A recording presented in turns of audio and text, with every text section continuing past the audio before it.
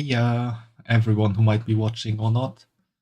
And welcome to my stream, and welcome back to another episode of World of Warcraft.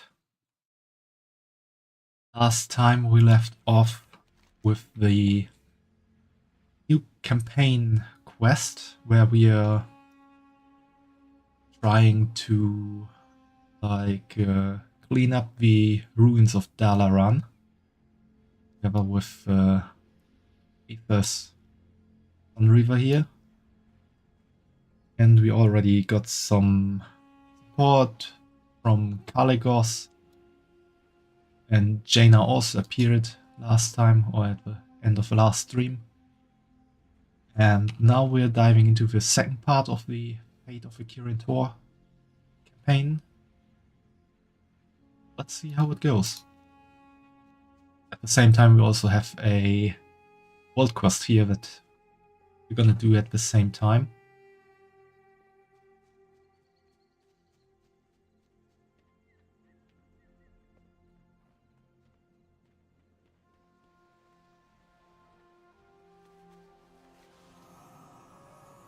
We need to pull out mages from these portals and hope it's not a Fell Hunter.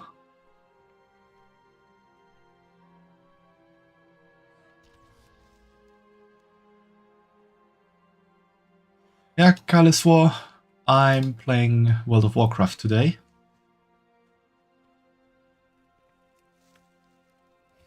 Because we still need to finish the campaign quest we currently have here.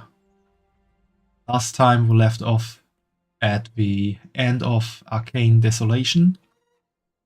And now we have to do the second part of the campaign quest and clean up some debris of Dalaran here and see how it goes. Saving some mages that are stuck in their portals. And at the same time, there's a world quest here that popped up.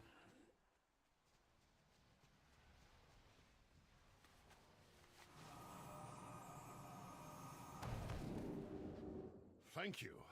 I do not know what would have happened when I ran out of mana. Oh, I'm not being a rat.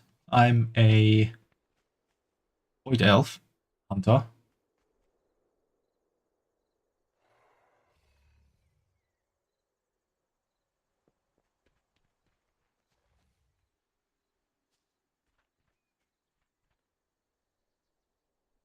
I do have a rat here somewhere, though, I think. We got the roach, but got a mouse at least.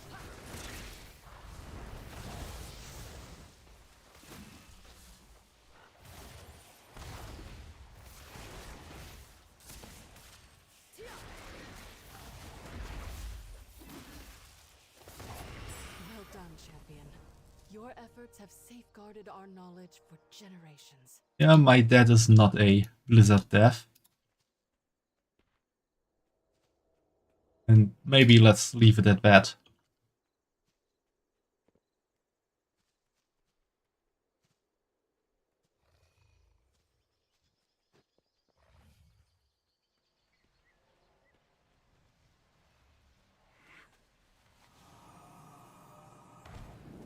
I never had a portal trap me that way. You saved my life, my friend.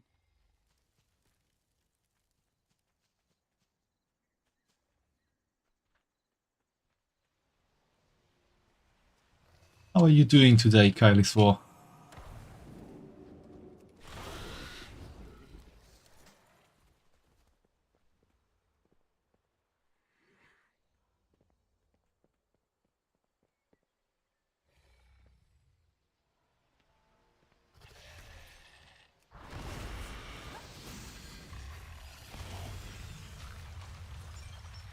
I'm a bit tired and exhausted, which is mainly because we celebrated my dad's birthday yesterday. and it got a bit longer, and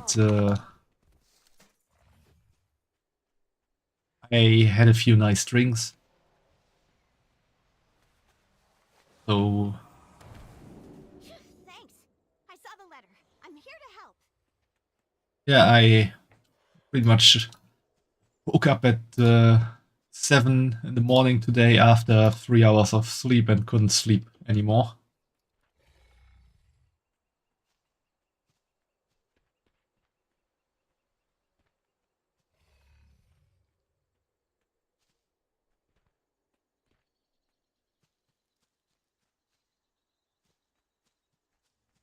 Grief heals slowly, Aethys.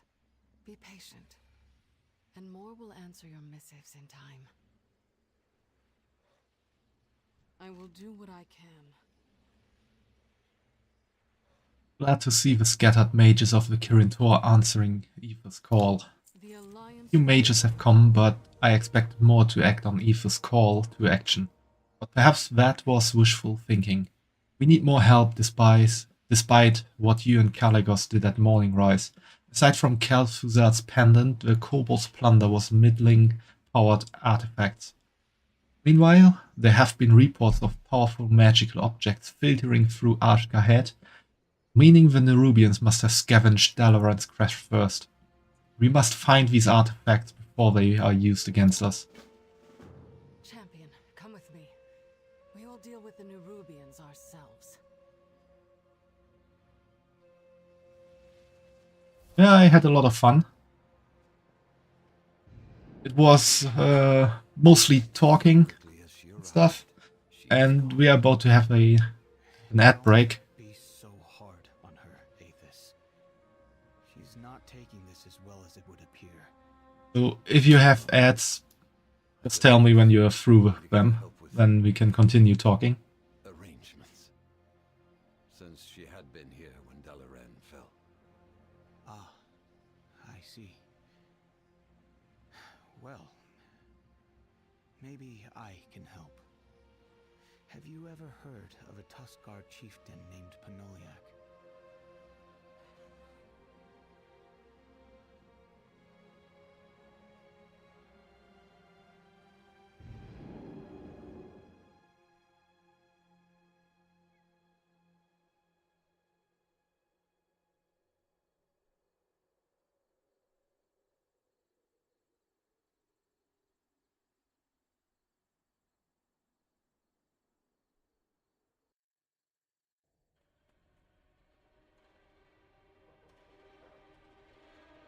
And there's the ad.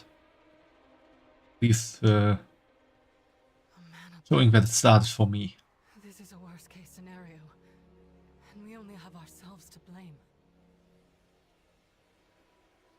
The way forward will not be easy.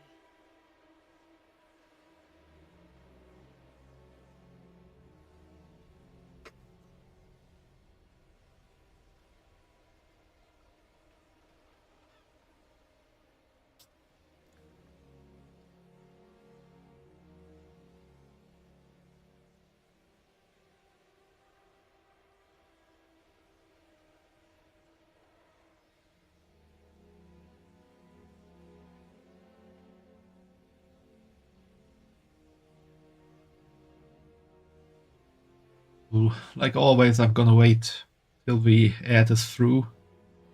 So if there is someone lurking around, ping me. Person will not miss any important details of the story.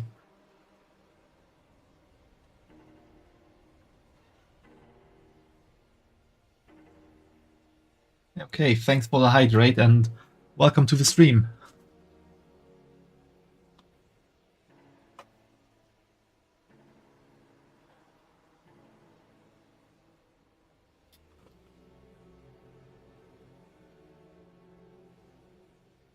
Yeah, I'm drinking. I'm drinking already.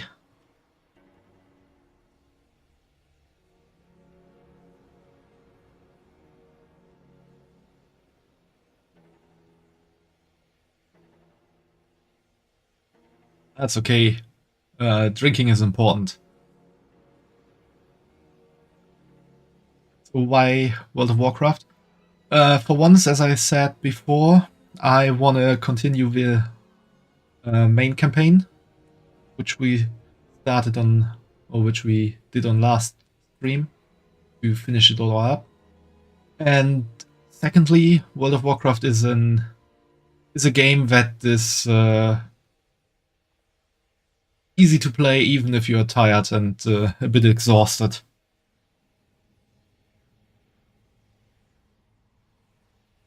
Hey, Afumo.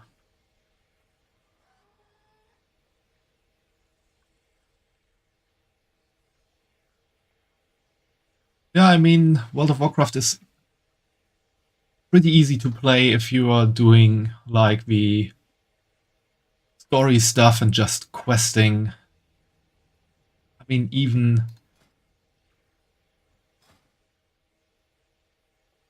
most stuff you can do here is pretty easy to do. The heroics might pose a bit of a challenge if you're not quite there with your concentration, but it's not that hard. Even the raid finder bosses are not that hard to do, so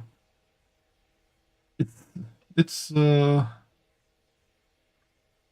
this level easy to play, I would say. I'm a bit tired and exhausted, okay? Which is mainly because we celebrated my dad's birthday yesterday, and it was a long night with a few too many drinks, and I pretty much slept only 3 hours and woke up at 7 AM today. Yeah, there was a lot of beer, but for me it was more of the Bacardi Cola variety.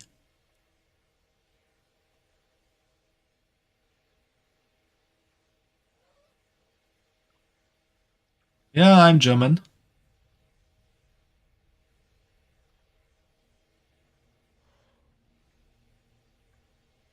I have arrived too late, Shadowban, for all of us. A single spark can set the world aflame. I know what must be done. Plant I can harvest.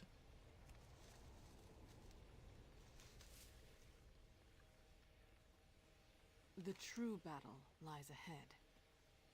This is exactly what I had feared.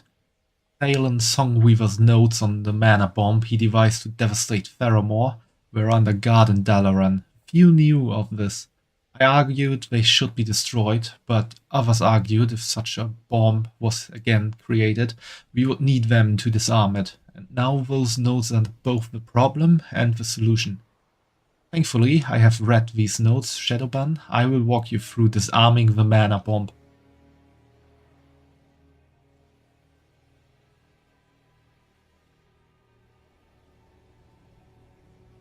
Do we guys really just give a...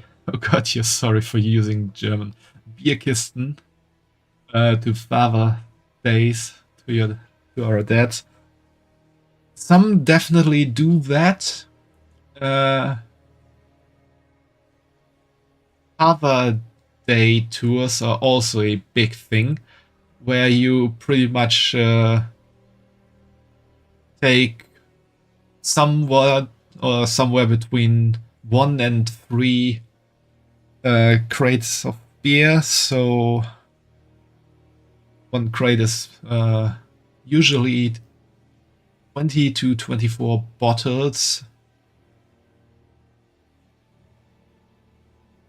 And you usually do that son and father and maybe neighbor too. So it's a little group, usually of 2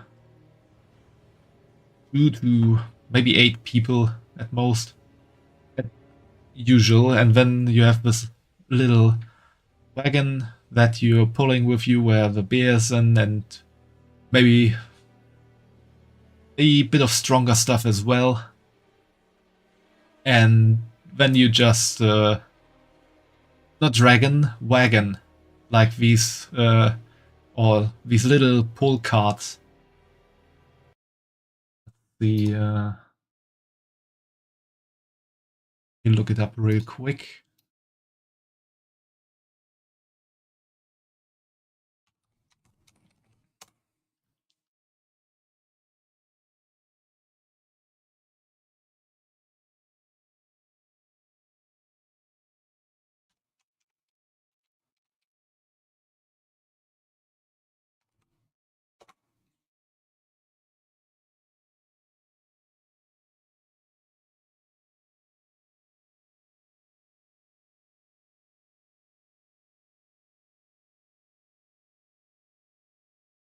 Can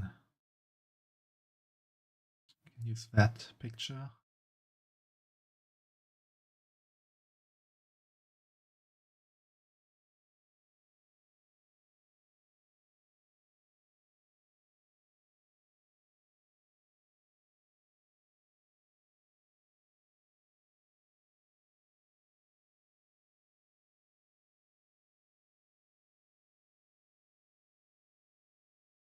Yeah, like an alcohol wagon.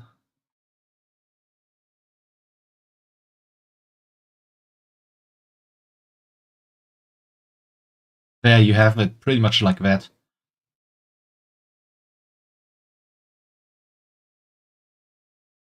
You can have some beer in there. You can have some snacks, some bottles of stronger stuff, and then you just walk around and enjoy the day, so to say. That's not why I sound so tired. We didn't do that yesterday. There's pretty much two reasons to do that in Germany, at least here in northern Germany. One is Father's Day, which is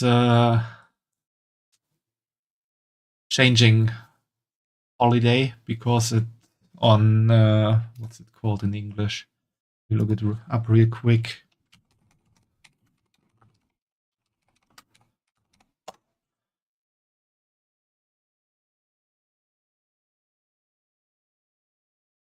Father's Day in Germany is always on the Ascension Day.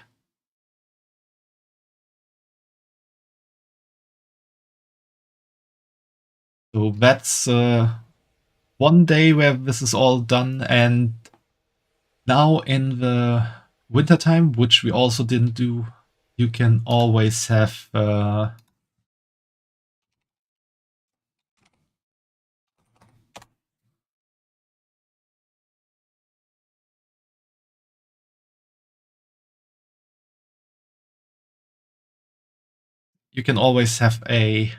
not quite sure if that's the right translation, but a kale tour, like kale the vegetable, which is eaten here in very high quantities in the winter. And people usually do such a kale tour where they first wander around with that cart, usually drinking hot wine. Or that looking up so many words today.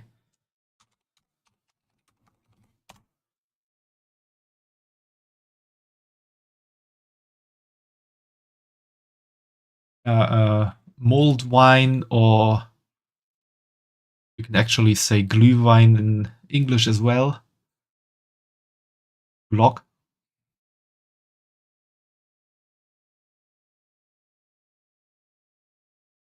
So yeah, that's what's usually drank on these Kale tours.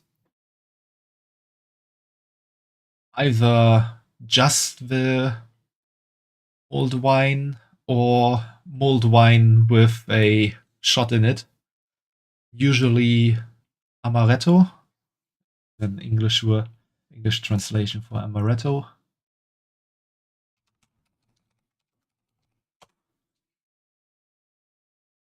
That's amaretto in English as well. And those are bigger tours with usually somewhere between 20 and 40 people. So one of these cards is not enough for that tour. And you either have like one card for every 5 to 10 people, or you have like these mulled wine stations on your tour. So first you walk around a bit and then you reach your first destination where for half an hour to an hour or so you just stand, talk and drink. Then you walk a bit more to the second destination when it's stand, talk and drink. Then you walk a bit more to the final destination, which is a restaurant usually. And then there's sit, talk, drink and eat. Ja, bitte mit Schuss den Glühwein. That's one very important sentence you should remember if you ever go to a German Kale tour. Which is Grünkultur in German.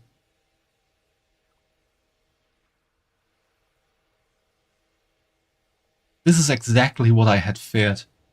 Bale and Songweaver's notes on the mana bomb. Oh no, we read that already. A single spark. Disentangle the bomb's power sources while I suppress it. We cannot allow the mana bomb to detonate.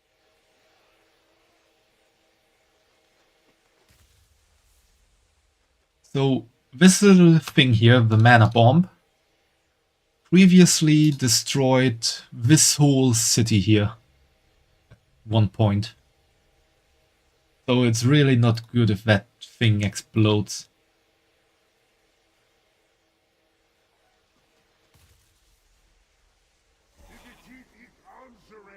I require a target. Yeah, drinking is very deep in our culture.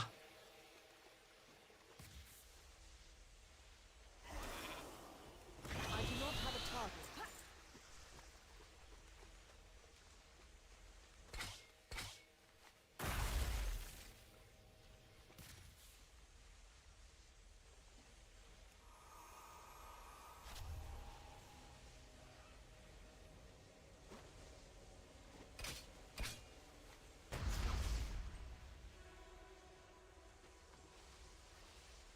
I think it could be worse. I need to target something first.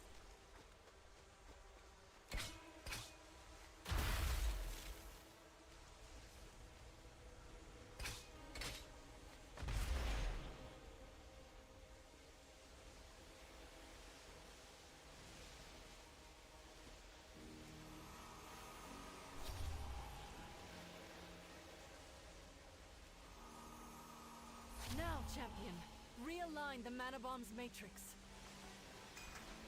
Ooh, minigame.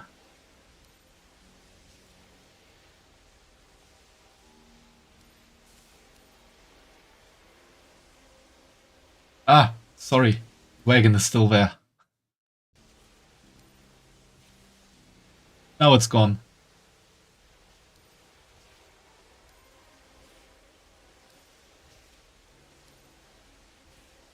That's there, and that's there.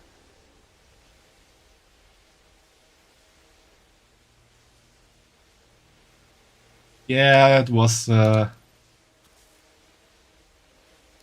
wagon gameplay. Or the blackout wagon. We have averted a great catastrophe, champion. Okay, I forgot to hide the picture again. You're not imagining things. It was still there. I will do Thanks my for thanks for telling me. That ain't enough for a blackout. Yeah, the wagon was somewhat empty for German standards.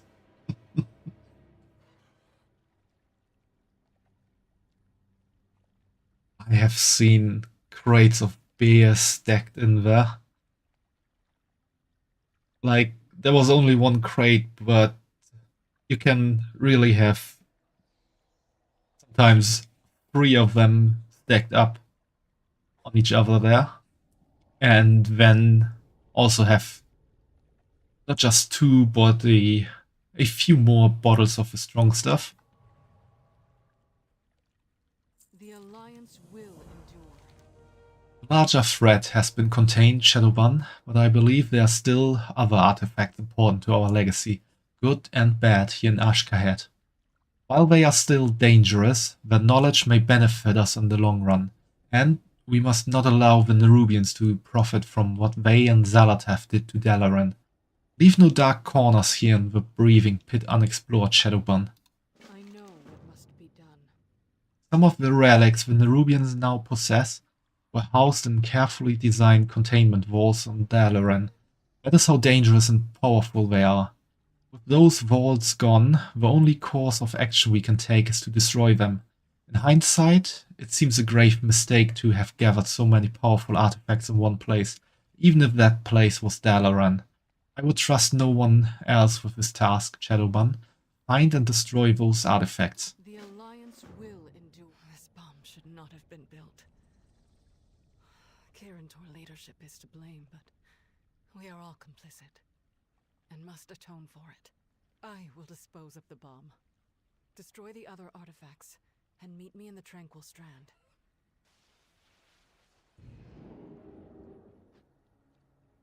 The beer starts tasting too good, you better stop or you reach the point of no return. Yeah. Yeah, that's true. Which is true for pretty much anything containing alcohol. It depends on the percentage of the alcohol. In Belgium, some can go quite high, and I'm sure that's also the case in Germany. Yeah, when I'm talking about the strong stuff, I'm talking about stuff like Korn or Jägermeister, which ranges somewhere between 30 and 40%. And Jägermeister I can drink, I like to drink, but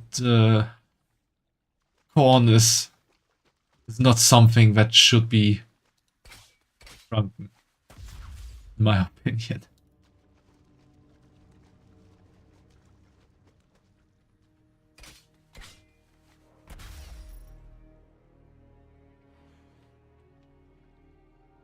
Really like it fresh with Coke. You mean Korn or Jägermeister? Because I have seen both in my life.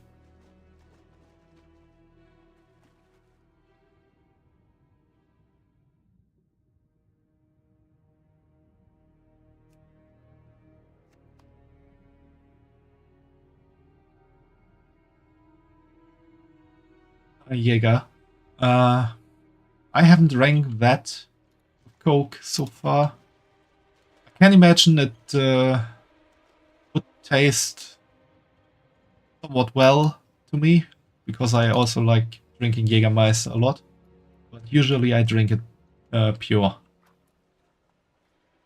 You want to destroy yourself, draw 80 shots. Yeah, that's not really a good idea.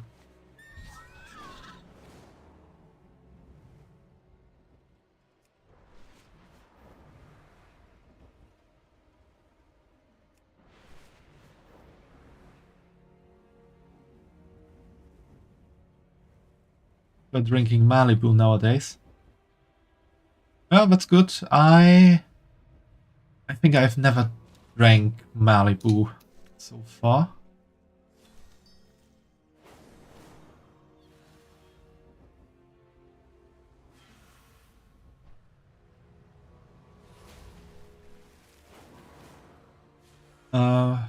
Malibu is a somewhat low percentage liquor, isn't it? Liquor, rum, cocoa. Ah, okay. Preferred drink, or your preferred drink was Bacardi Cola. Yeah, I'm also drinking a lot of Bacardi Cola. Well, maybe not that much anymore.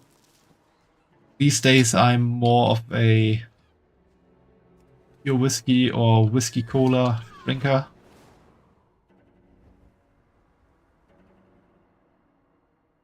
%, low percentage. Yeah, then I was thinking about something else, I would say.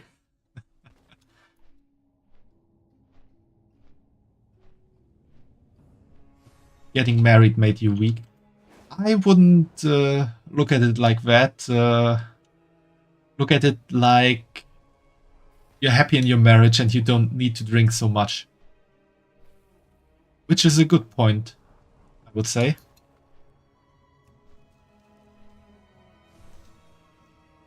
Fumo doesn't drink any alcohol, so you can't take part in it.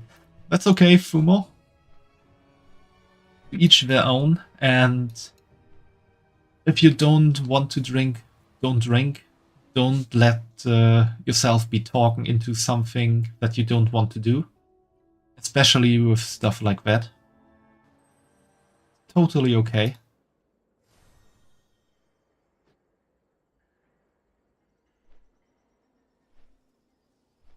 Bro literally said you threw away your best years because getting married so young, but you don't think so.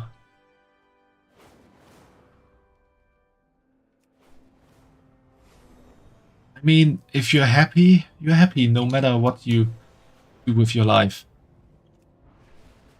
For some people, getting married young can be a mistake, but for other people, that can be a very fulfilling thing. Yeah, 18 is young, but she is the right one. Yeah, then, if she's the right one, put a ring on her finger, which you obviously did. Is heartening to see. Oh, even Khadgar's here in his fancy magic wheelchair. Why does he need a wheelchair if he is floating anyway? The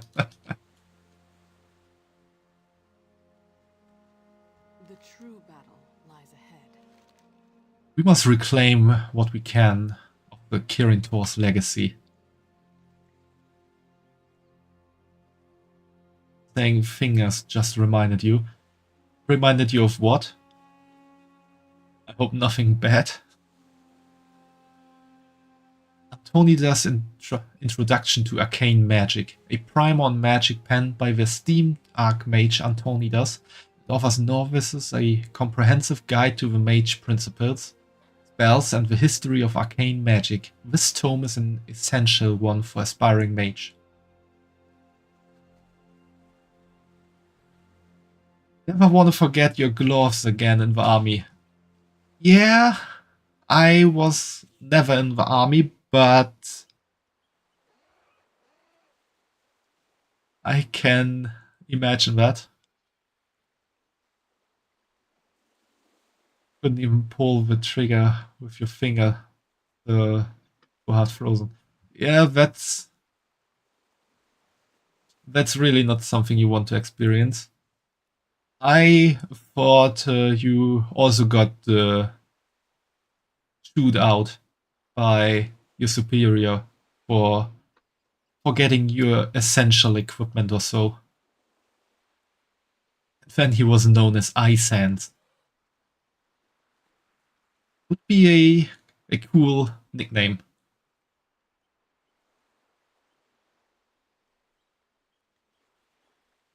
Medivh's Karazhan schematics. An intricately drawn architectural plan revealing the secret passages and magical defenses of the enigmatic Tower of Karazhan. Phelan Songweaver's Notes, a comprehensive compilation of Phelan's research and experiments on creating an arcane bomb, detailing everything from the gathering of rare magical ingredients, precise incantations, and the associated risks. A single spark can What set have you the world found? aflame. Phelan Songweaver's notes. The rest will be kept safe, but these notes, I will see to their destruction myself. Thank you, Shadowban. Yes, but still had to do everything obvious. Yes, that's obvious for the army. Even if you forget your stuff, you have to do it.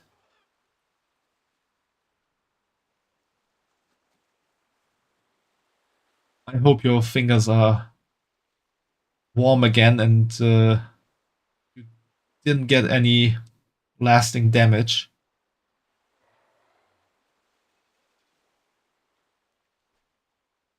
Because that's also something that could happen.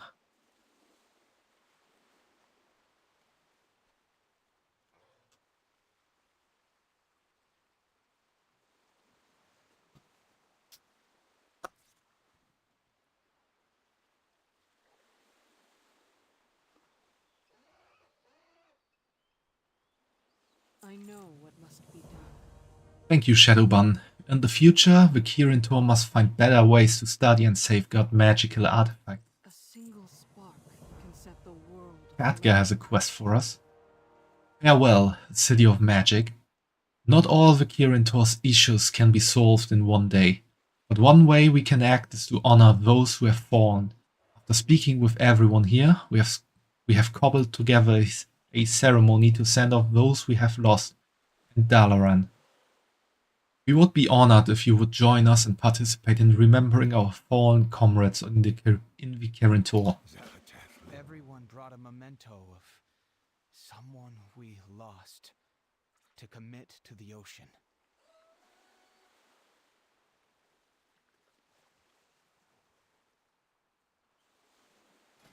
There are bunnies in World of Warcraft. Just of the cute little variety. Blessings of the earth, fellow everyone. Hey, Autumn. Nice to see you again. How are you doing today? Been quite a while since we've seen you here on stream.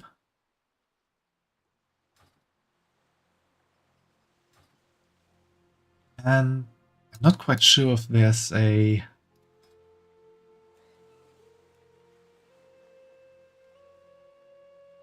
Could be... No. I guess there's an event in... Really, yeah, here in Noble Garden, which is pretty much an event inspired by Easter, and I thought there could be some transmog gear that could turn you into a bunny, but I don't think so, unfortunately.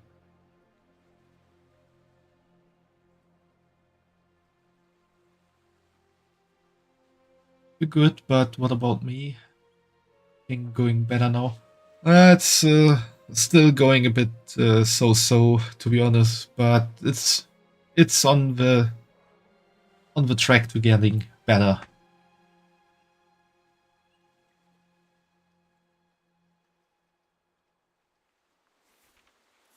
Also, we forget that we can get this new outfit in the trading post this month.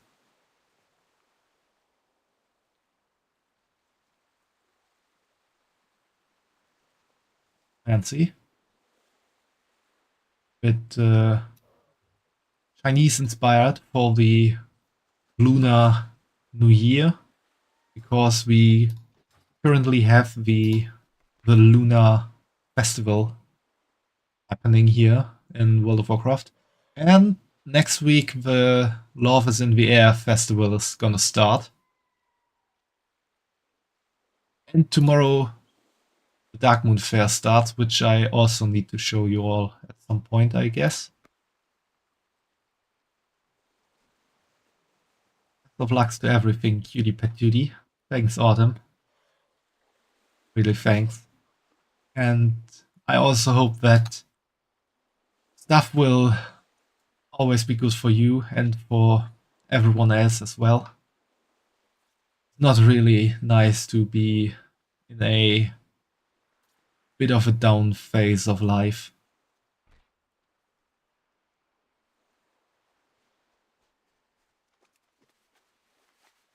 No matter how painful, we must embrace change as we honor those we have lost.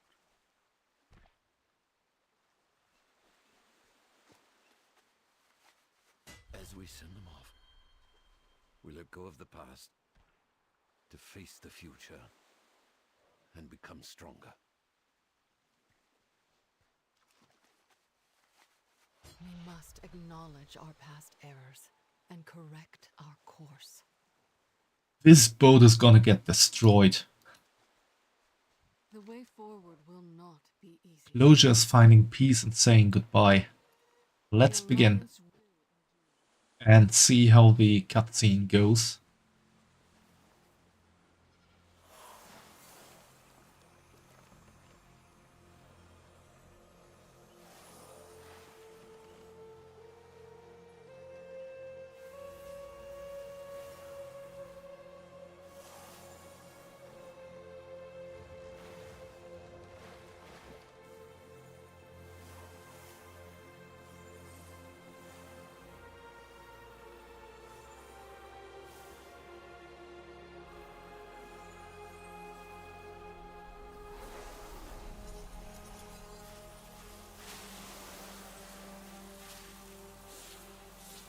Maybe that one boat is not getting destroyed on its own before being sent off.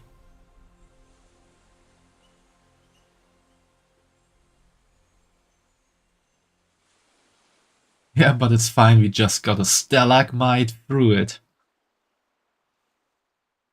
Rend the earth, stalagmite. I'm glad to see you still in the thick of things.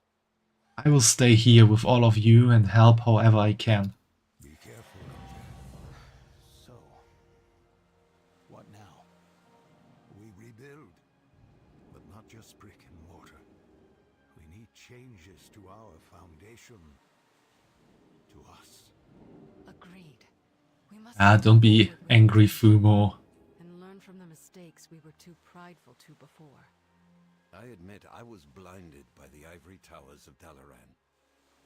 I believe that Kirintor's wisdom was nigh infallible. Yeah, that's a guy on a flying wheelchair. New Kirintor will be different. No more councils, no more floating cities, and no more meddling in world affairs. Then we are all in agreement. We will start anew. For the Kirin Tor. For all of us. Good. Because this old man is tired. I will go to Donegal to rest, and then start rebuilding the connections we have lost. He's really rolling into the portal. Are you going to stay, Caligos? The Dragon Isles can endure a little longer without me. We have much work to do. More mages are arriving to lend their strength. We need to start planning how we want to spend our resources.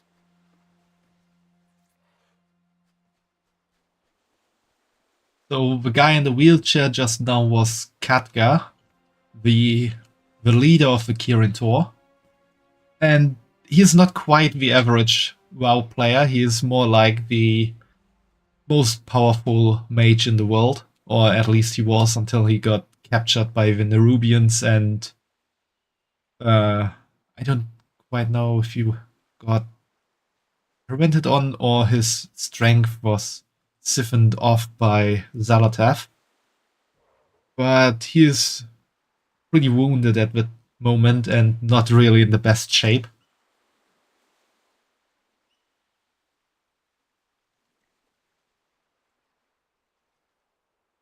wheelchairman is a CEO, but Warcraft is something else. Yeah, I mean, he was, oh, he still is the leader of the Kirin Tor, and I can, if I manage to hit the right thing, I can show you around Dalaran for one moment, real quick. First time you're seeing WoW gameplay, and you must say amazing.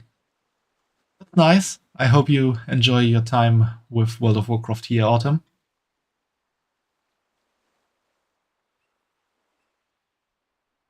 Although you haven't seen a lot yet. There's quite a lot of stuff happening or possible here.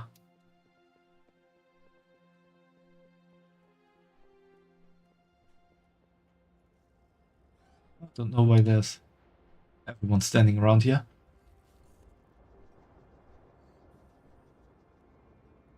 So this is Dalaran during Legion content. I'm gonna change the flight mode real quick because easier if we have normal flight style.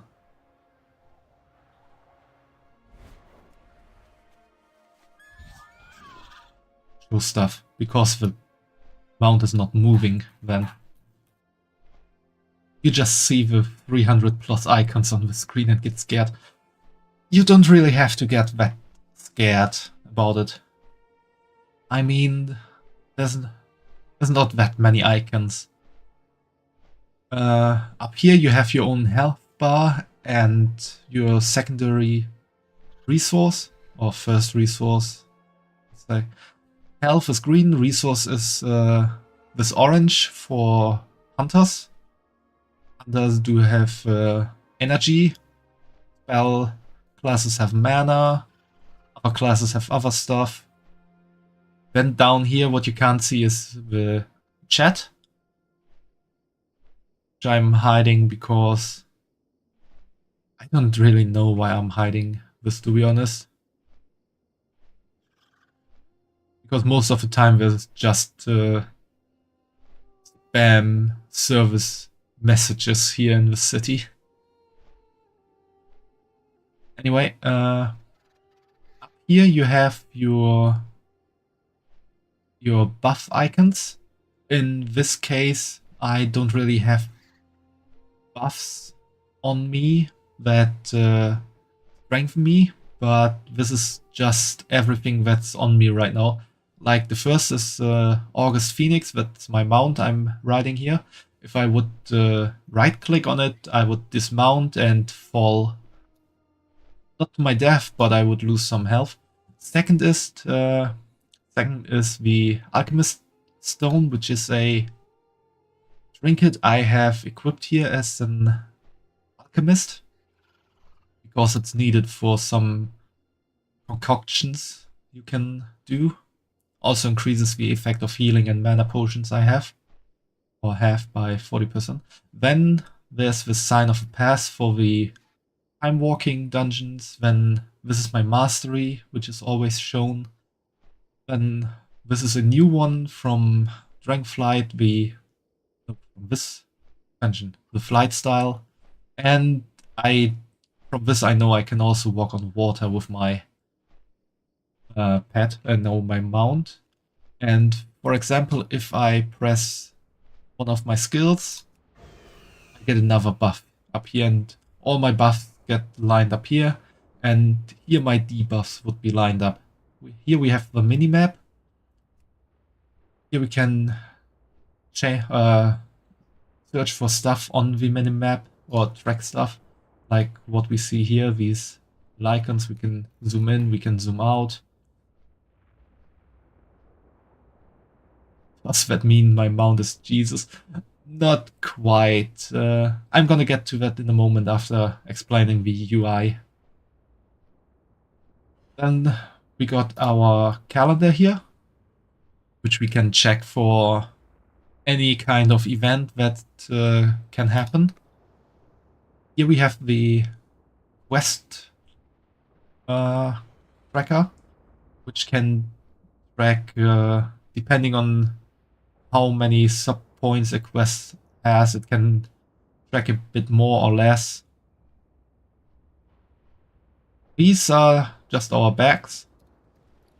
Click on everyone to open them, to close them, or just shift click on the big one and close everything.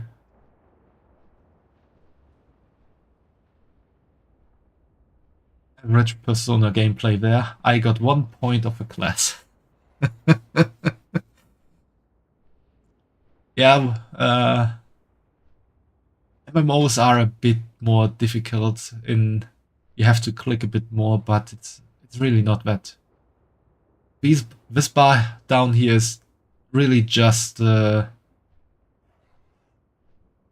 like your menu bar. You can look at your character, professions, talents, and spellbook. A bit more Sensei says. Yeah, Sensei tells you it's easy to learn, hard to master. You just have to keep up on it. Achievements are there, your quest log, which I'm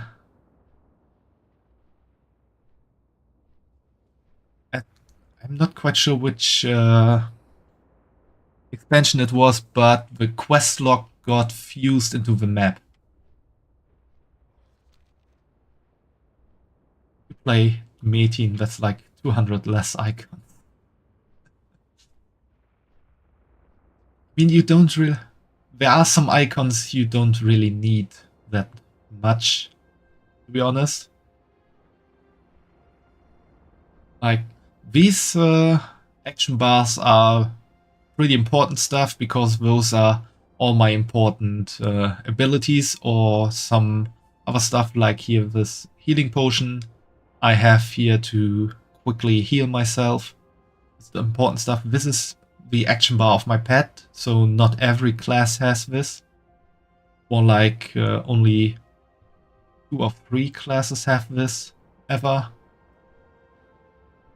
And these 2 action bars are pretty much just something I like to have here. To have some stuff I sometimes use, but it's not really that important. I mean, you can also use your Hearthstone from the bag. You can theoretically just mount your mounts here on this screen. And this is what makes my mount walk on water, this Angler's Water Striders. This is an piece of mount equipment I can equip to make my mounts walk on water.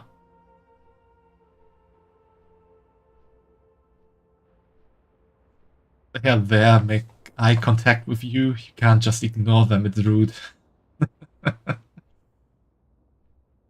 Yeah, but you can theoretically tone it down.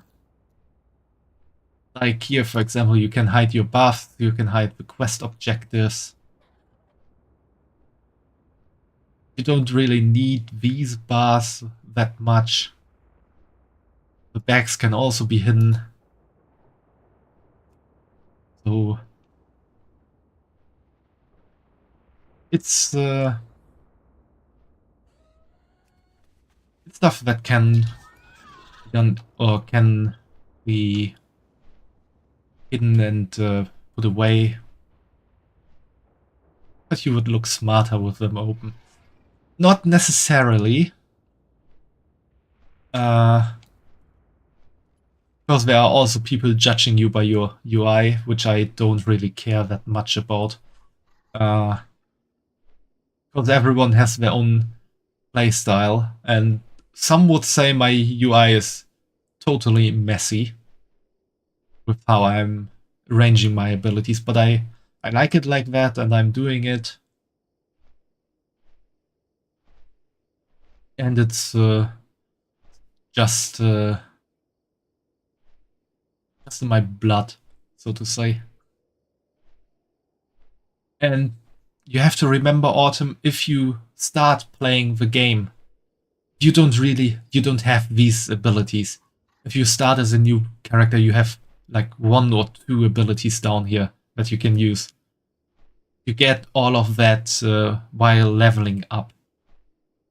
And then you get eased into it, because every few, or at the beginning, pretty much every level, you get a new ability and you can put it into your action bar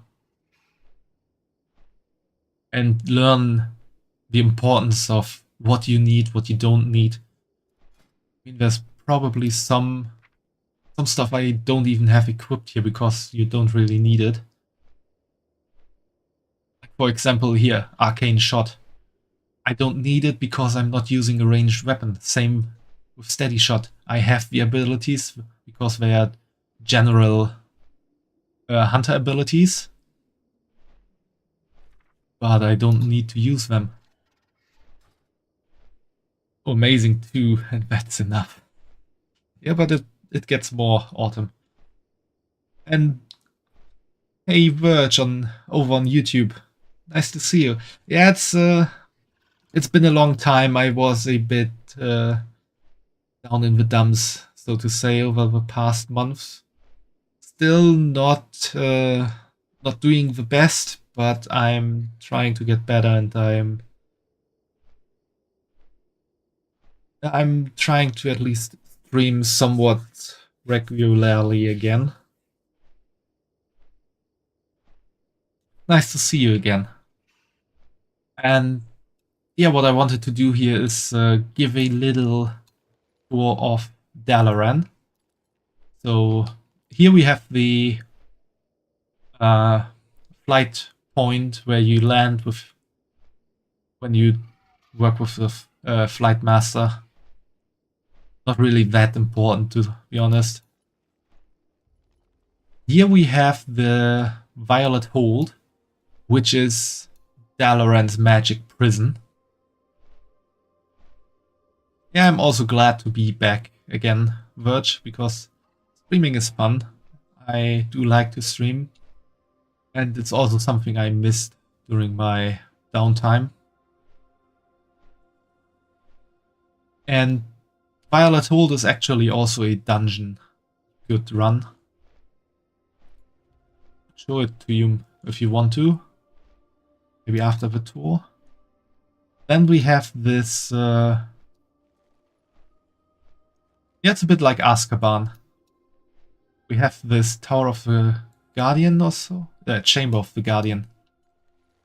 This you can get yourself teleported down here, which has a bit of other stuff lying around.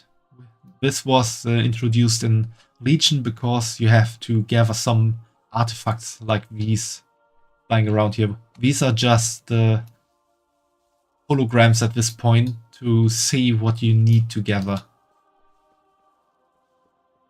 Here are some portals. Not really important right now. You can teleport to a few different points here. By the way, do you and Lady Redacted plan on doing Skibidi content anytime soon? There's 4 more parts. That's a grand total of 50 minutes if you count season 25. Is you guys reacting to that stuff? At the moment, it's not really planned, I would say.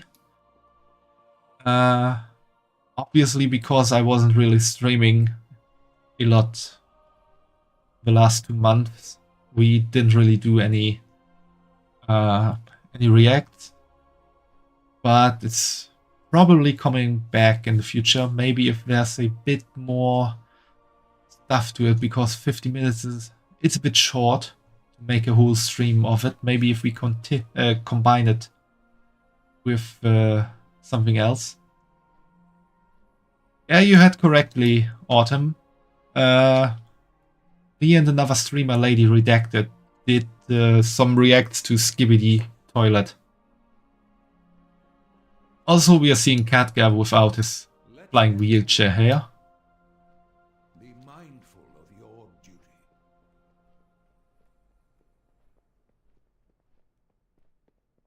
And these are pretty much Khadgar's chambers because he is the guardian.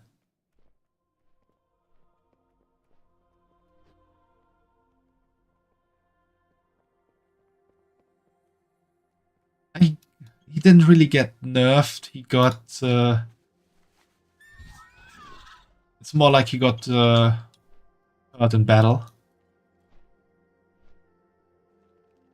This here... sorry. This here is the... like, Alliance headquarters in Dalaran. And I react to myself watching Skibby Toilet. Maybe in a year or so, when there's a bit more time between that. Like, yeah, Reactception or Skibbidyception.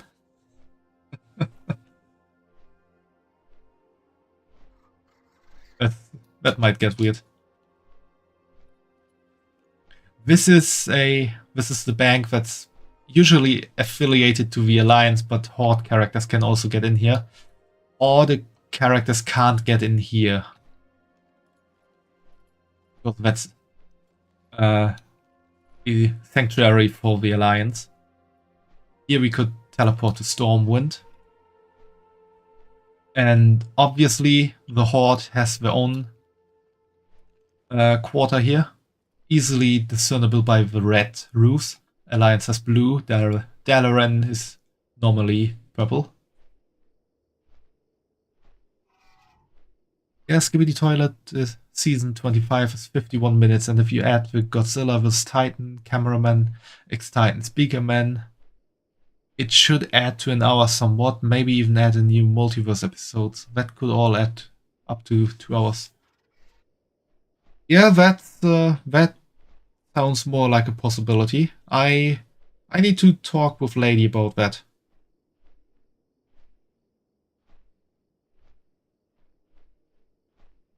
Proved by the Stalagmite fan. What's a Horde? It's not a Horde, it's the Horde. The Horde is the second faction of World of Warcraft. The red ones. Like, I'm from the Alliance faction, we're the blue ones. And for a long time, our enemies were the Horde. We didn't really like each other a lot. And if I try to go in here, I get teleported out because I'm a trespasser.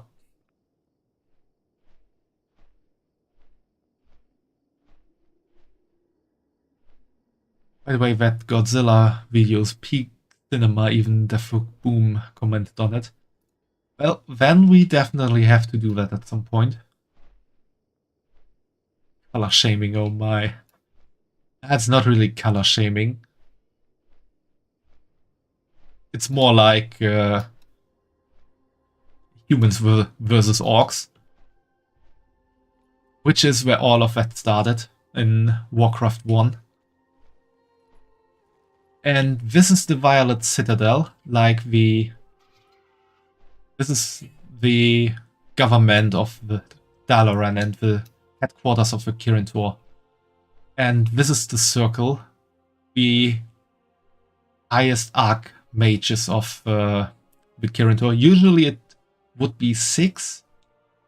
It's only 5 here because Aether's Sun Reaver wasn't really liked here during Legion.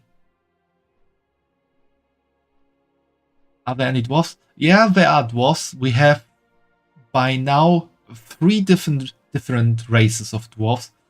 I can show it to you all in a moment, the different races. Last stream you think you saw from me was me playing Satisfactory. That could be. I've played a lot of Satisfactory before going into my break, my streaming break. And here we also have Khadgar, who is pretty much the boss here. You have the most life points. Yeah. This world is full of wonder. It's quite fun to see Kalek having the lowest life points, but at this point in time, everyone knows that he's not just Kalek, he is a guy named Kalagos, and the leader of the Blue Dragonflight, so he's like a super boss. Or race shaming, that's better. It's also not really race shaming, it's there's a lot of stuff that happened between the Horde and the Alliance. So let's get to character creation. Here on the right side we have the Horde. Vanilla WoW started with Orcs, Undead, Tauren, and Trolls on the Horde side, and Humans, Dwarves, Night Elves, and Gnomes on the Alliance side. And we are about to get an ad break. So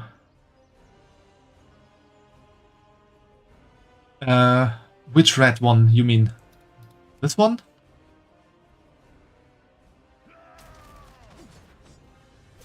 Me human, me no like red orc. Me orc, me no like blue humans. Sound like love. Yeah, sounds like a tragic love story. Lower. Then you mean this one. The Magar orc. Yes. Yeah, that's a color changed orc, so to say. I'm getting to that in a moment. I wanted to introduce all the races with the expansions they dropped in. Yeah, it's more like a brownish red. I can show you to that in a moment. So first expansion, Burning Crusade, added the Blood Elves on the Horde side and Draenei. You're seeing clearly. Right here. Okay. It's still showing to me that it's gonna start in a bit. So maybe you'll get an ad soon. Or maybe not. It's weird, to be honest. Some people get them, some people don't. Kinda weird sometimes. So Draenei and Blood Elves added in Burning Crusade. So now there's ads. Does anyone have an ad? On Twitch, because YouTube there's no ads. Very weird. You never had one on Twitch, you think? Yeah, if I remember correctly, it's really weird with the ads here. Not quite sure why people get them sometimes and don't. Don't lie, Fumo. You got one on my last stream before you managed to resub. You got one ad.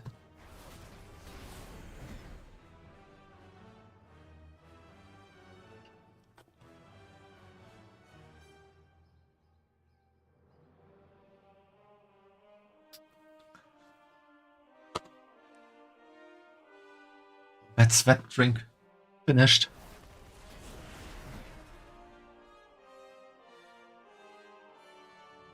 So since no one has an ad here, we can continue. Stinky got an ad. Imagine getting ads.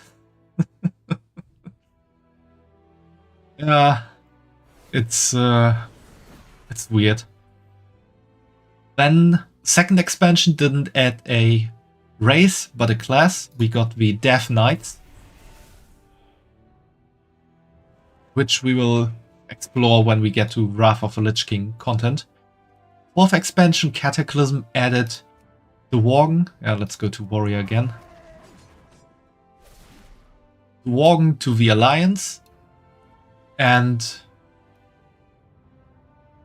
the goblin to the Horde. Why is the Death Knight in the good guys? The Death Knight is in every one. There's only one race in the whole... No, two races in the whole game that can't be Death Knights.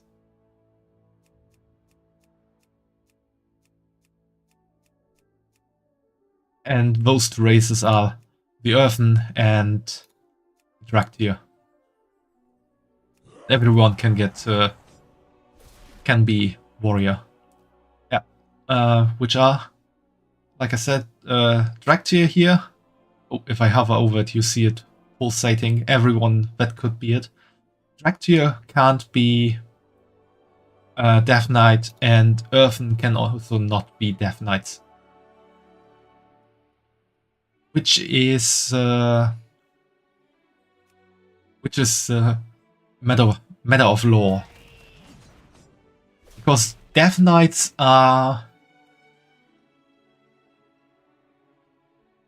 Earthen are a kind of dwarfs. I'm gonna get into it when I get to the Earthens. Now I'm talking about Death Knights first, real quick. Death Knights are knights that got reanimated by the Lich King, and actually at the start of the Death Knight experience you are an enemy to every living being. And are they like Dark Knight? Not sure. You mean the Dark Knight in Final Fantasy?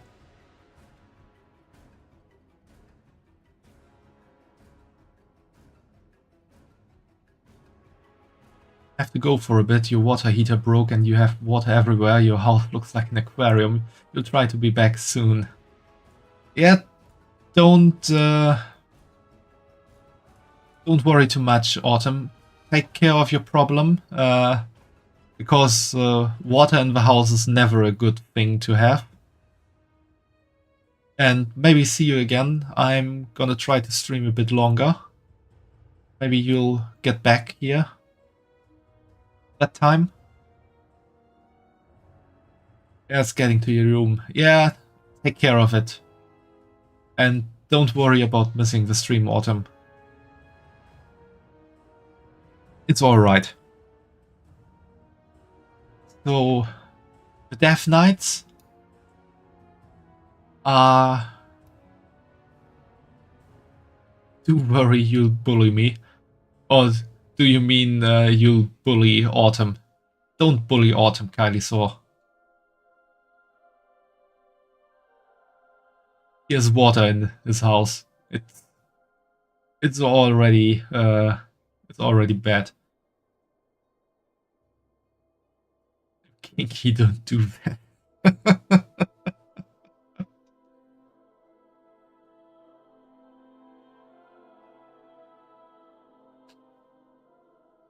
That was the wrong thing to say to Kylie Autumn. Yeah, bye Autumn, take care of the water. Don't let it get too close to your PC.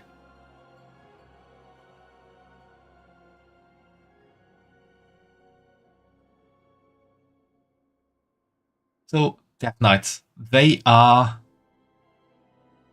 dead warriors or dead knights that were reanimated by the Lich King to serve him. And they were, well, the Death Knights were able to play were at some point kinda left to die by the Lich King, and then the Horde and Alliance, or some leaders said, hey, they have information on the Lich King, maybe we shouldn't just kill them all, we should reintegrate them into our factions. And so the first batch of the Death Knights got added into the game. I say first batch because originally Death Knights were only possible until the Cataclysm races. From Pandaren and the allied races, they couldn't be Death Knights at first. They can now, because those are a second batch of Death Knights. If I remember correctly, there's also a skill that is named different for these. These all have a skill that is called Veteran of the Third War, because they died during the Third War and were reanimated by the Lich King. These Death Knights have the skill, has the same effect, but it's called Veteran of the Fourth War, which is during the expansion Battle for Azeroth. They were pretty much killed in Battle for Azeroth and then reanimated as Death Knights by the new Lich King. Wait, you can be a Werbeast DK? Yeah, you can be a Worgen Death Knight.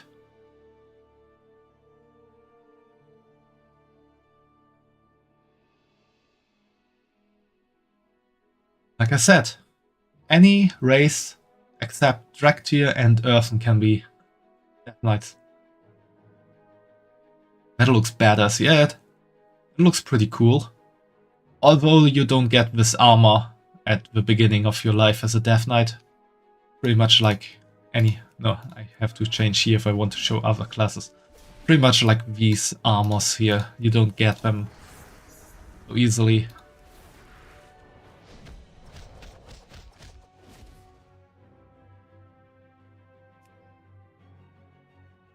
Why the human form though? Well, because they were human originally and then got turned into Worgen.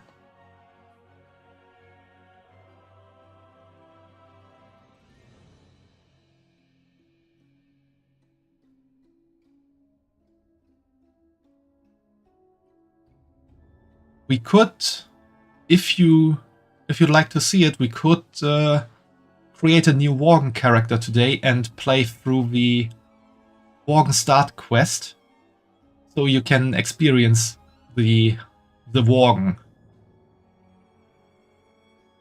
and see how that goes. Could only revive the werewolf side. Yeah, you can't really revive only the werewolf side because you revive the whole guy. Or girl, that's also possible.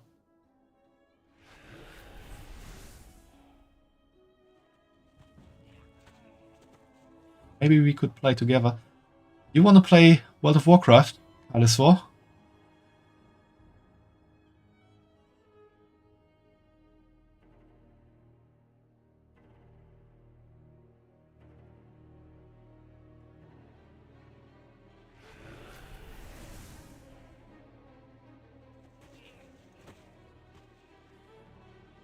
Let me guess, if you start playing, you want to play a Worgen Death Knight?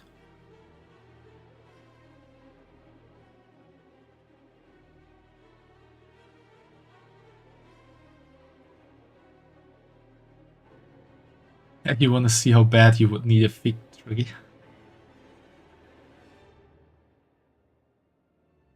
You wouldn't be that bad, to be honest.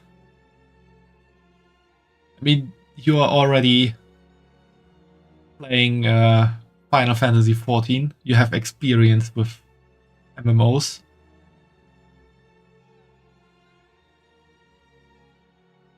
And to be honest, you hesitate between a Werewolf Death Knight or Orc.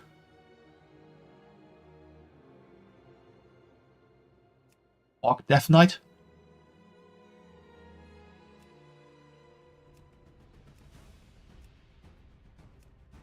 Male or female Orc?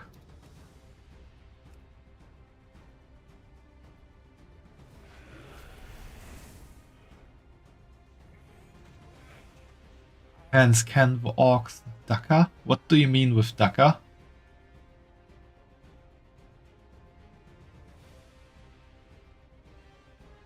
think there's an orc named Daka in the game.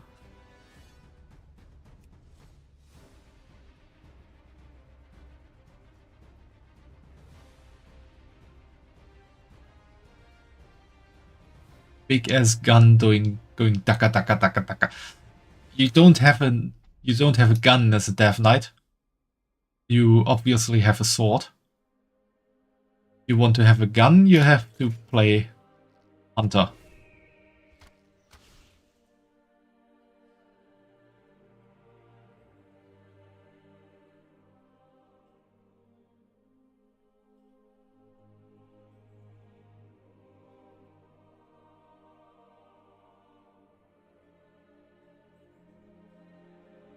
You can only use a gun if you play Hunter, because gun is a long-ranged weapon, and Hunters are pretty much the only guys who can equip long-range weapons.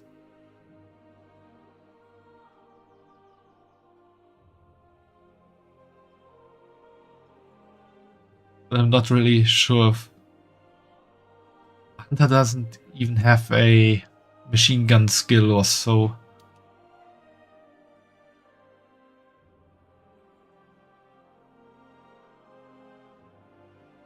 It sounds also complicated.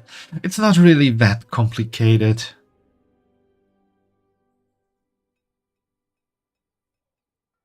And if you have questions, just ask them. I'm answering them. Well, I can answer them to the best of my abilities here.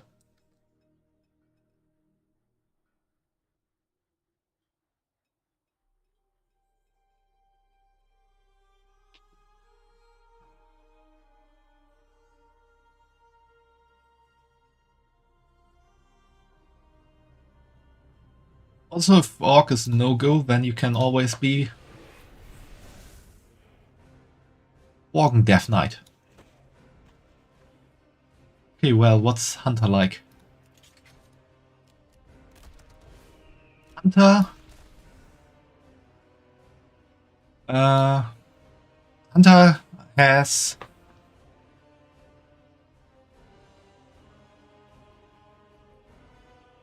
You know, asking if the Death Knight is a good tank or if the Hunter is a good tank. Because Hunters are damage dealer only. They have 3 specializations.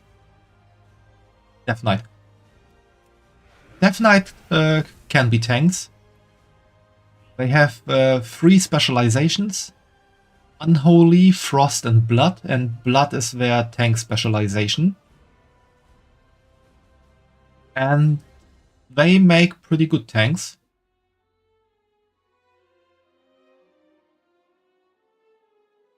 As a fun fact, when Death Knights were introduced into the game, so early Wrath of the Lich King, you could run whole dungeons with a group of only Death Knights.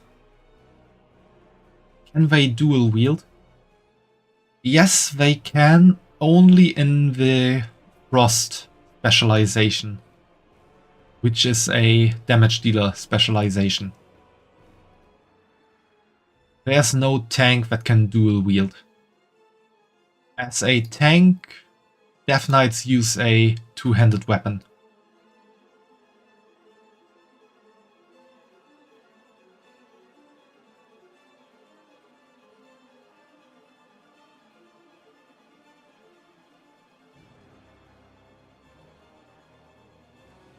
Yes, you can change specializations at pretty much any time. You can't change your specialization inside of a dungeon. Or...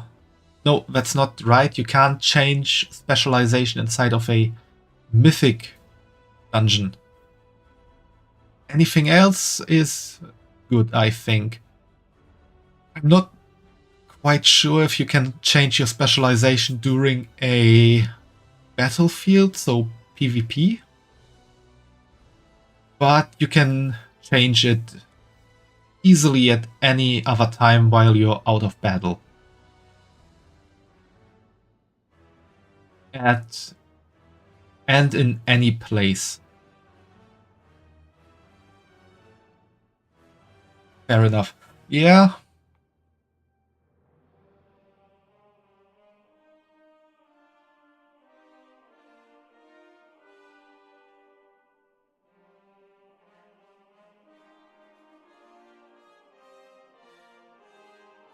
And the good thing these days, it was different in the past, but for one class, you don't need to change your equipment that much between specializations. It was different in the past because some specializations needed different like abilities, but that got streamlined more and more. And these days, if you like level or equip your Death Knight with high level equipment as a Frost Death Knight for damage dealing, you can easily change your specialization to Blood, so a tank, get a nice two-handed weapon, and use the other armor equipment just like that. Maybe you need to change your trinkets a bit, but that's it. And as Death Knight, can I choose side I'm on? You choose that by deciding on your race.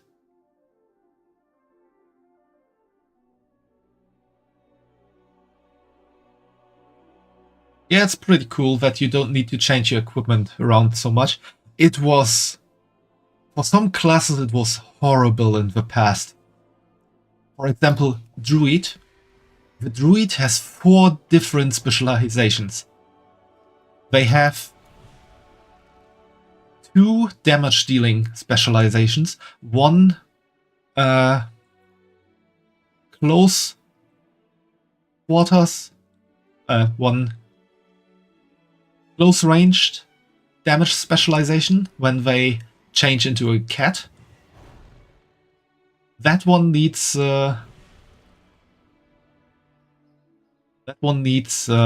agility, or needed agility mainly in the past, or now as well, but needs agility. Then it has a long range damage specialization, which needs intelligence on the equipment. Then you have the healing specialization, which needed a bit of intelligence and mind power at that time. And then you have the tank specialization, which needs a lot of stamina. And all needed different substats. So if you wanted to play a high-level druid in the past, and with the need to change between specializations, perhaps, if needed in a raid or so, because that was sometimes a thing that happened, you needed to have 4 completely equipped, or 4 completely high-level armor sets. Now you can do with 1, because everything got streamlined, and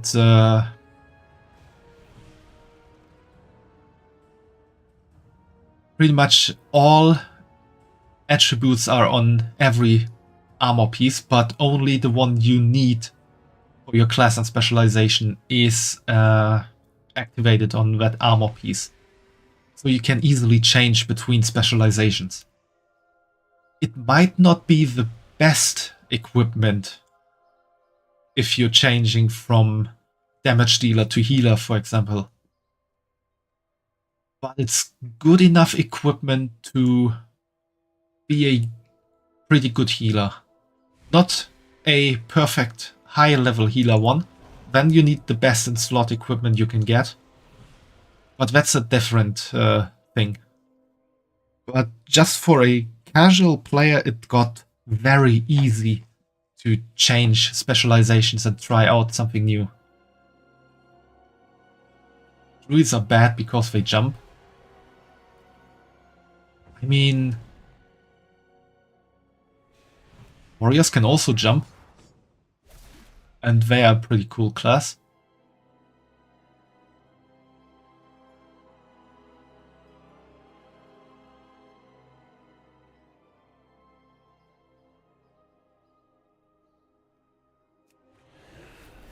And so, yeah, if you want to go really the highest level or the highest of the most difficult content, then you need the most perfect gear for your class and specialization.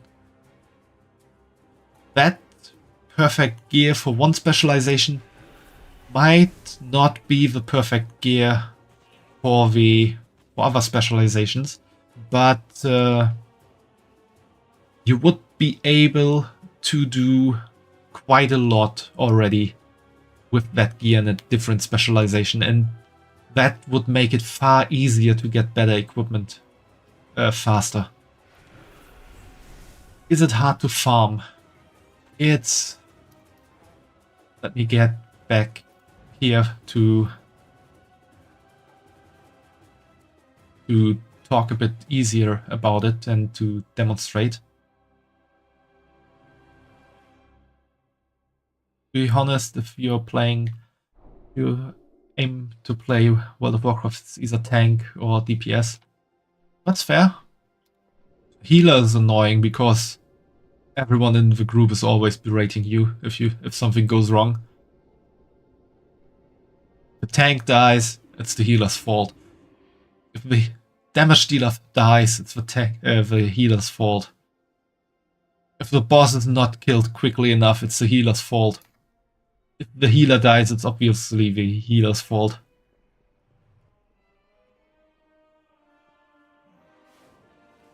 He won't do that, but you know, yeah, I can understand it.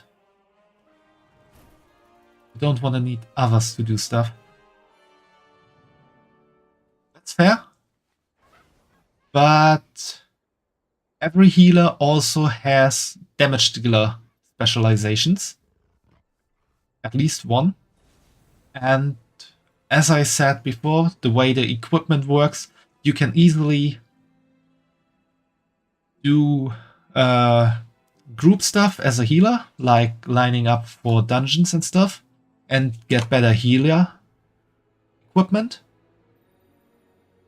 while at the same time running around in your damage dealer specialization with your healer equipment to do single player stuff.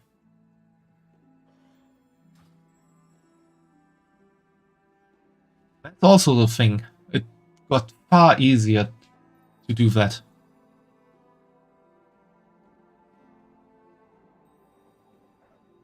See, that's way better than FF. Yes, that's a very big advantage World of Warcraft has over Final Fantasy.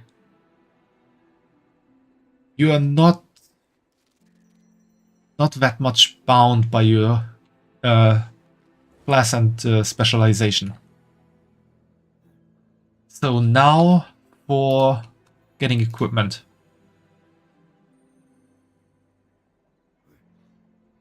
At the moment, I have an item level of 608.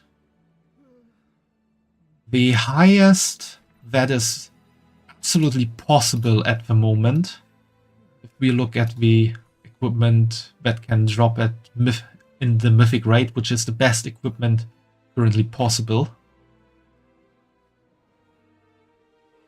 has as a standard here the item level 626 or 629, for example. You see that in the tooltip it says item level 629, upgrade level myth 3 out of 6.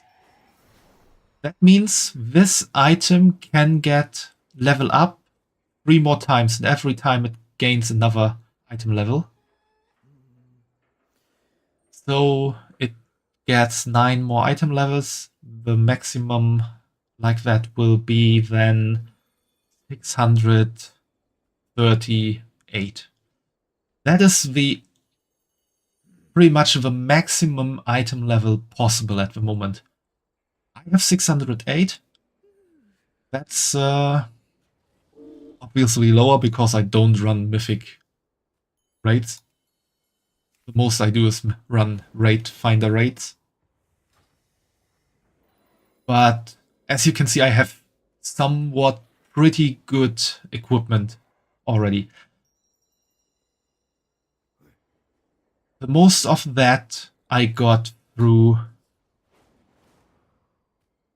either or at the start random heroics, which I'm not really doing anymore.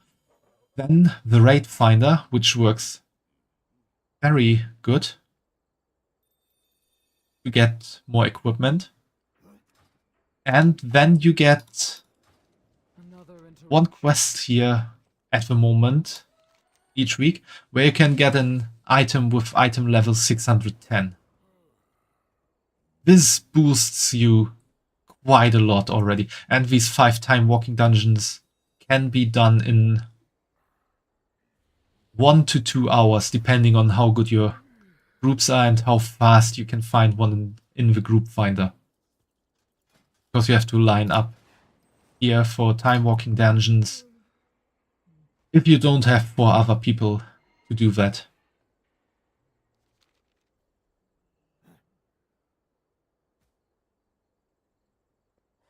So grinding for equipment doesn't really take that much time.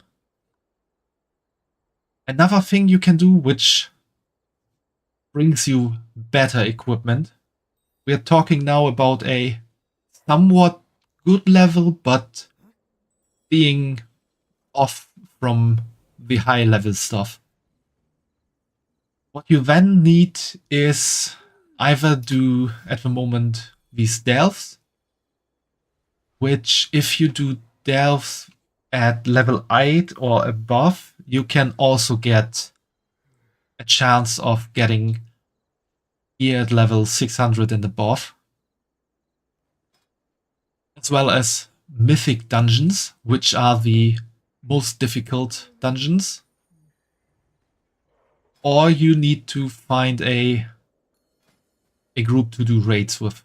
That means 20 people. And do normal, heroic, mythic in that order.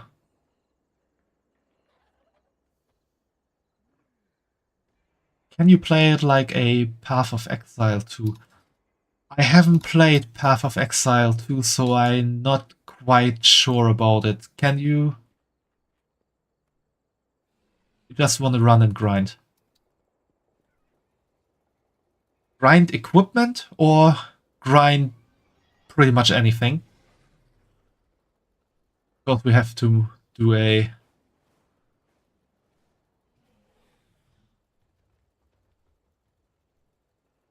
Then drop awesome loot and be like, wow, then give it to you so you sell it.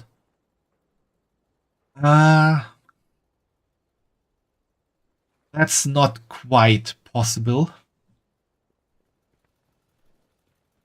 Because stuff that is dropped in a raid is pretty much raid bound. It says here binds when picked up, but if you're in a raid, you can then for 2 hours after picking this item up, trade it with your raid members. Same for dungeons and delves. There are some cases where you get equipment that is directly bound to you. Oh, thanks for the love, Fugi. And welcome to the stream. And thanks for the hydrate. I do need that after talking so much.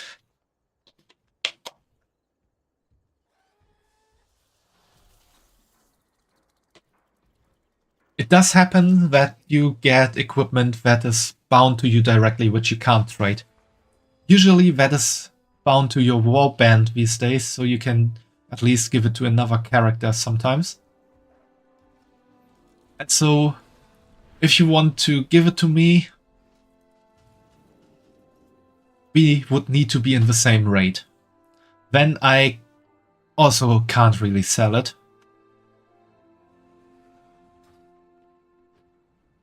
The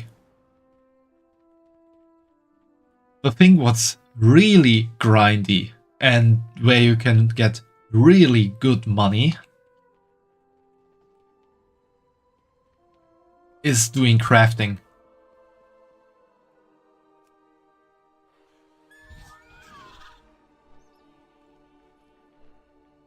I have an extended supply. Like you can these days you can make crafting orders. For example, I'm looking for two-hand weapons. Then we want a two-handed sword. We search for that. And yeah, we would like to have this charged claymore.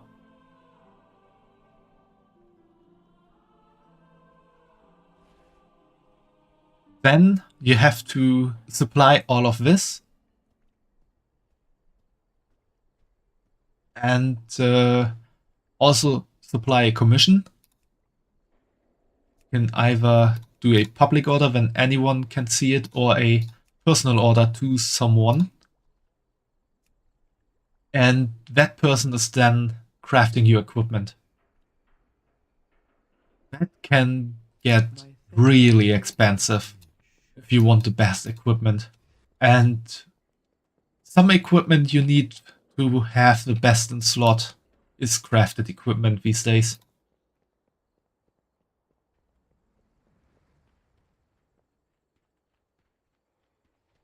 And for crafting, you need to farm or grind a lot of materials.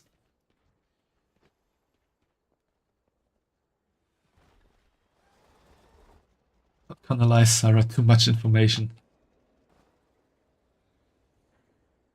Yeah, that's fair. I can see that.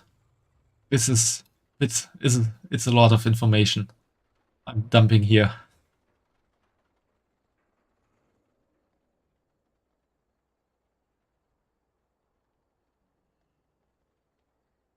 You only care about the slasher or the dark attacker.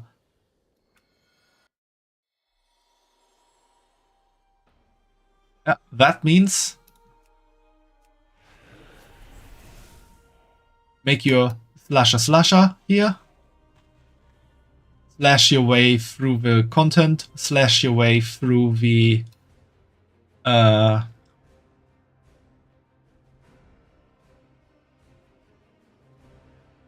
group stuff, dungeons and raids, and then get your best equipment you can get.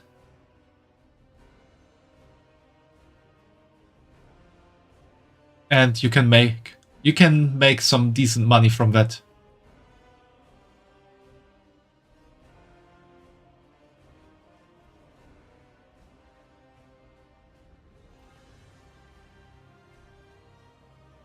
Either, I guess, Worgen or Orc then. I guess either DK or Warrior. I mean, you can easily do all four of that. You can do a Worgen Death Knight, a Worgen Warrior, an Orc Warrior, and an Orc Death Knight. Leveling from level 0 to level 80. These days, that takes around 20 to 30 hours. Make it a red orc though. I can stay on Death Knight. Okay, these orcs don't have red skin color. You would need to unlock the Maga orcs first. There you have all of these skin colors.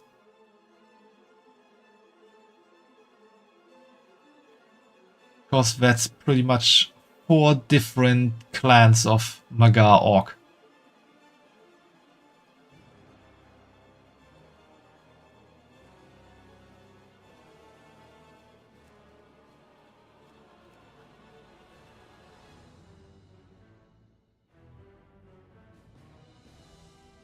Okay, what are the costs to play World of Warcraft? Before we go into that, I have to make the disclaimer that if you want to make a Magar orc, you first need to unlock them. That means you have to do some in-game stuff first. So you can't play them right away, I think. Because that was the case for me. But I unlocked them when they appeared. I'm gonna Google that real quick.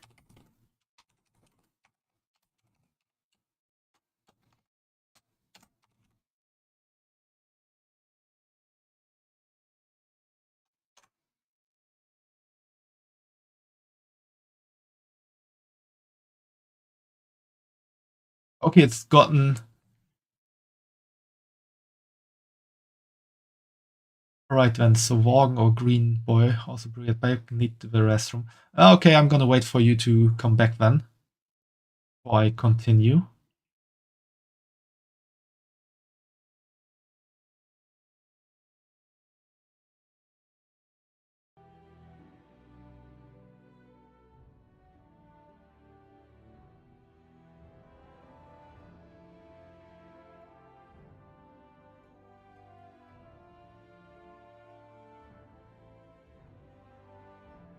Can we look up the prices for World of Warcraft?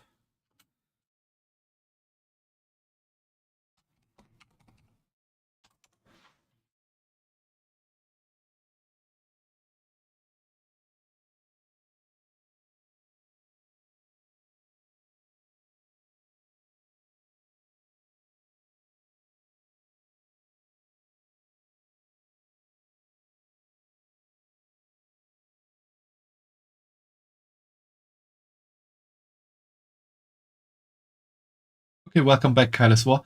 Yes, like Fugi just wrote, I also looked that up. You only need a character on level 40, and then you can unlock Magar orcs by doing a quest line for them. That got far easier than originally, because originally you needed to be Exalted, which is the highest reputation level with a specific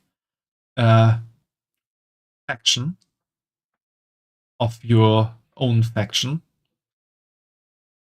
to be able to unlock it, and that took a lot of time. But reaching level 40, you can pretty much do in 1 or 2 days. One if you play a lot. And then for the prices...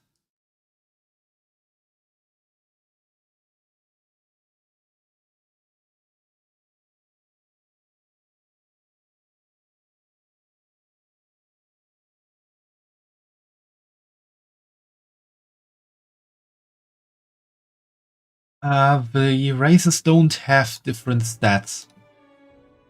They have...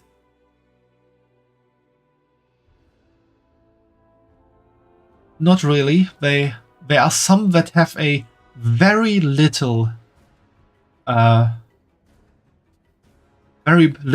advantage to others, because the stats are all the same, but you have these racial traits there. For example, you can see here for the orcs, they have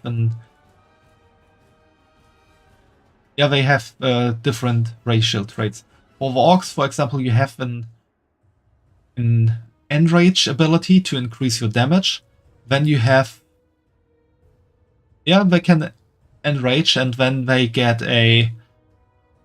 I think it's a little attack damage boost over 30 seconds or so, with a cooldown of usually 2 or 3 minutes. And the orcs also resist stun effects, so they can be stunned. They can't be stunned, and the damage done by pets is increased. So orcs are pretty much perfect for survival hunters, or hunters in general.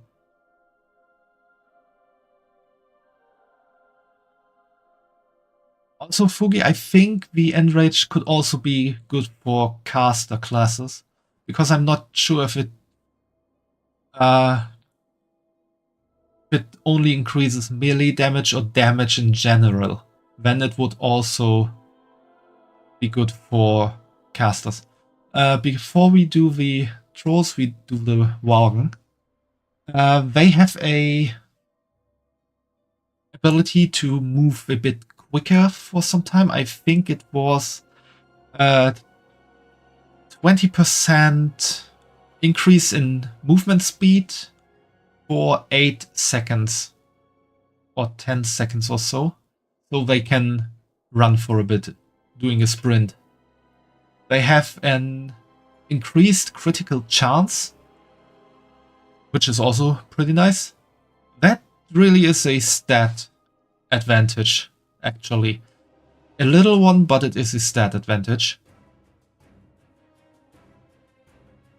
When they resist, or they are resistant to nature and shadow damage, so they take less damage from that. That is only good for like very specific fights where you actually encounter those damages. And their skinning skill and speed increased. That's just something for if you have the skinning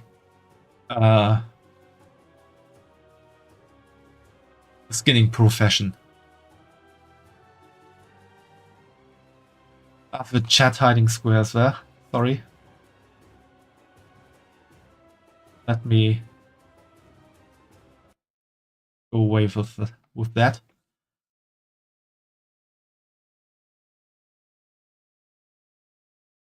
Yeah, and that's the thing, Fugi. They don't need it, but these days it's better if they have it equipped, because the knife gives a profession bonus.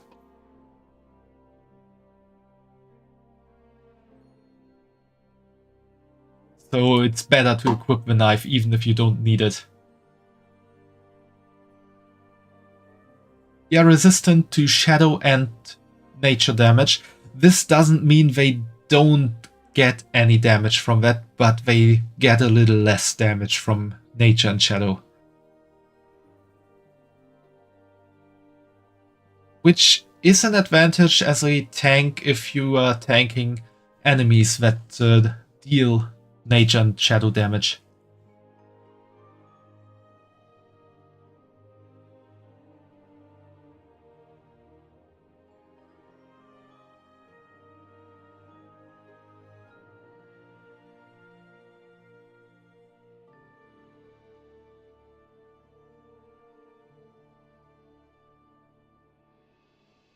Yeah, could be neat, the stun reservoir or the orc boyos. Look at troll.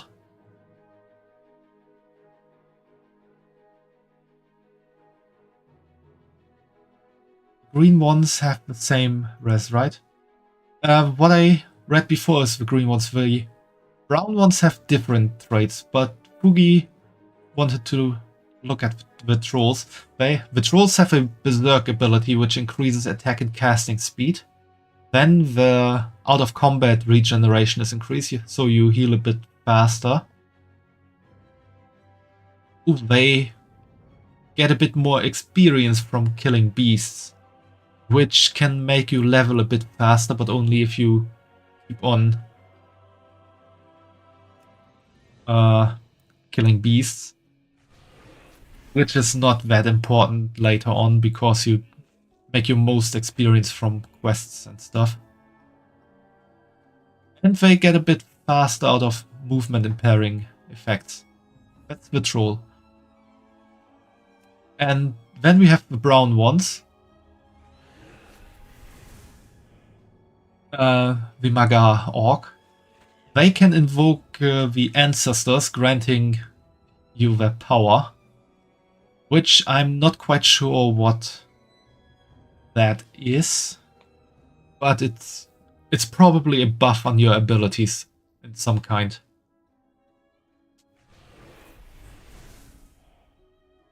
Faster mount speed outdoors. That's also neat if you can run a bit faster. Pet health increased.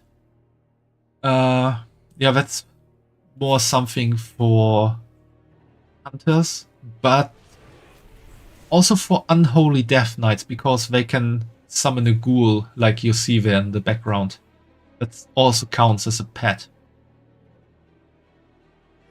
And reduced duration on all poisons, diseases and curses. That's also something nice for a tank.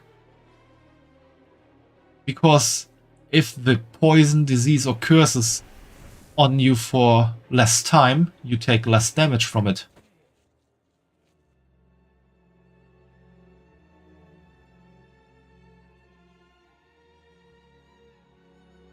So there you have it. And yeah, Sandalari trolls.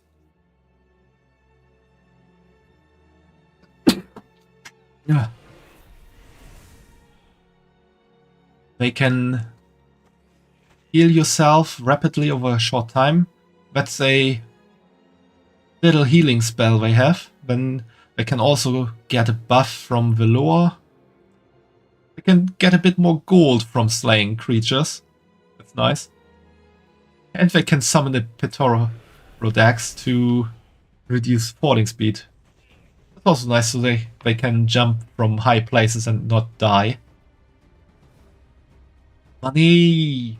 Yeah, but the increase is little. And if you really want to make a lot of money, you have to use the auction house.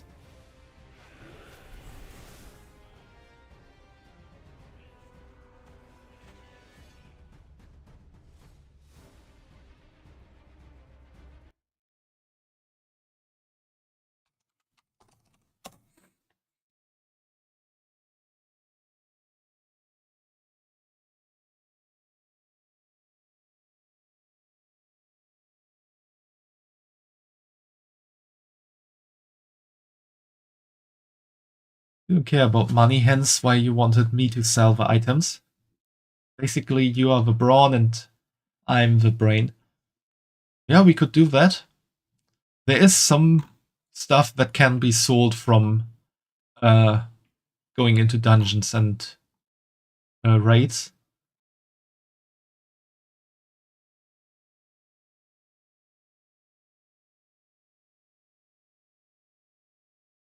Like, you don't know if you would play for that long either. You can try out World of Warcraft for free, which I think gives you the ability to at least play to level 20. If I remember correctly. Or maybe that got changed as well. Yeah. I'm trying to know how much it costs to buy the new stuff.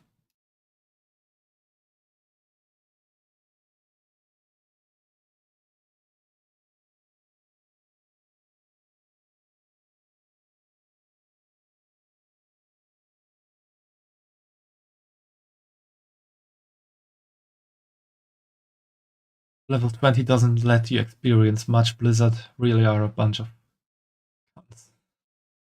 Well, it does allow you to experience playing the classes at least. Obviously, you can't get into the newest expansion, but you get enough experience from World of Warcraft to at least make a decision on if you want to play it more or less. Fugi, correct me if I'm wrong, but as far as I can see, you only need to have an active subscription these days to play the newest expansion, is that right? Don't actually need to buy the game anymore. Okay, you don't know.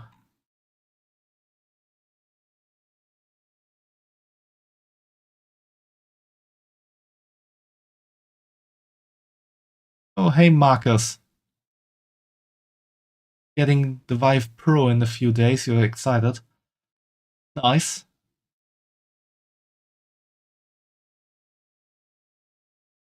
Last time you played was at that Dragonflight thing, and for that you needed to buy it. Yeah, I also bought War Within, but I'm not quite sure if I actually bought the game or if I just bought the extra stuff.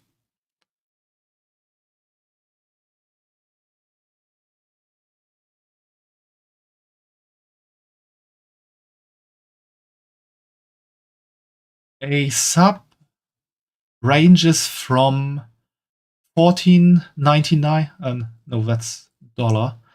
Let's see if I can change this into Swiss.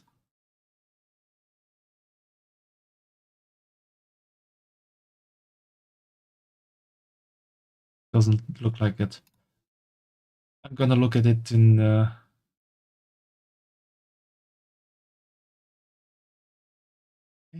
still in dollar.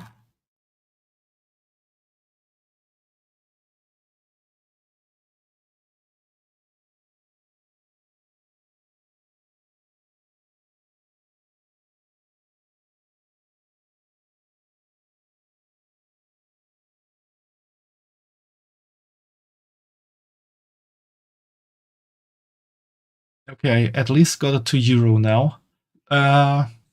1 month costs €12.99. 12.99 euros per month. If you subscribe for 3 months, you pay €11.99 per month. If you subscribe for 6 or 12 months, you pay $10.99. Yeah, pretty much the same as Final Fantasy XIV then. Yeah.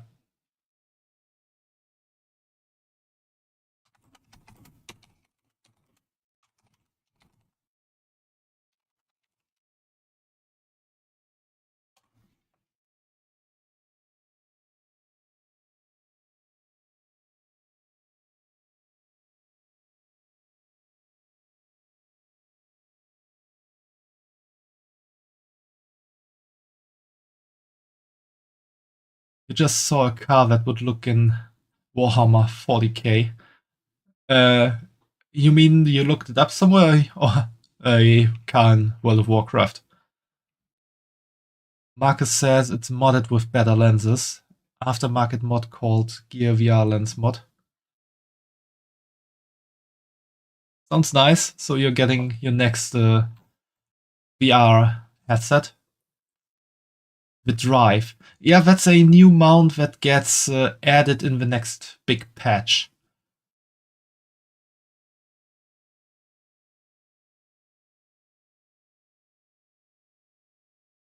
You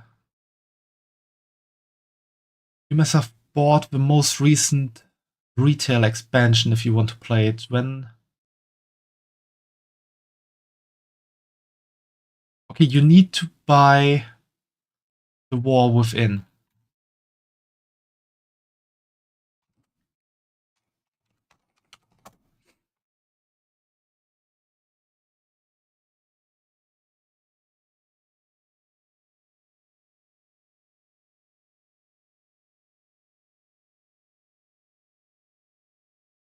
Oh, it's in dollar again.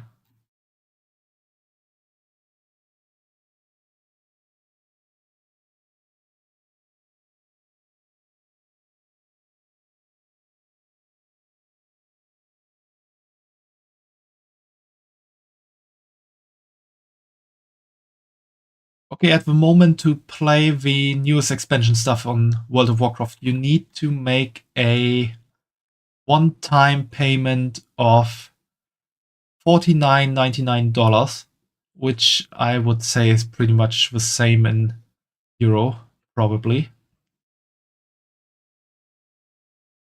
to get the newest expansion, and then you have to add your subscription fee onto that to play for 1 month. Or 3 months or 6 months, depending on what you want to do. So that's the price you have to pay at the moment.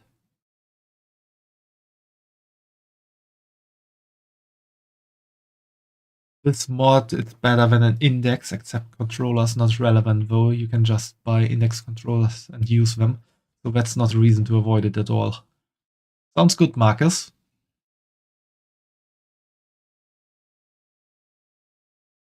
You still can buy this coin things for playing in-game for gold. Yes, you can. You can buy the World of Warcraft token in-game. We can get to that real quick, and I can show you. It says that if I buy the latest, they offer me 30 days. As far as I saw, that's... you need to buy at least the... like the higher grade expansion, not the basic stuff. That just gives you access to it. You get the 30 days for free if you pay more, so to say. And then you also get some other cosmetical stuff, for example. But yeah, you can buy... I didn't want to go here. You can buy something and play it. And now to show what Fugi means. My directive is to serve you.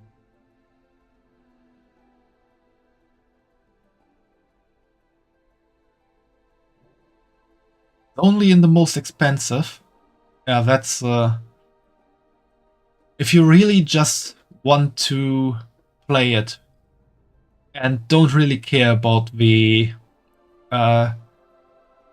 transmog stuff and the trader coins, just buy the basic edition and pay for a month. That's cheaper. Here, this World of Warcraft token. You can buy this in-game for nearly 400,000 gold and get 30 days of game time to your account. Or you can choose to get 13 euro to your Blizzard balance and buy something.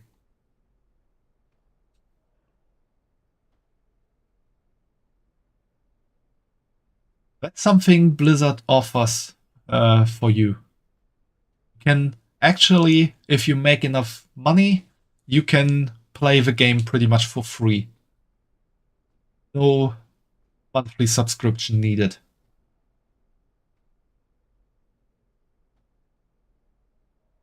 But that means you need to make 400,000 gold a month.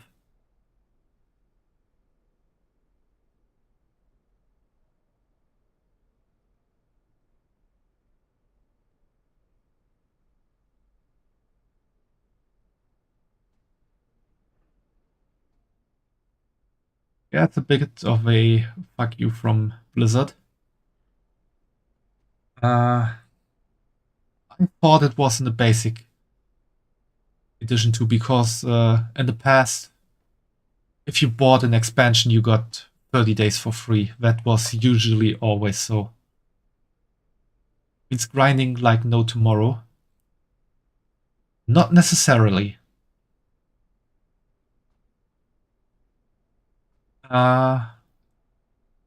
If you like put a focus on money making, you can actually make good money with somewhat little time. There are some... listen to me, Careless War. There are some add-ons you can install into World of Warcraft that can, for one, change the auction house UI, but also scan the whole auction house for very good deals, because there are sometimes people who put stuff in for far less than it's worth, then you can buy that and sell it for a higher price. In the community, that's called auction sniping these days. If you do it well, you can make a lot of money.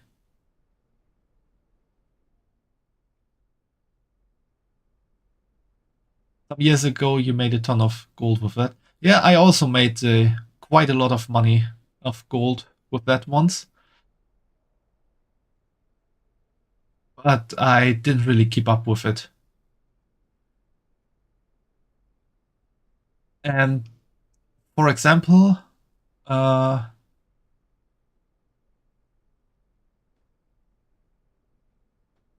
buyed all the new herbs and did your own process. Yeah, that's one thing to do to make money.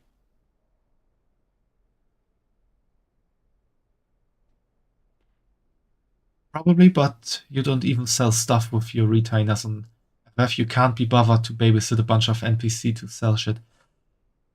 You don't really need to babysit a bunch of NPC. Let me make an auction real quick. With the standard UI, you go on sell down here. Then you look on what to sell. For example, I'm gonna sell these 3 pieces of bismuth, which is a new ore from the War Within.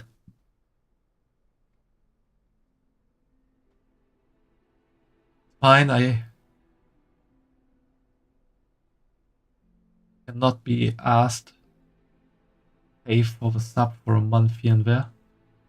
Oh, you can pay for the sub for a month here and there. That's your decision. I just want to explain how auctions function here real quick. I want to sell these 3 pieces of bismuth. I make a right click on it. It gets directly transferred into the auction window. I see here the quantity I want to sell. I can change it to 1 perhaps. If I change my mind and want to sell all, I can. Max it is. Then the lowest price is automatically selected here. And the way these auctions work these days, you can see there are 320 pieces sold by 5 sellers here for this price. If I put my 3 pieces in here, this obviously raises to 323. And if someone buys from these 323, my pieces get sold first. So you don't really need to underbid the people here. You can do it. It might raise the chances of selling stuff somewhat. But in these ranges of crafting stuff like this, it's pretty much so that you can just put it in and it will be bought. What I can't see here, what an add-on would help with, is telling me what's the average price this got sold for the last few days or weeks on my server here. Maybe it tells me, yeah, bismuth was sold at an average price of 100 gold in the last 5 weeks. Then, theoretically speaking,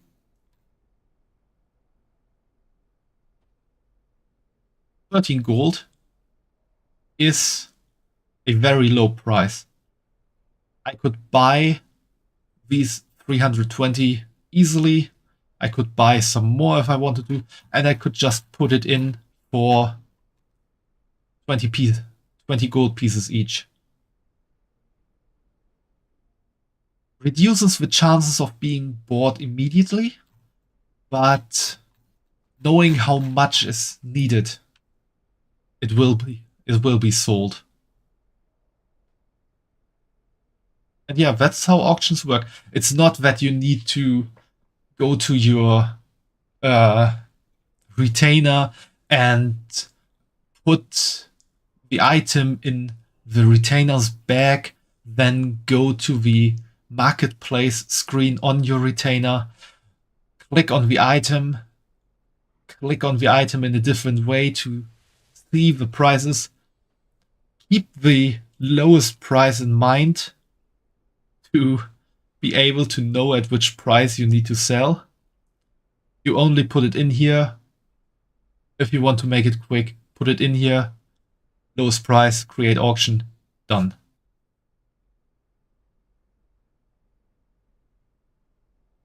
Thing is, if you found offers before that 20 gold, you will never sell it for 20 gold. And if you have tons of offers before that 20 gold, you will never sell it for 20 gold. That's the thing you have to look into, and at first you need a bit of time to set everything up with the add-on. But if you do it and keep it up, that's something that will be easily doable.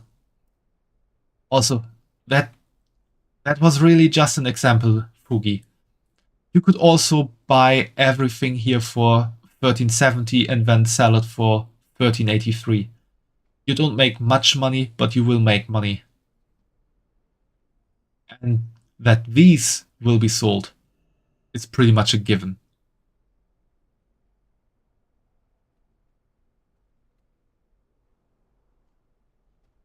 Because if you really want to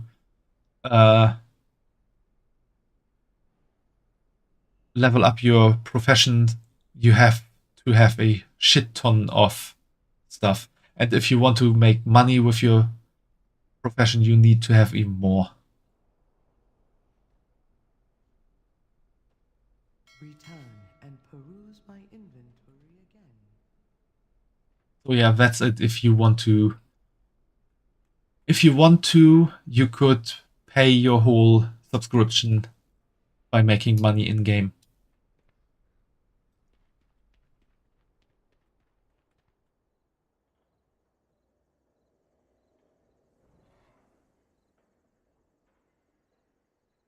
Also, if you achieve 2, you're supposed... Yeah, that's also something to consider. I mean, if we play together and create a guild at some point, not gonna be your objective in the start though. That's fair. If we create a guild together and maybe get 1 or 2 other people to join in, 3 would be best, when we can run dungeons as a guild group. We can support each other. We can get money from going on dungeon runs. Not a lot, but something. We could have like 3 gatherers and 2 crafters in the guild and share all the money and help each other to like afford the token. That's also something people do.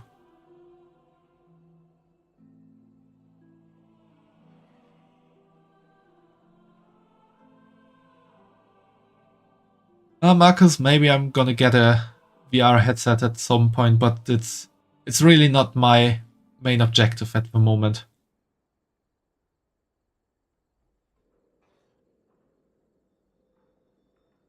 A lot of commitment. Yeah, that's true. If we really want to do it as a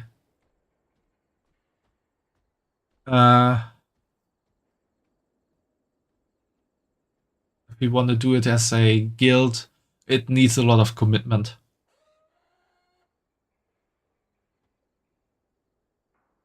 Yeah, I know that chat is visible. Try reading it. It's just people spamming their services of pulling you through raids or trying to get you to buy something. For example, if we look here at this, that's hard to read the other stuff there.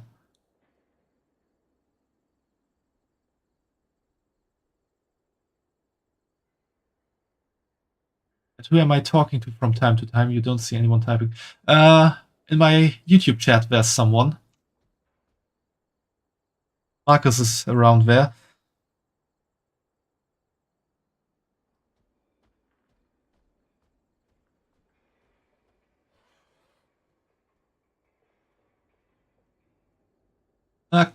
Kylisworth says, hello YouTube chat. So what we read here is WTS, which means want to sell, Nerub-Ar Palace. Nerub-Ar Palace is the current rate. HC means heroic, so that's the difficulty. Equals 80k. So you would need to pay 80k to join that raid. And then get pulled through it and get some equipment or something. Then they are also, I'm not quite sure what LS means, but VIP costs 400k.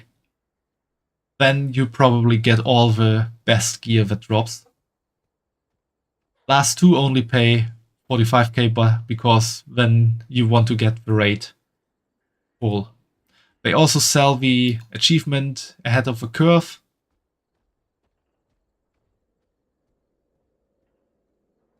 And they also sell mythic runs, 650k. The keystones for mythic plus dungeons. So this chat is pretty much only for these guys to sell services. It's so full of spam. But yeah, I can cover that again. It's not really that important. We covered up.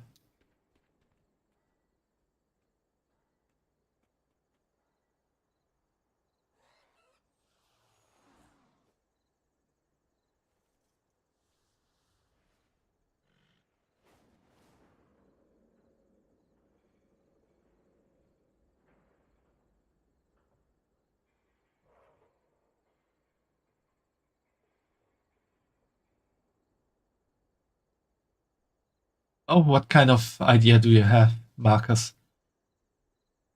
You hate these sellers. That's not how playing a multiplayer should work. That you only get help if you pay. I mean, it's a business. It's a business, really. Boogie. Like, there can be people that only play single player, make a shit ton of money because they like it, and they still want to get the achievements or get some mounts from the newest raids or get some nice equipment.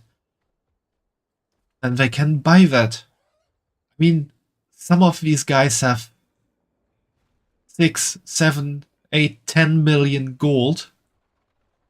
They can easily buy a run for 1 million gold or so. And then get the best stuff they could hope for.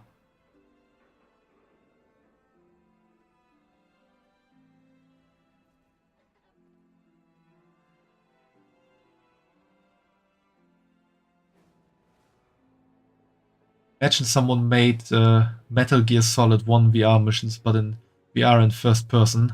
It's perfect. I can't really say much about it because, as you know, I don't have VR, and I also haven't played Metal Gear Solid 1, so I can't say much to that as well. What you said before, Fugi, you need to buy the Brontos. You can't buy the Brontos anymore in the game. You can only buy the one for 80 euro.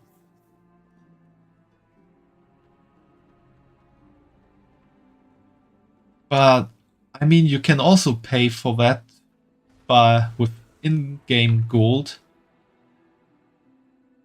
Same mount, let's go. Yeah, it's not quite the same mount. For example, we see it here. The original Bronto was, I think, more green colored.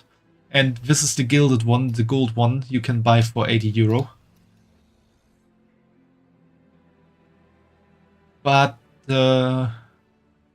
you can get that with the World of Warcraft tokens as well. I mean, you can exchange the token you buy on the auction house for 13 euro. One costs 400,000 gold. If we make a quick calculation, we would need 6 tokens. Just 2.4 million. 0.4 million gold, and then you can buy it. You should get VR headset cheap on like Facebook Marketplace. You can probably get one like 40 to 80 euros.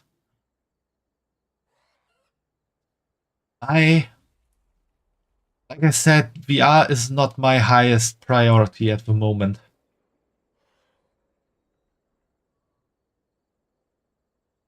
So I'm gonna look into that when I actually want to set up something.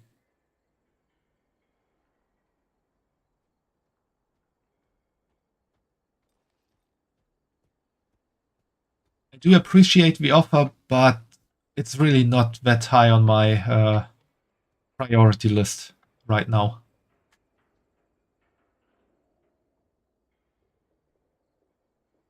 Yeah, I know that you love VR.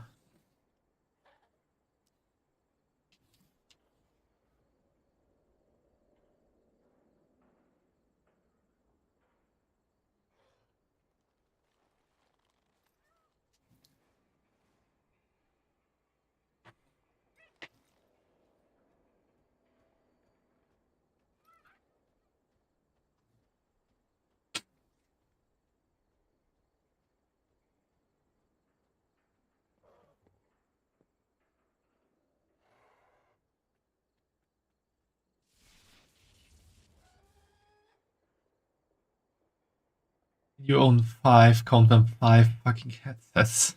Well, technically 4 and 1's on the way. Yeah, you said so before that you're a headset collector also.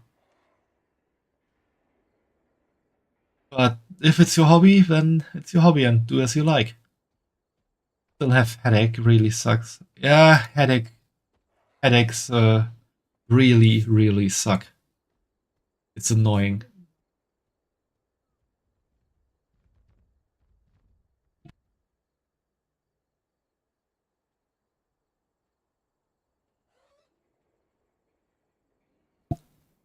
Just needed to turn off my my Alexa real quick. Yeah, I called her and now she reacted again. Sometimes these machines react to weird sentences. So what to do now? I talked about stuff in World of Warcraft so much. Time sure flew by.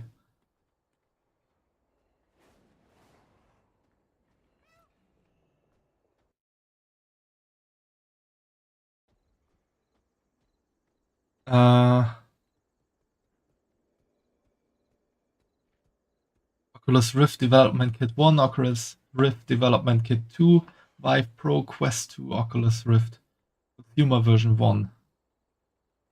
Sounds like you have a lot of Oculus Rifts.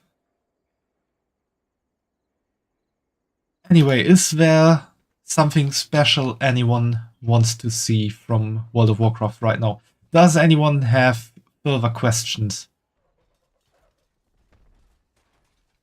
For example, is there something you still want to know Kylie's for before committing to the game and playing together?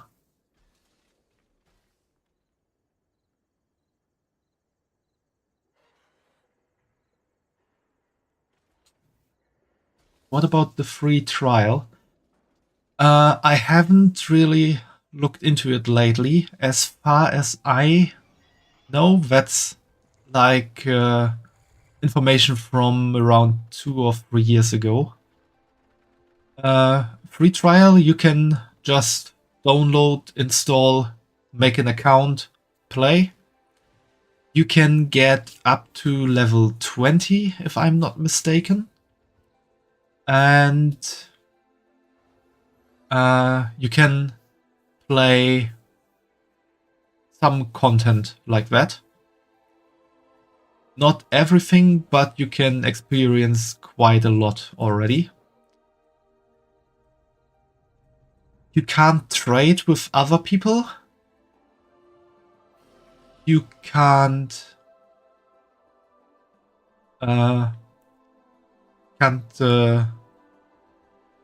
put them on your friend list, but you can put a Battle.net account on your friend list. So that's a way to circumvent that in-game character-to-character friend list. And you can't join a guild, but you can join groups and play a bit together with other people. And you can whisper to people, if I'm not mistaken.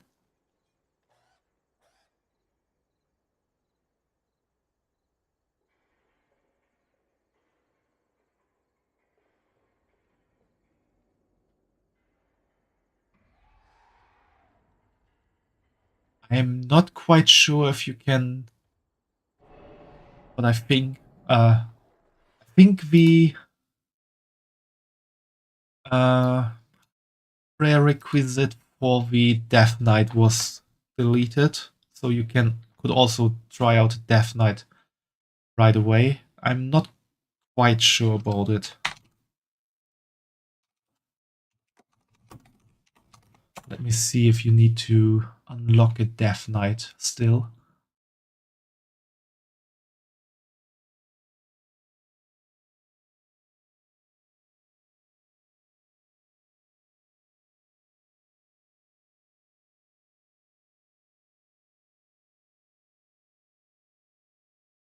I think you can start with a Death Knight right away. Also, Death Knights as one of the hero classes start at level 8, not level 1.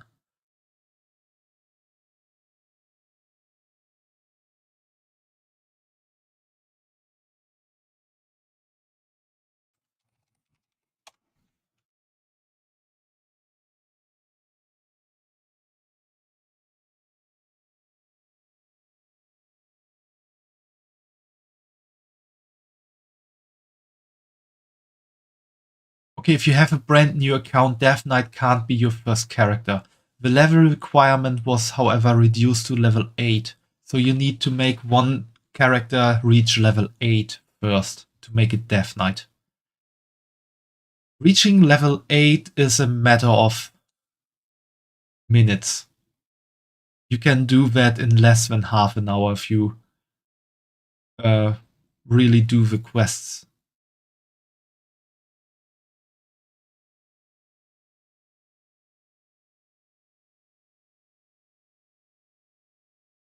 And if I'm looking up right now, I can also look up a free trial and what you get there. Or rather, what you don't get.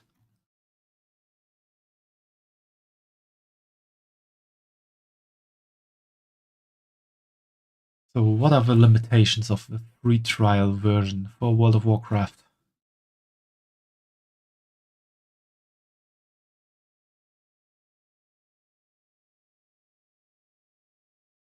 Okay, create new characters. You can do that, but not on Classic. You can level up to level 20. You can earn up to 1000 gold. You can chat and say in party channels. Okay, so no whisper. You can access the random dungeon finder, so you can run dungeons already. You can whisper World of Warcraft friends added by character name to your WoW in-game friend list. Okay, so that's how it works. Real ID friends are not available to start accounts. So it was the other way around than I thought.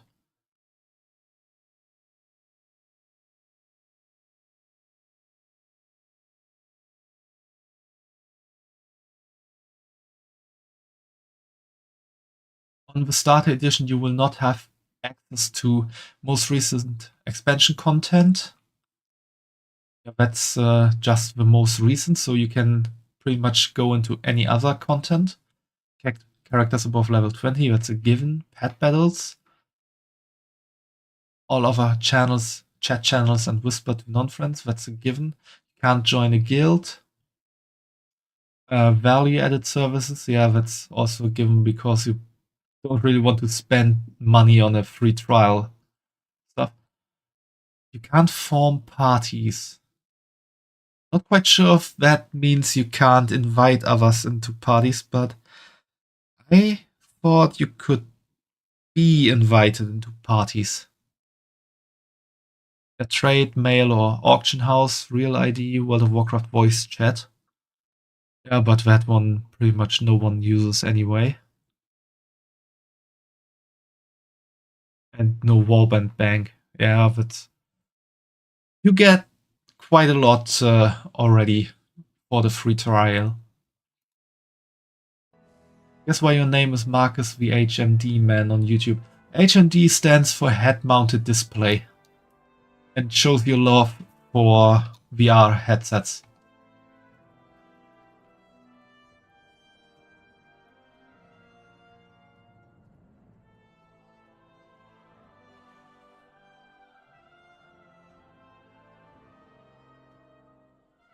Yeah, sure, we can try. Oh, yeah, we can play together sometime, Kylus War. Do you want to play the free trial first, or do you want to commit to a whole month? Yeah, we can talk about it in DMs later. Free trial first. Yeah, that's all right. We can do that.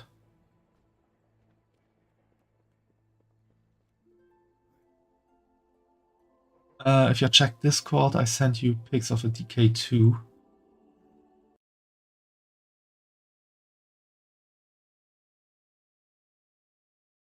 Yeah, looks like a headset, VR headset to me. I can't really see differences much. Yeah. You know, to suffer in horror game with Lady. Is Lady streaming, or what kind of horror game do you want to suffer with her?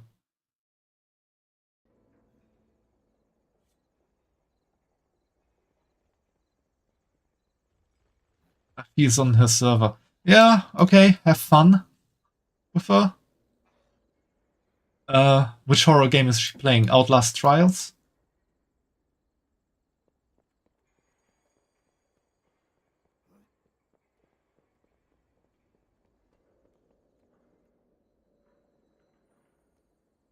BTFO?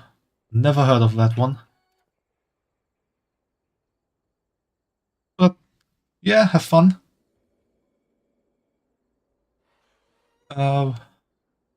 Faction shooter.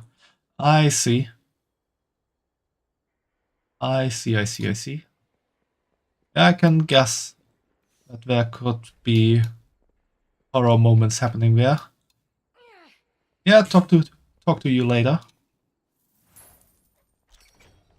Hail to ye, adventurer.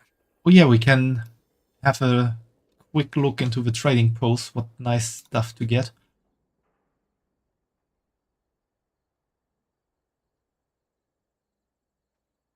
We could get a racing broom.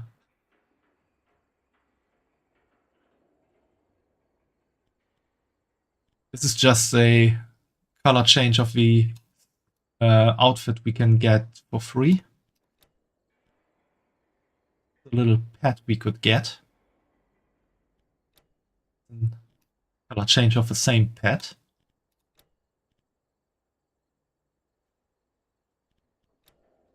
Now to the weapons. Crimson Luna Fire Whacker.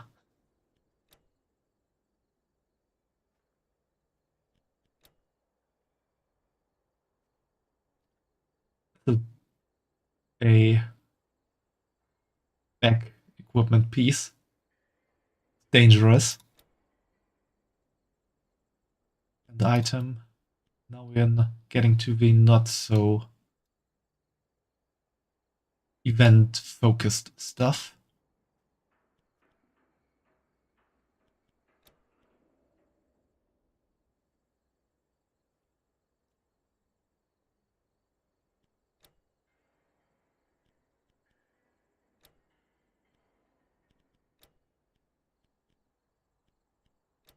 Oh, that's all standard stuff.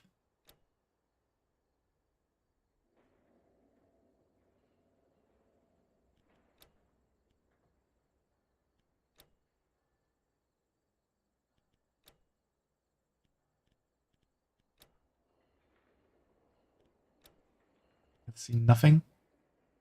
That one I already have, and that one I also already have. Orange chip box.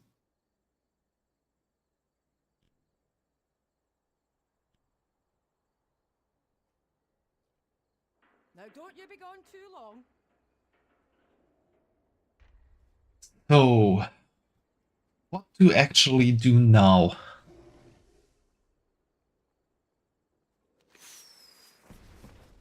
The campaign is pretty much finished for the moment. So,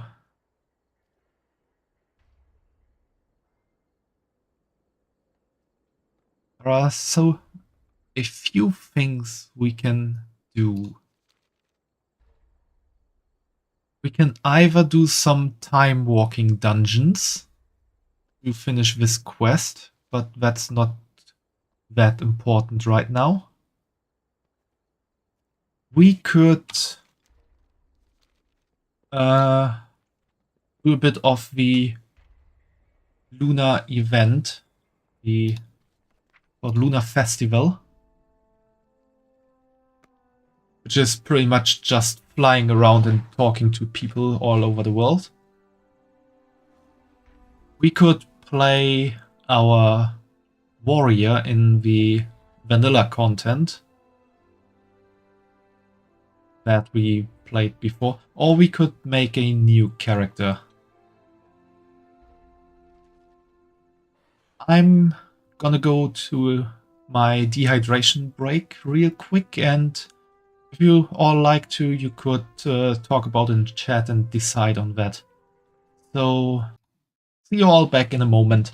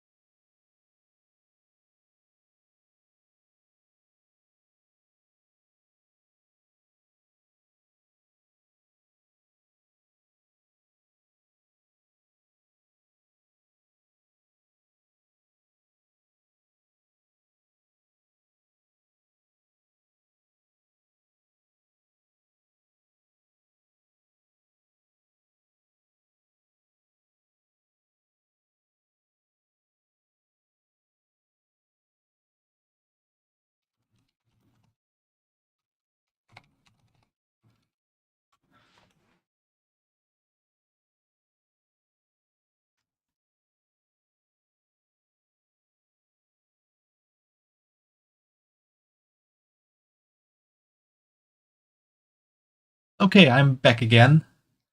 And looks like no one wrote anything.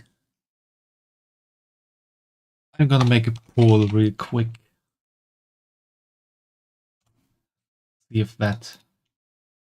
I'm gonna hydrate right after making this poll.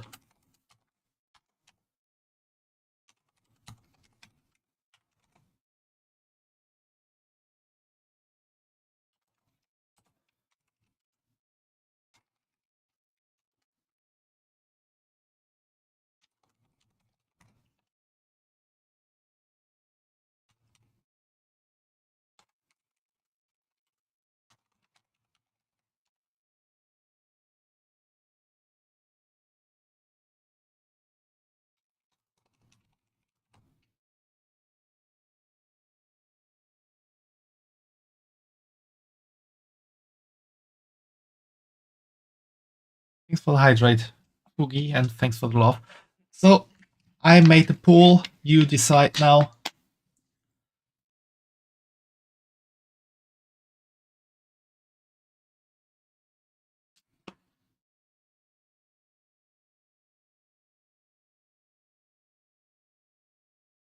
So let's see what we will do.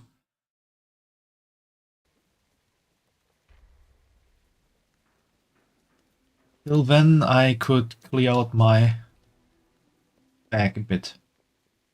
Because it's getting awfully full again.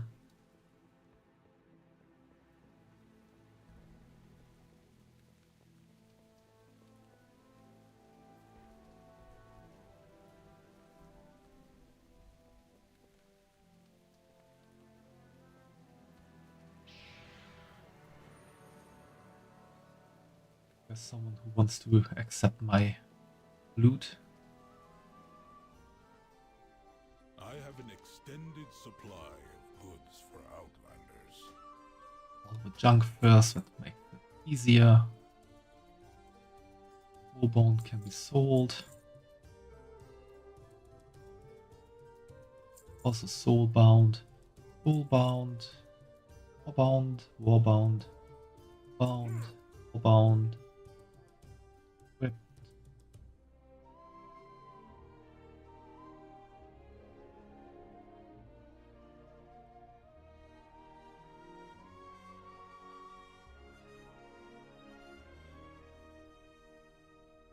And soulbound. Okay, that's pretty much everything.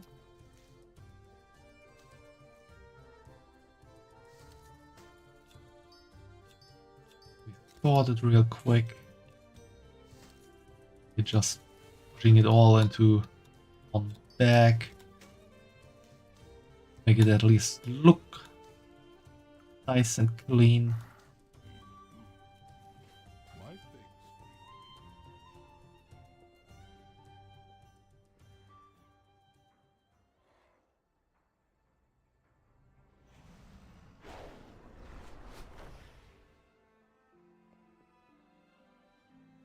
Alright, and the Paul is about to get over.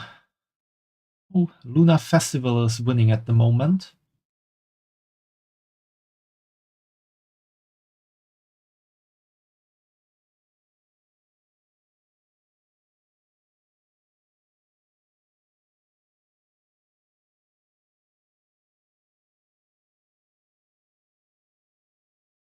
Kumo has spammed his channel points again to decide for the Luna Festival. That's not cheating, Fugi, because I allowed to spend channel points. Someone has that many, I can just buy the whole election, the poll. It's that time of the year, Shadowban. The Cenarian Circle invites all denizens of Azeroth to partake in a celebration of the Lunar Festival.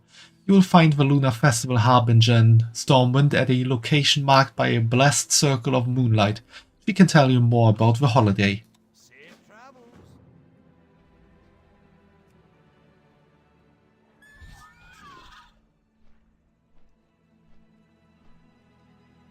Also, Fugi, wanna start playing World of Warcraft again as well and make a guild with me here on stream?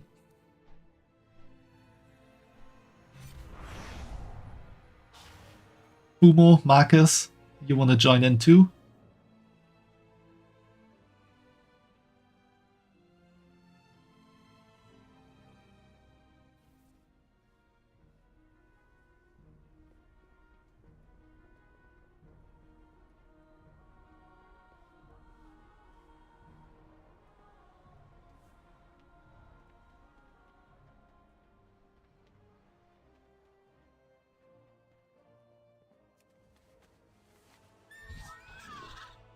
I forgot I have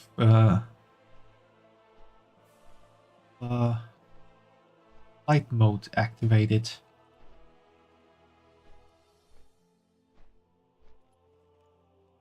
Change that. Wrong one. It wasn't that stopping. I can put stuff in the wall and bank then.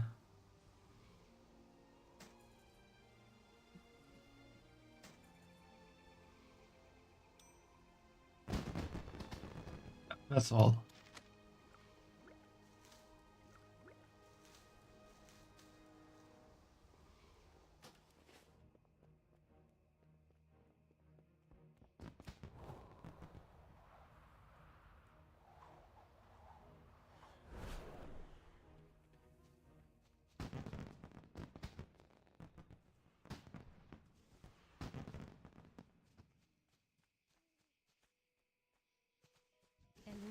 Welcome, Shadowban. You're here to join us in our celebration.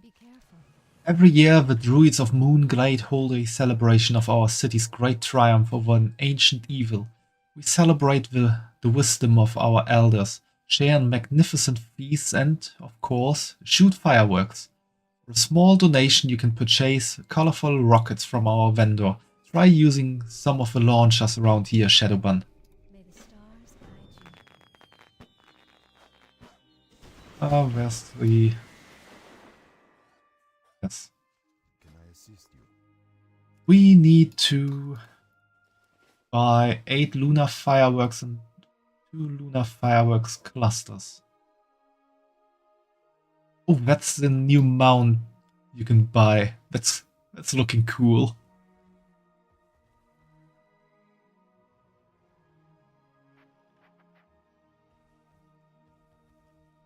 Alright, we're gonna get enough coin of ancestry to buy the lunar launcher. Need...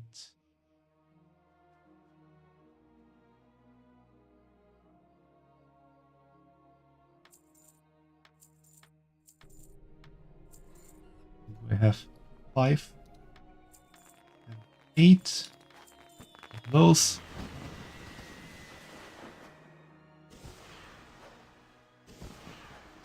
Just using the stuff.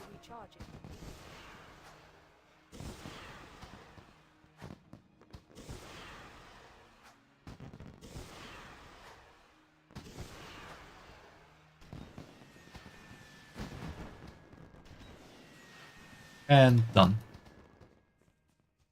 What brings you here? Well done, Shadowban. Now that you are in the spirit of things, why don't you take this invitation to the festival in Moonglade?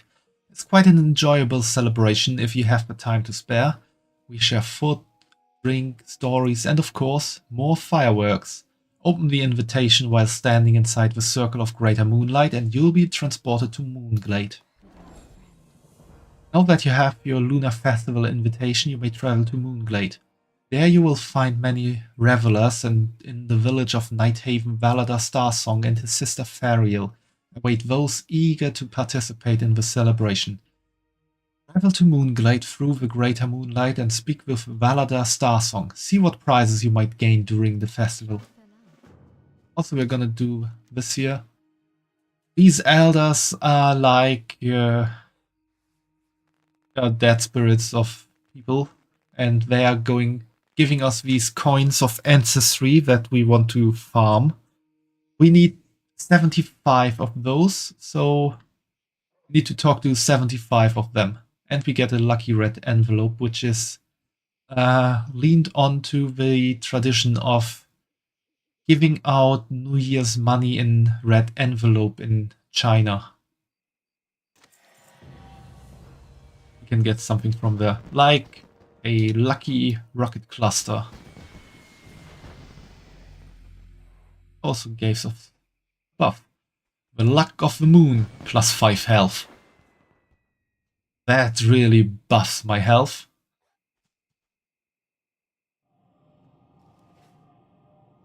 Now we teleport.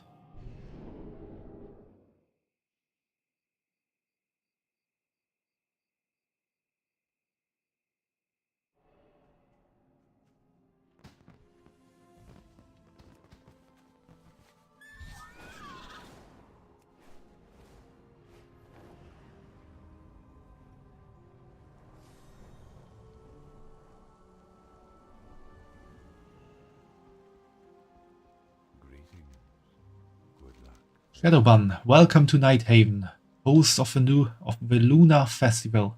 Although our village is normally remote and sequestered from the peoples of Azeroth, during this time of celebration we open our arms and hearts to all. Enjoy your visit, Shadowban, and speak with me or my sister again when ready. The beast Omen was once a hero of this world, a wolf of great strength and fortune. Omen fought beside the heroes of the War of the Ancients until he succumbed to demonic magics. Turning against his allies, he raged across Azeroth and carried death and terror in his wake. Finally defeated here in Moonglade, Omen now sleeps among the silt of the lake Elunara. But each new year during the festival he stirs. Gather cohorts, Shadowban, and summon and defeat the beast Omen. Earn the blessing of Elune. Yeah, that's something we can do real quick after this. My staff has served me well for many years. It has stood by my side, been through many trials, and as I grow older, I find myself leaning on it more and more. Its flowers bloom every lunar festival, basking in the Elune's might. They bring me so much joy. I wish for them to stay all year long. I know a way, but my bones are too old to make the trip. Perhaps you would take the journey for me, empower my staff in the light of the moon at the moon wells around the world, then my flowers can stay. We get a lot of coins of ancestry for this. We're definitely gonna do that. We just need to run around the world and stand in some light.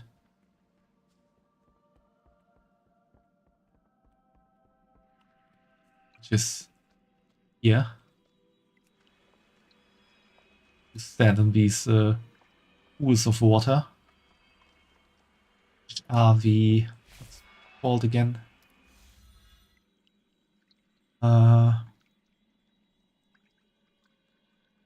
Moon wells.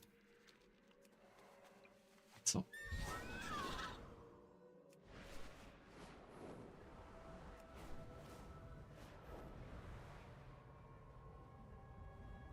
let's see if I think people are preparing to summon Omen here. There he is.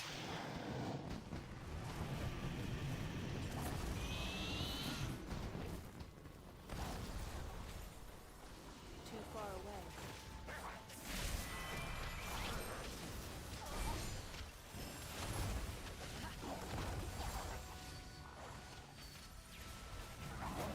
It looks big, but it's not really that difficult to kill. The quest is easily done.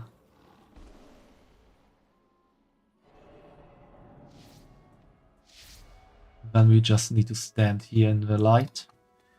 This blessing here.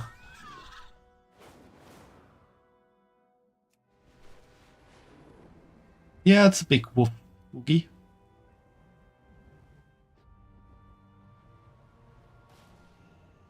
And then we can hand in this quest. Very well done, Shadowban. Defeating Omen sent his spirit back to the waters of Elunara. Although the beast himself is blessed by Elune and so cannot die, his anger will subside for another year. Your victory is a celebration, Shadowban, a celebration of the might of Omen, of you and your allies, and of the peace you have given this tragic hero of our past. So we got the Elune's Blessing achievement. Here we only need these two achievements to finish everything. We can earn the other ones, but we don't really need to.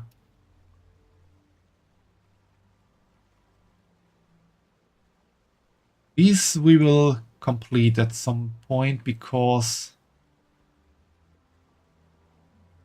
this tells us where we need to go for the elders.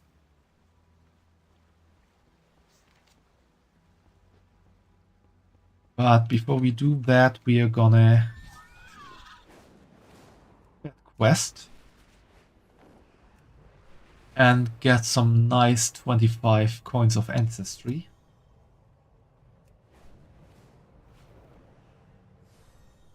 And we're gonna fly around in Dragonflight and in War Within territories to get the achievements.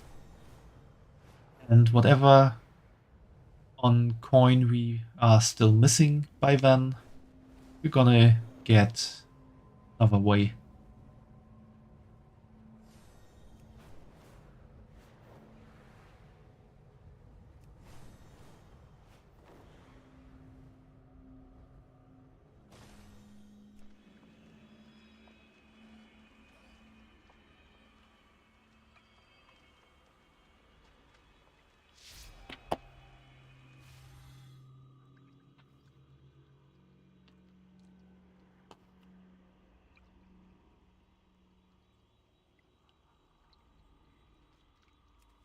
I think we need to go, yeah, Mount Vigel. Let's see if our bird can fly up high enough.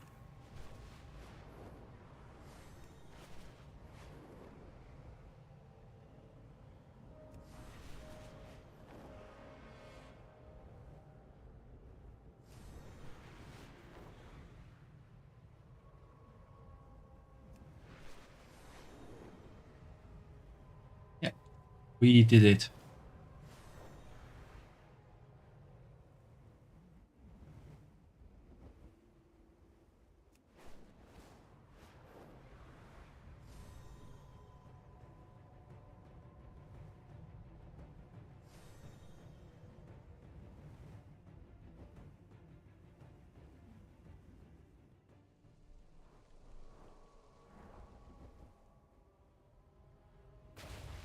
It's all here is pretty much a moon well.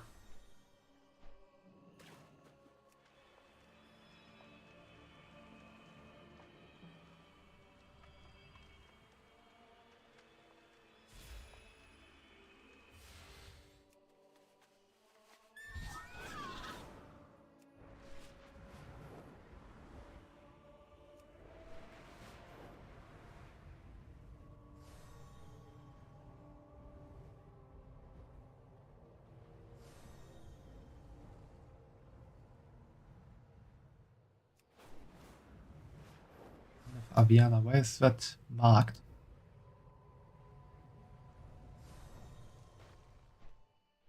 Nothing really of interest here. Don't know why it's marked.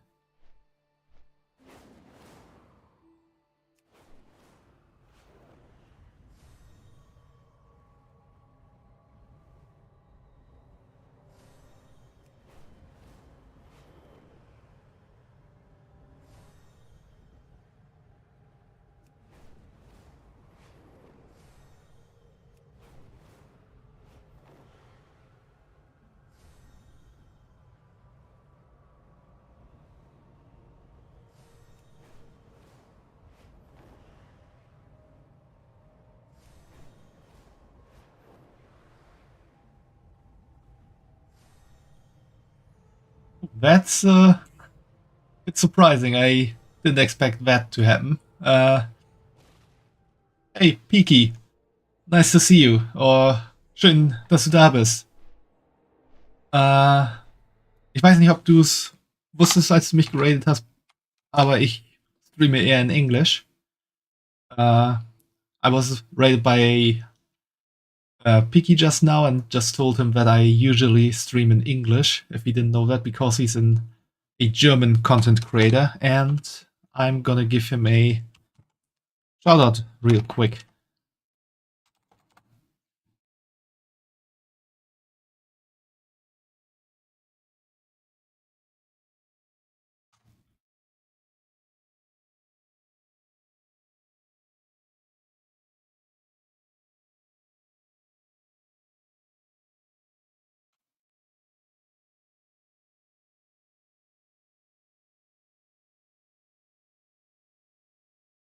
Yeah, we knew each other from a German streamer.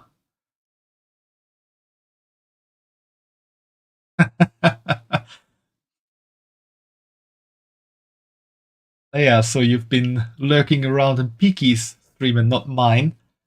Leia is the German streamer we both know. What have you done so far, Piki? What have you played today?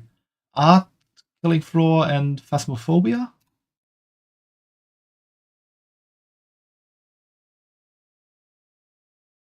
I hope you have had a nice stream, and thanks again for the raid. Welcome, raiders.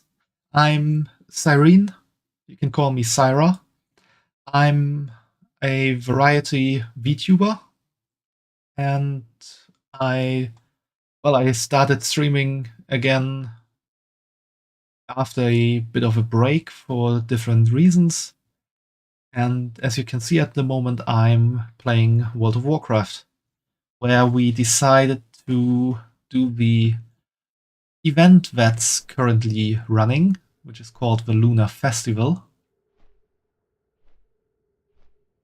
And yeah, for that we have to do a few little quests here and there, and then gather coins from the elders stationed around the world to then buy us a nice little mount. And yeah, take care of yourselves, raiders. Get something to eat or drink. Relax a bit, especially you, Peaky, since you were the one streaming. I do hope you had a nice stream. And yeah, just lean back, have fun, enjoy yourselves.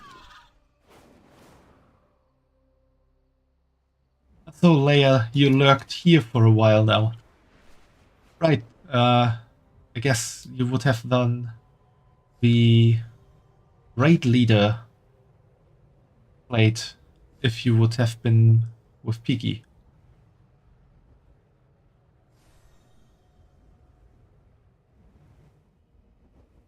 Thanks, Leia. Yeah, the bunny girl is live again. Second stream this year, after 2 months of break. No, that's not that. Or the mound, rather.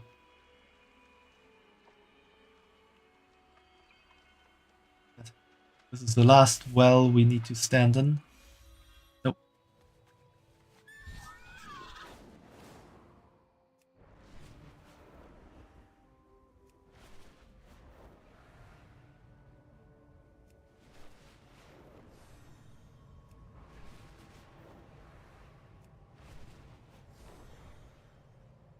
Yeah, take care of yourself, Piggy. Our RP server's nearly done, but got problems with the webhooks somehow. That's good to hear. I read that in your message as well, but I first messaged you in a bit of a break that I had. So I wasn't quite able to answer your latest message. Nice to see that you finished up our new RP server.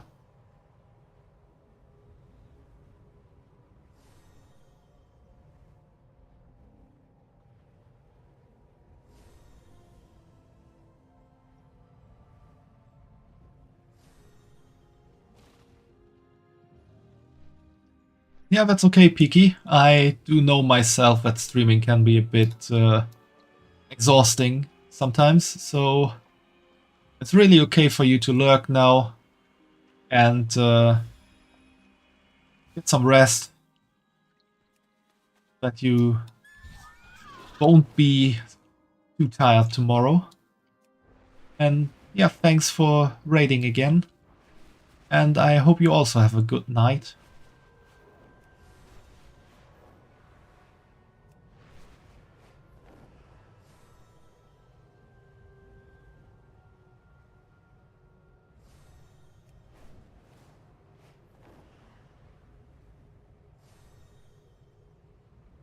Yeah, see ya.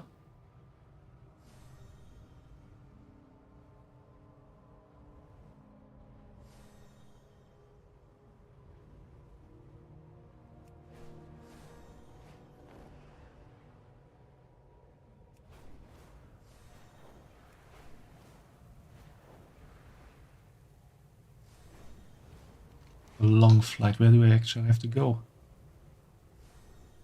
Moonwell and Feralas. I always forget that one, I think.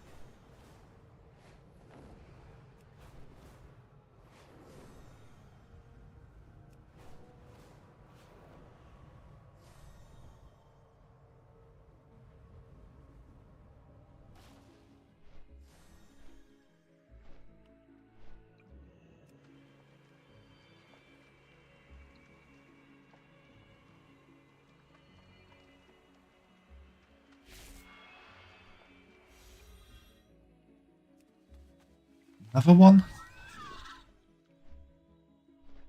Where? Other continent. Gonna make that a bit quicker.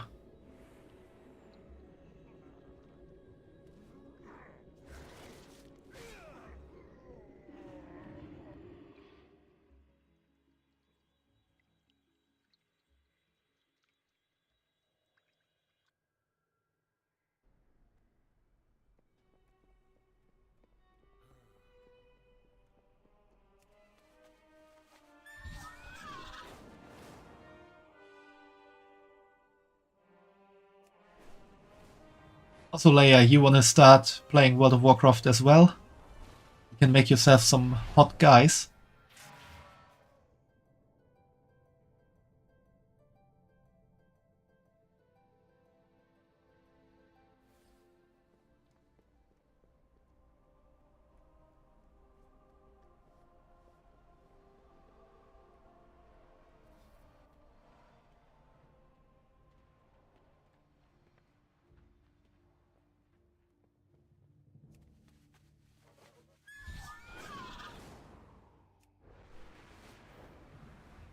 Siren, the making of a guild. Yeah, I know. I need to recruit people.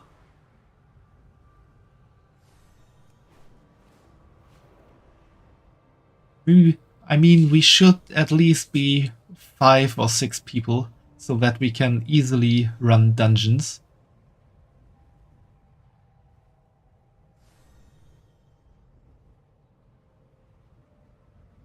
It looks a little prettier than you thought, not watching attentive since you're working on the DC server, but you're not convinced.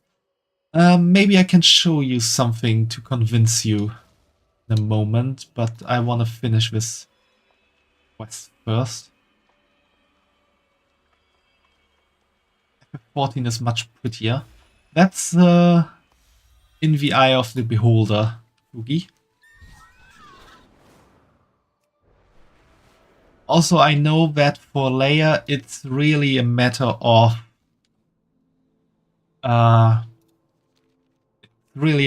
feeling.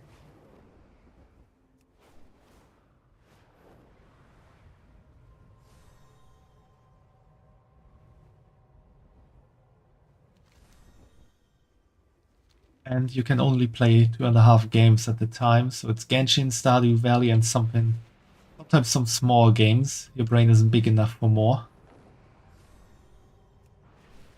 Yeah, that's also fair.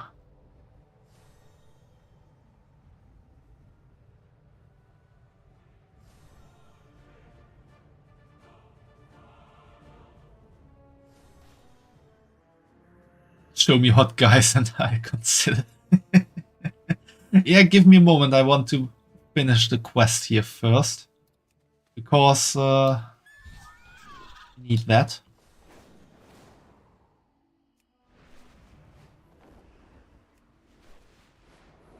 Those orc.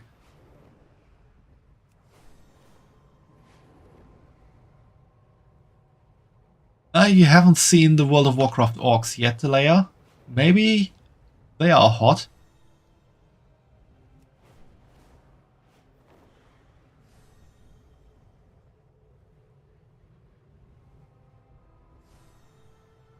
Perhaps his brain when it's melting while thinking.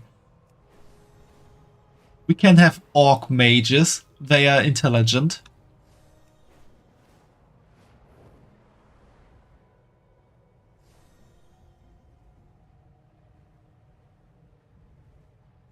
Honestly.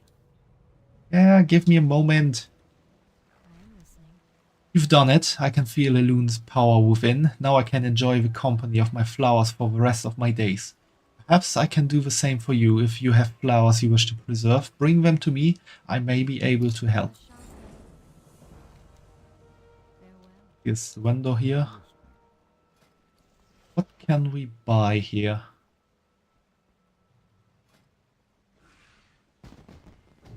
Canyon? That's the mount we want to buy. Plus, I think Thrall is really cool. Yeah, Thrall is cool.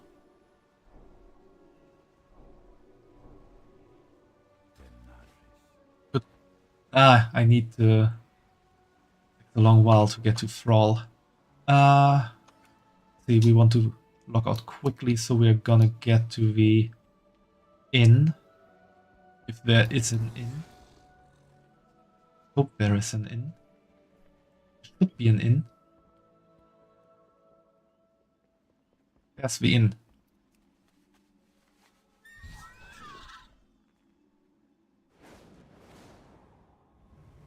The game looks so old school.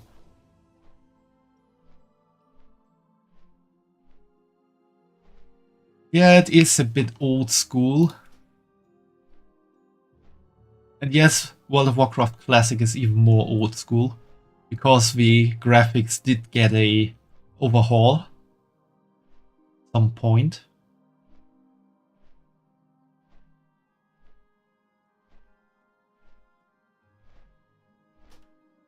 That's the charm of World of Warcraft.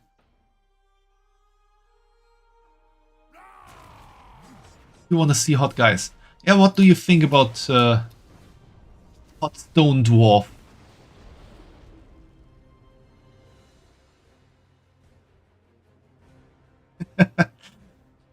Yeah, if we talk about hot guys, we have to start with the dwarves.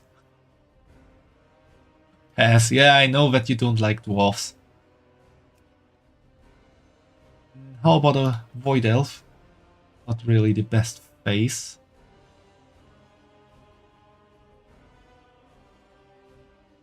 Old pass. You can make him look younger. That's the wrong direction. Like that. Nice hair.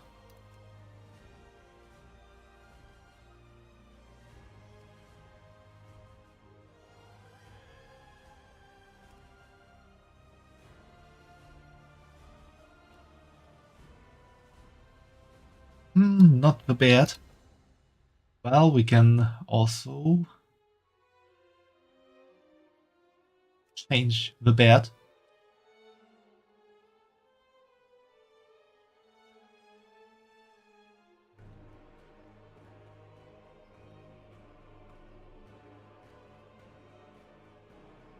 That one.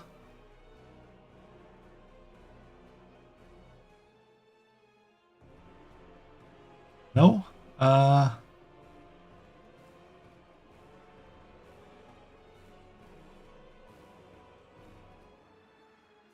No beard but pointy chin.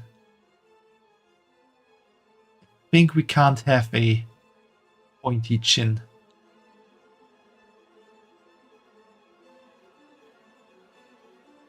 Make him anime-like. There's not that much customization.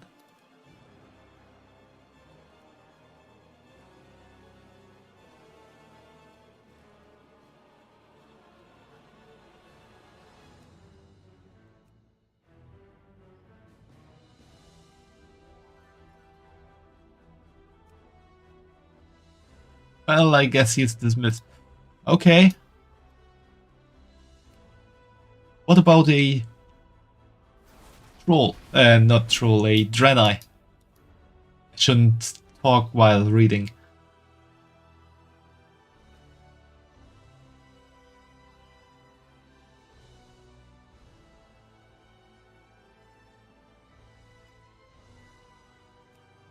Does he have a pointy chin? Oh god, that looks bad. Too bulky.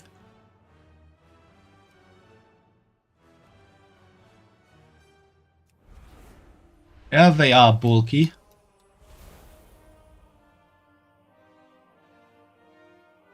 Normally human.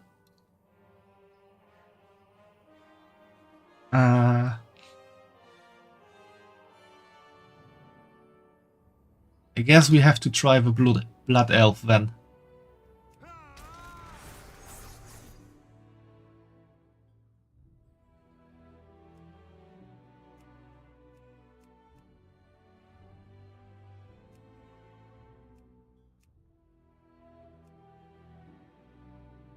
Yeah, same chin problem.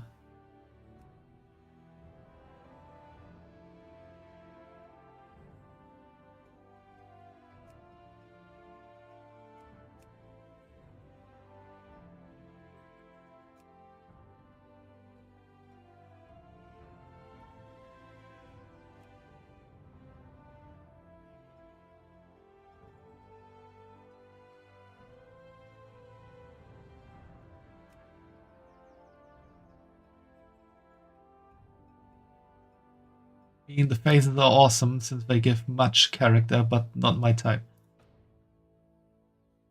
How about an orc? You feeling the orc layer?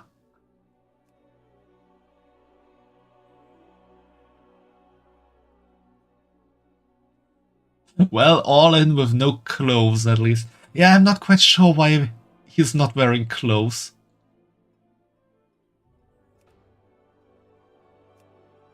What about the Nightborn?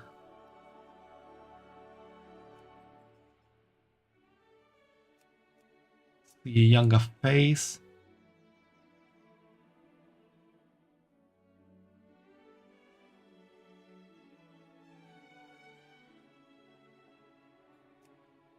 Like that.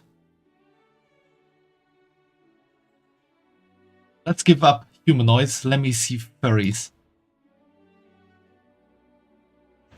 Yes, we do have some furries available.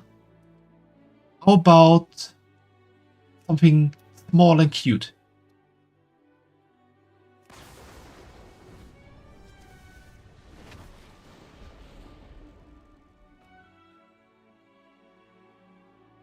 Him in big. Well, he can't really get bigger, but we do have the Worgen.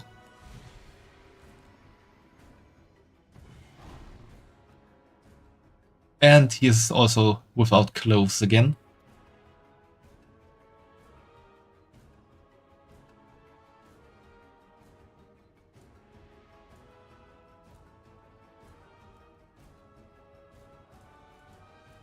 They want to convince you with their best, yeah.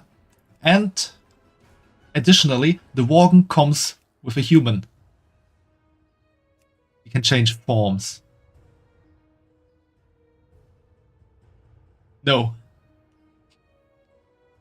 You don't have to play the human side. At least not after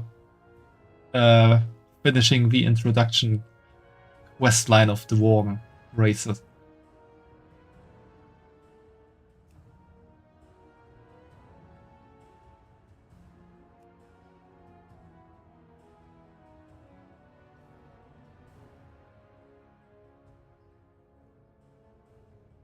It's enough if I know that my fear very cutie would be an ugly human. Ah.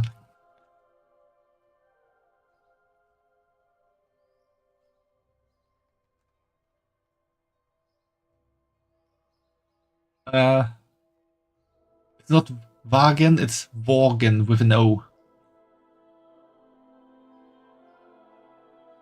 How about a white one?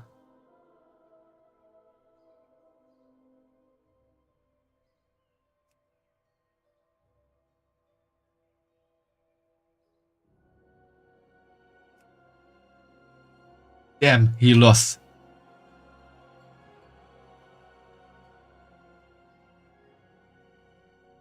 I guess it's over now.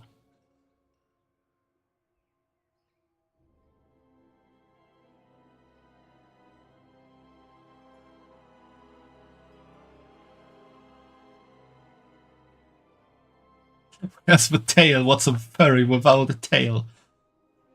As while whining.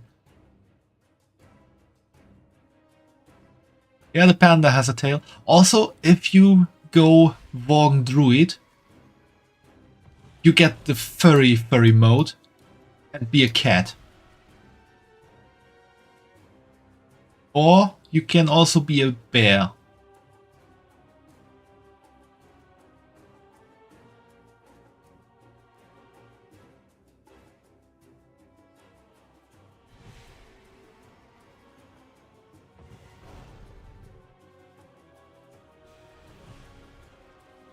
Still ugly human form and no tail furry. Females also have no tail? Damn it. Okay, how about a nice snuggly panda? He has a tail. If you want Kung Fu Panda, you take the monk.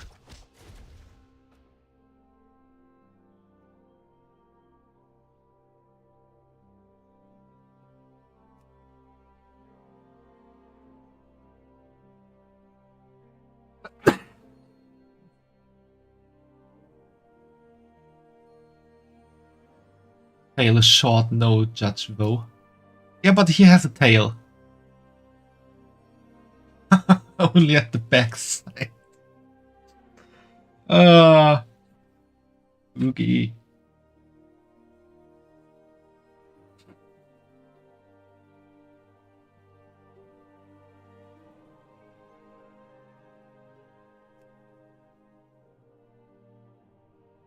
Not this kind of thought. Also, you can give him red panda look. Or violet panda look.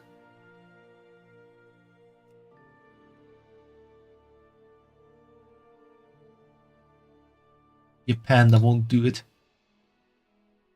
Female panda? You don't want female.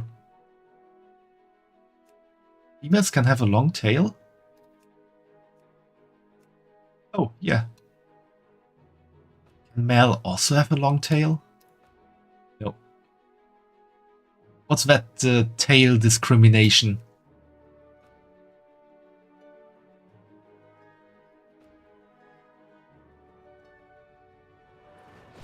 Yeah, that would have been my last resort. But I do have one more we can try out after this.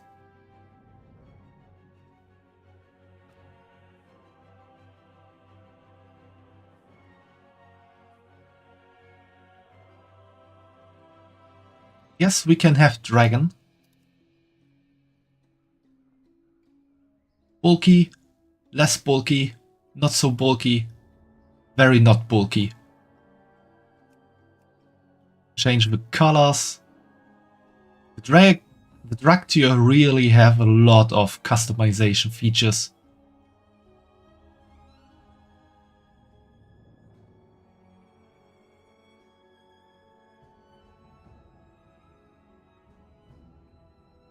Wings, tail, claws. Let me see human version, please.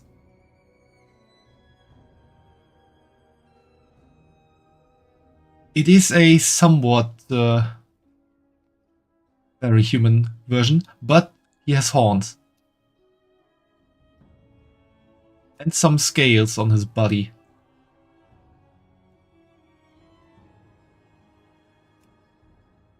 What can we do about the face?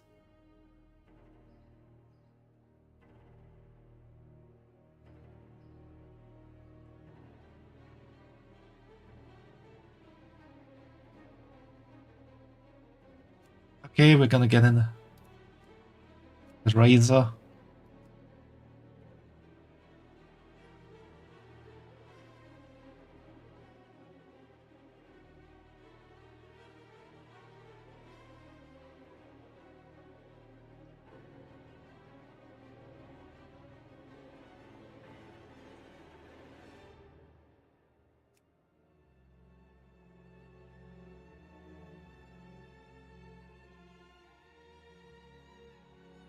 Again.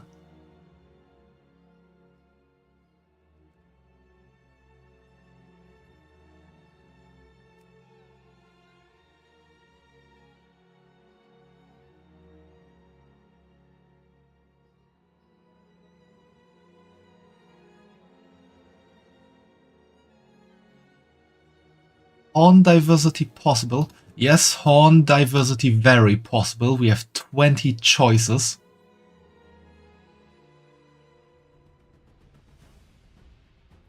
That's not a choice you want, I guess. The non-choice. We can go through it all. I can even turn him around for you to see everything.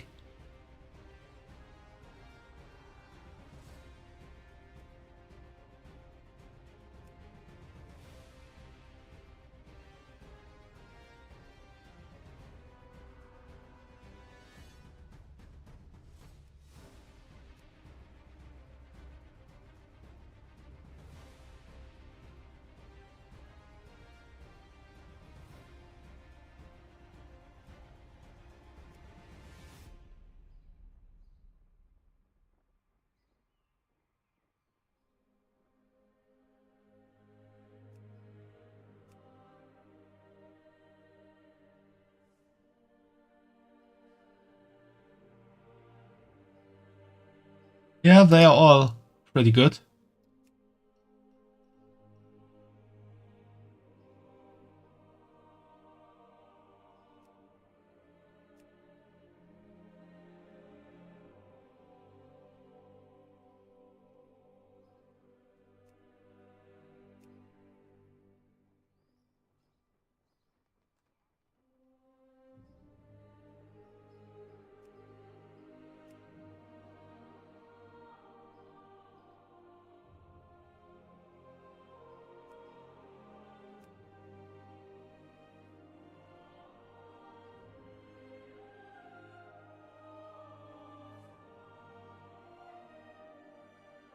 Yeah, Fumo, we got her. Dragon Boys won her over. What was my last chance I talked about? That would have been the Demon Hunter.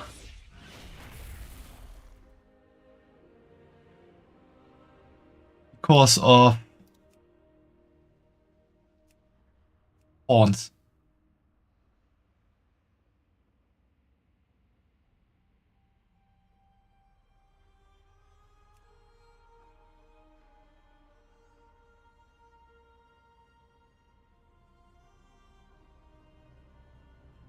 Yeah, the face.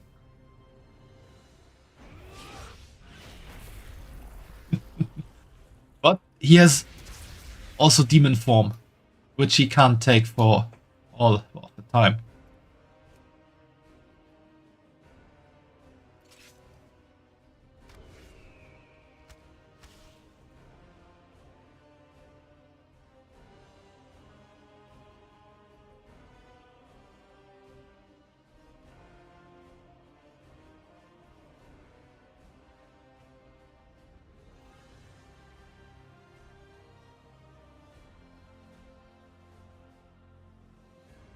Yeah, I can imagine that every boy in Final Fantasy XIV stole your heart, player. Also, starting now is a good point in time for a drug tier. For a Dragon Boy, because they got some new classes unlocked recently. In the past, they only could be Evoker.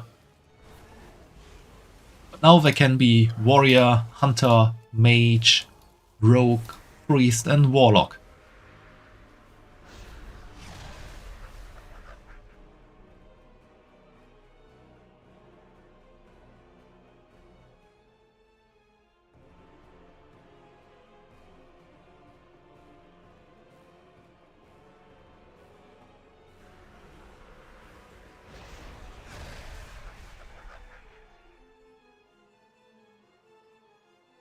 Okay, Leia is gonna start a war now.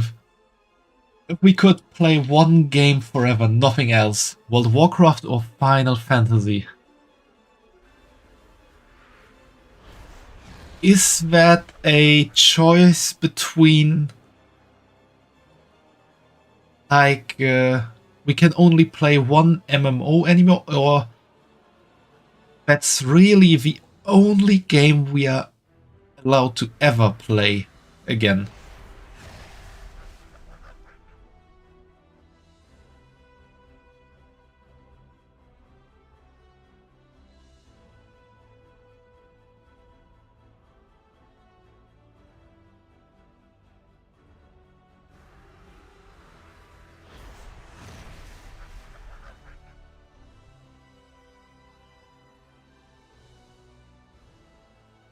Just WoW or FF14, but you can have small games at the side. It's a hard choice. I do like both games.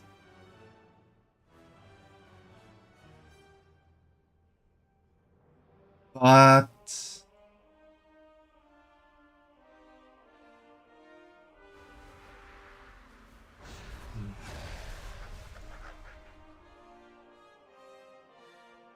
just think at my Hardy line boobs in Final Fantasy XIV. Yeah, that's nice, but the thing is, Final Fantasy XIV is really annoying to start playing a new character.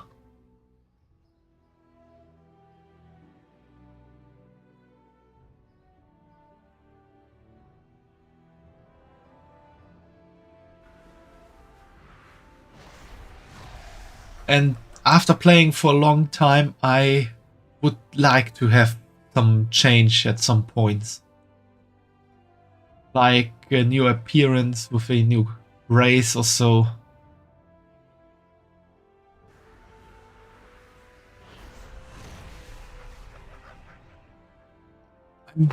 I'm really not sure which game to play forever.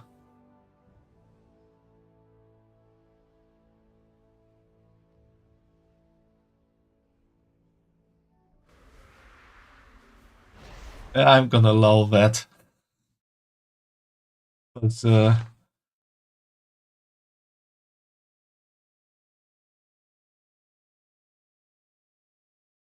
yeah, leveling in World of Warcraft is fast, but then you can also decide to just do old stuff at your own pace.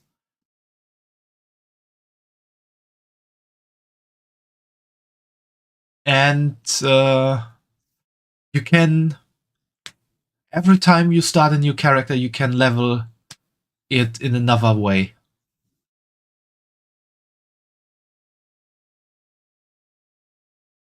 Whereas in Final Fantasy XIV, when you start a new character, you have to do everything that you already did all over again. Problem is, even if I'd play WoW, my sweet Dragon Boy would be the only pretty one in the game. Everyone else would still stay ugly. In FF14, you can always simp for everyone. Yeah, that's also something to consider. Can't build up a binding to that game, probably. I mean, you can build up a bound to World of Warcraft. Want my Dragon Boy love in Final Fantasy XIV.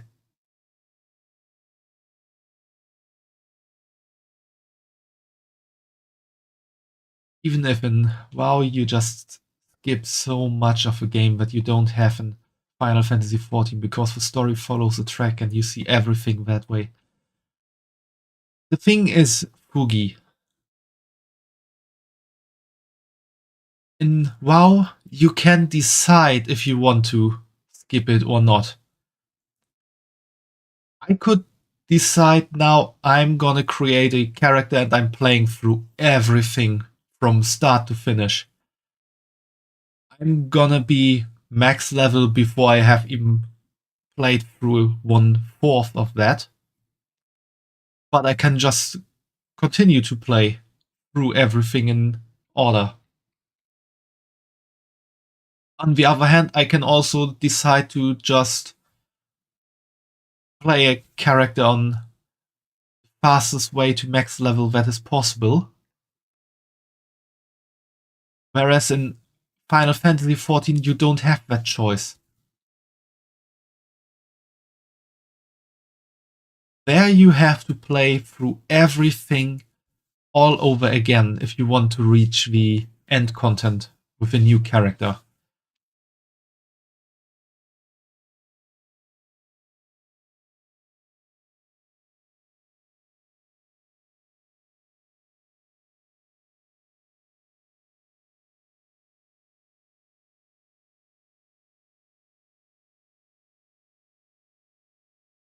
Why all over again? You only need one char.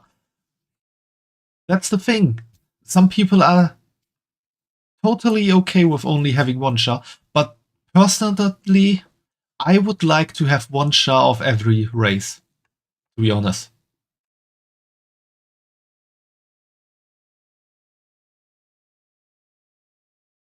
Yeah, of course, you don't have to get a second character, but you can choose to. If you plan on deciding on a game you play forever, you have to consider everything.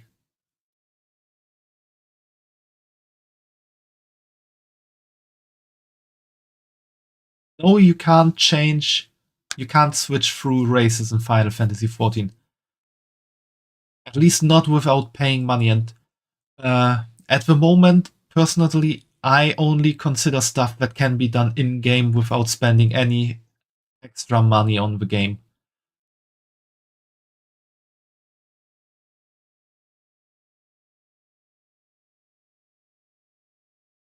Although, no, that is not entirely true. I think in Final Fantasy XIV you can get 2 Fantasia through the quest lines. 2 or 3, I'm not quite sure.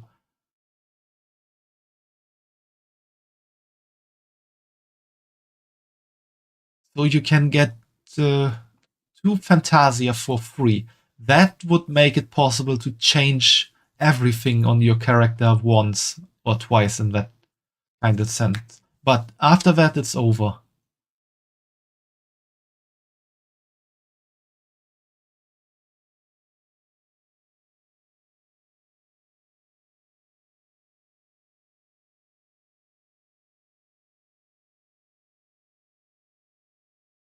But in Final Fantasy XIV, there were workers, right? So if you want to see another sweet design, you can still design a worker or something for you. Can't, but you can switch between every class. Yeah, that's true. Player fears Final Fantasy wins. Or you use a mod to change your char, only visible for you as you're liking it as often you want. That's also the thing. Mods in Final Fantasy are completely forbidden. So if we play the game by the rules, that's something we can't consider.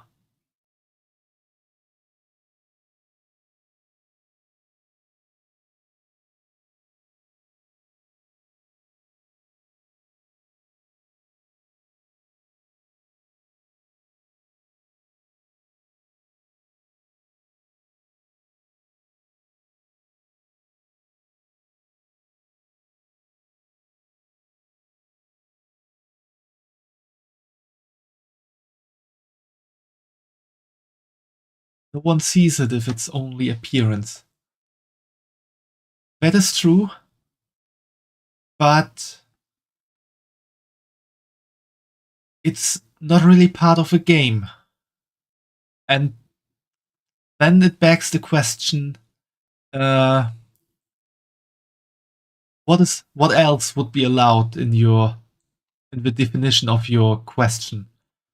Personally, if you ask a question like that, I would only look at the games themselves without any exterior things that could change things in the game.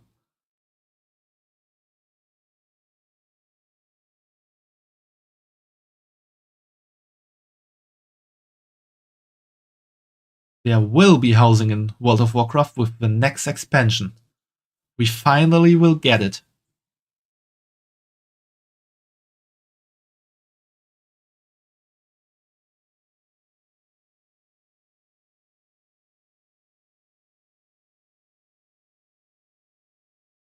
It'll be after what, 25 years? No, 20 years.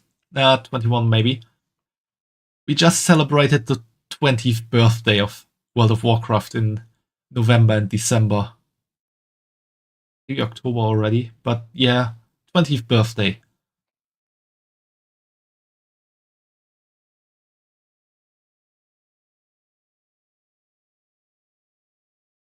Not that much of an argument. Yeah, that might be true. Plus, there are much more good-looking fashion in Final Fantasy XIV.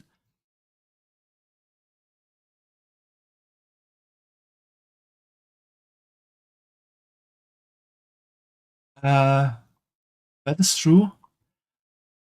However, one thing that really puts me off with Final Fantasy XIV is that you still have to like store your outfits.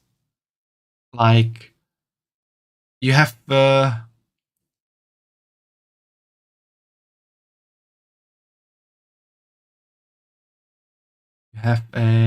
what's the word called again?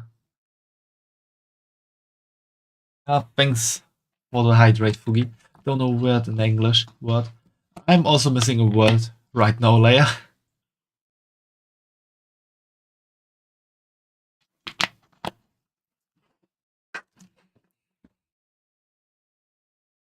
You only have so much space for your fashion in Final Fantasy XIV. So you can't gather every outfit that would be possible.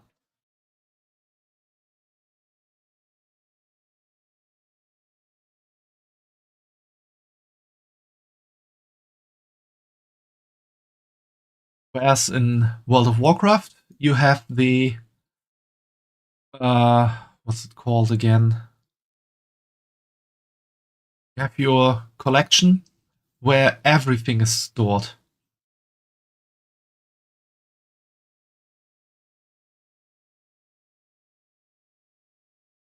You mean you don't have a male char, only play your cat girl Ririka? Yeah?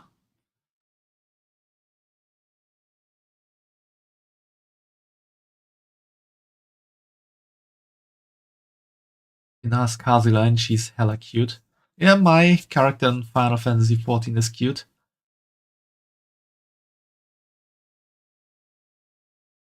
Problem is, if you'd play Final Fantasy XIV once again, you'd play for real. So spend a part of your life there, it's just too much. Yeah, I can definitely see that happening with you.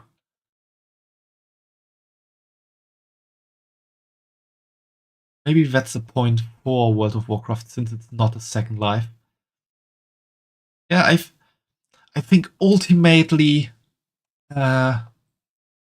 it kinda scales out for both games, and there's not one definite winner with all the arguments you could consider. And obviously, in the end, it's also very much a personal and subjective choice.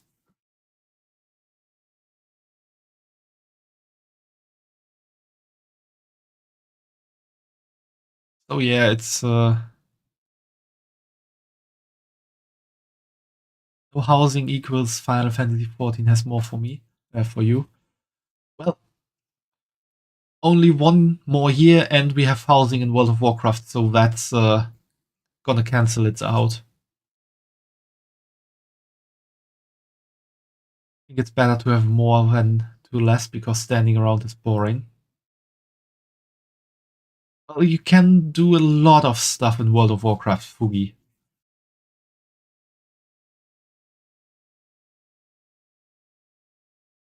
You can tackle achievements that take weeks, months, and years to complete. And you could finally be the prettiest among all in World of Warcraft. Yeah, you can be your pretty dragon boy. Standing around with the right people is awesome. But that's true for both games.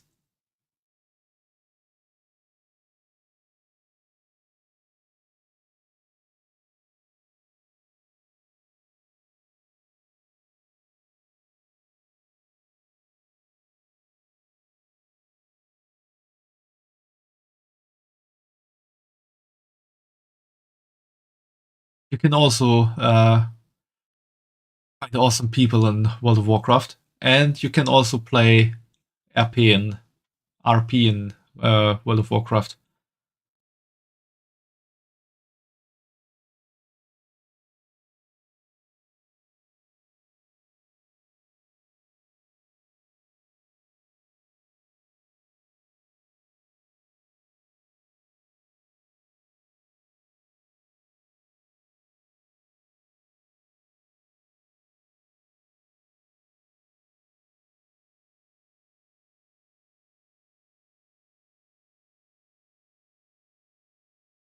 Standing around with others or visit clubs with music, and yeah, there are RP clubs you can visit to dance and chat in Final Fantasy XIV.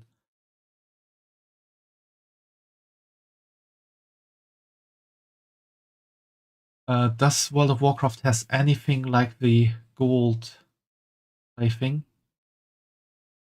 What do you mean, the gold plaything?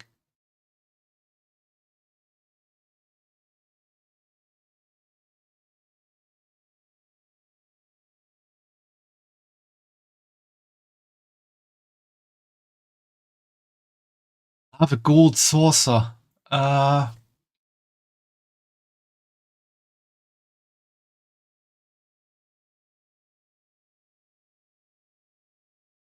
Not quite. The golden saucer in Final Fantasy XIV is available all the time. In World of Warcraft, we have the Dark Moon Fair, which is available from the first Sunday of a month to the next Saturday. Dunkelmondjahrmarkt in German, Fugi. And these days there are a lot of little mini games to play there.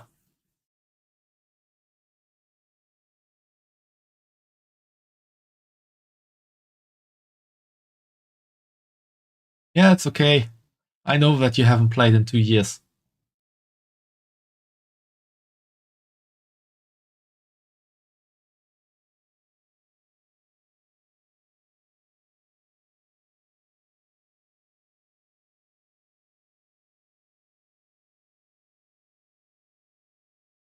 Anyway, I didn't imagine I would spend so much time on the character creation screen today without even creating a character.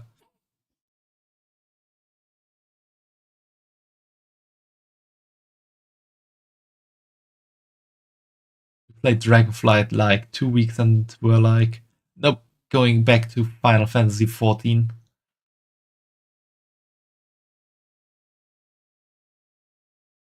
Yeah, that's also a thing that could happen.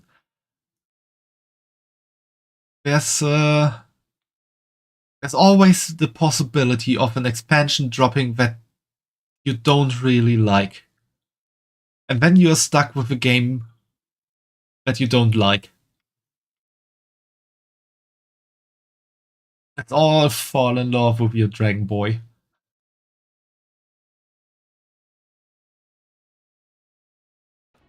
Leia, wanna design your Dragon Boy?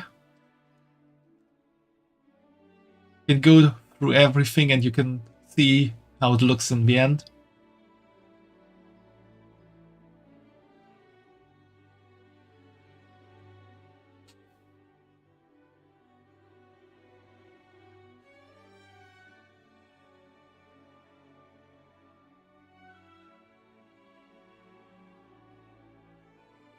Not really. The thing is, you have a bigger bonding to Final Fantasy as to WoW.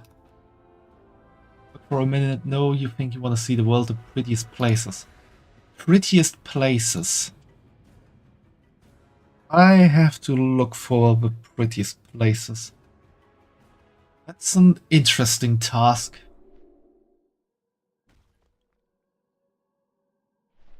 What would you say are pretty places in World of Warcraft, Fugi?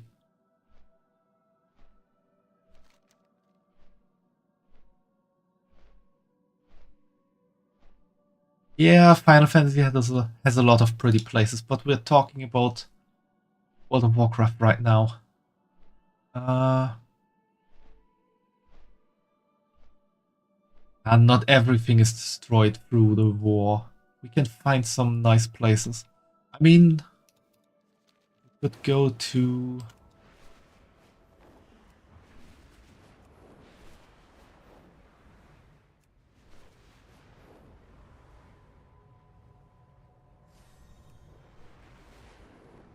could go to a place and see if Leia gets reminded of a movie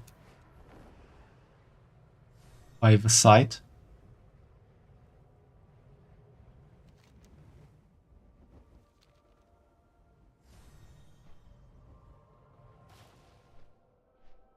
I'm gonna reveal it, I know it's there. I'm gonna wait for her to come back.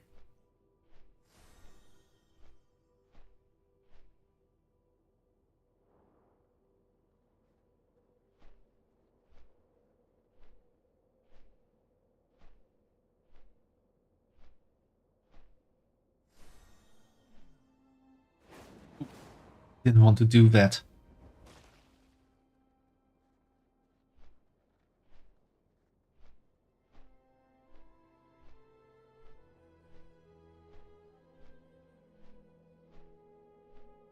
Alright, you're back again. I might not have found a pretty place already, but I found a place that might remind you of a children's movie. Romantic or sparkly with beautiful lights or something. We can look for that after, but this angle is not quite nice. There's then no nice angle when you want to look at something. Does that rock kind of remind you of something, Leia?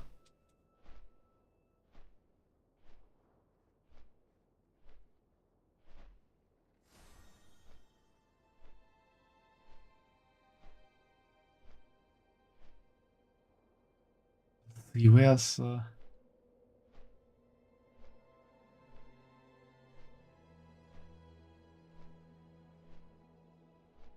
Yeah, Lion King.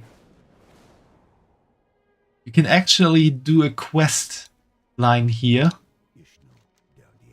where you can get a one of these winter sables as a mount. You get a little kitty and train it every day.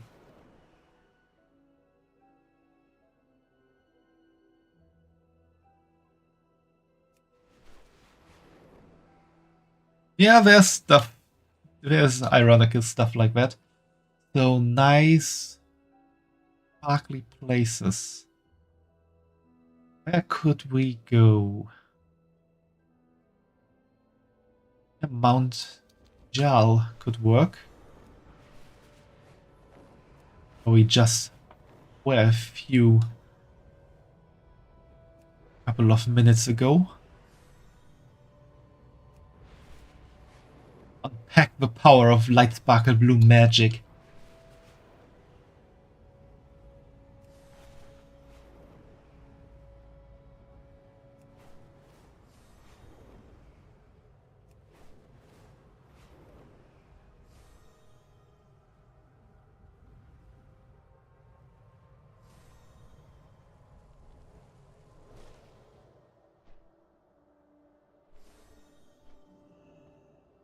How about here?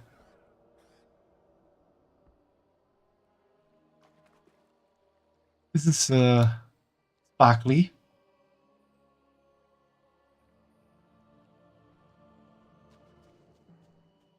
Yes, you have these wisps flying around. You're surrounded by flowers. What are you swimming? Dolphin? Yeah.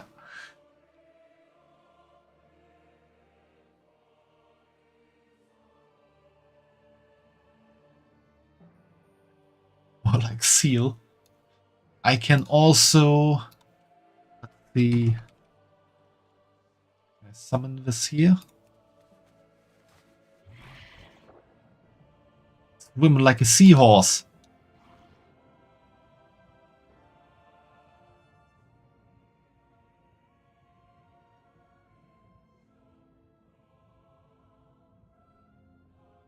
Bounce, bounce, bounce, bounce.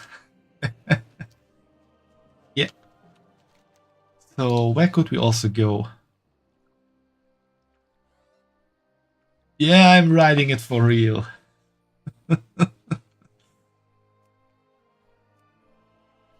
Map we don't need.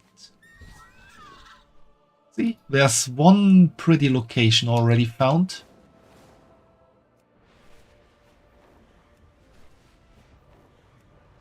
And where else could we go? We can pretty much rule out Ashara, Durotar, Northern and Southern Barrens, I think. Stone Talon Mountain is also not that pretty. Ulgore, perhaps? Does Marsh also not? Paralas could have some parts you could consider pretty. Desolate is definitely not.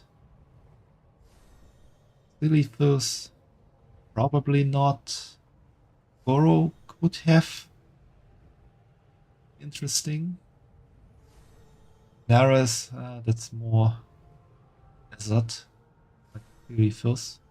Silithus, something like that.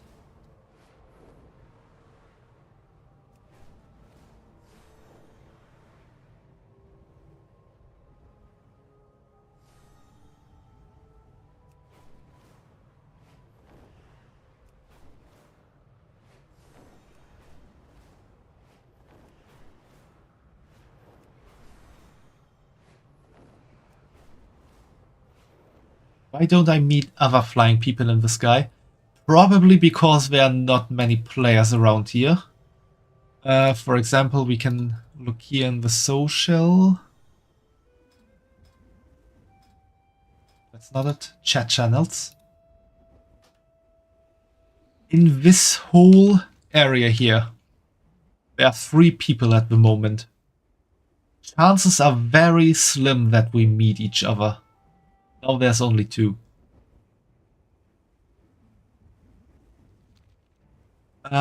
Why? Because this is all very old content.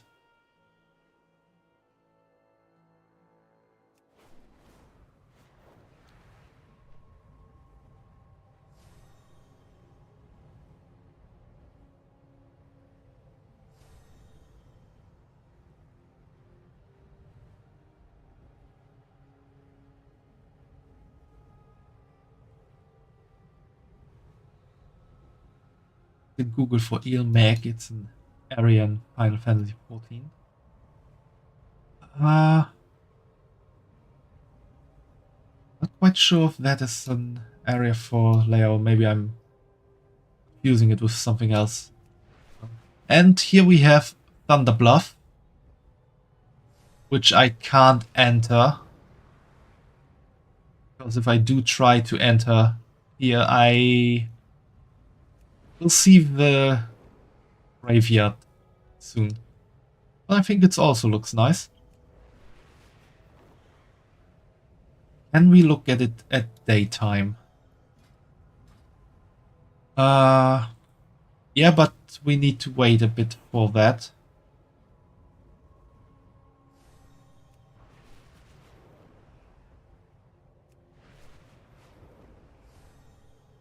Of course it is. It's sparkly and has a lot of flowers. It's the home of the pixies. Yeah, okay, I did confuse it with something else. Yeah, that might look good for Leia. Where's the moon? Is the moon moving? Can I land somewhere? Should be safe to land up here, shouldn't it? Moon moving? Yeah, it's moving a bit. I think. Yeah, I think it moved just now. And throw a shadow on the moon.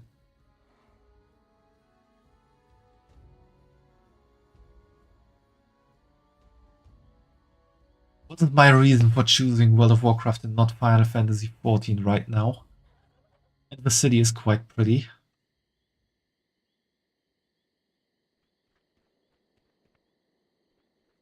For me, I think a big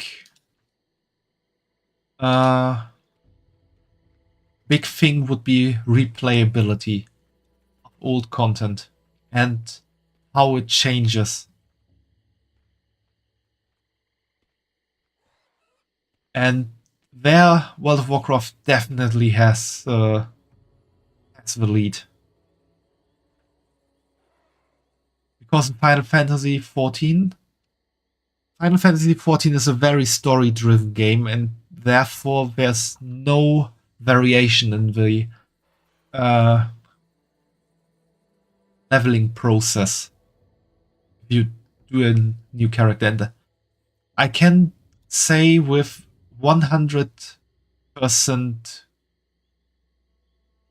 I'm 100% sure that I would start a new character at some point in Final Fantasy XIV. And then I would be pretty annoyed that I had to go through everything again. The moon is not really moving fast, so it might take a while for everything to get bright again. Are there what it's called Sternzeichen? Zodiac signs? Do you mean the zodiac signs alone, or like in general star signs? Because I would say there are not really constellations.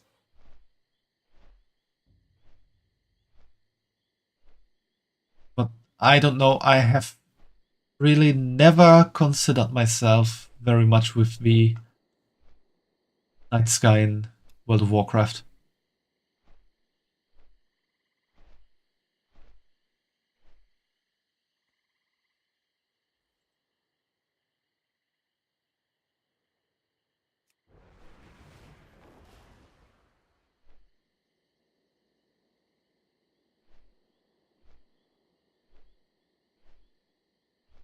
We can't.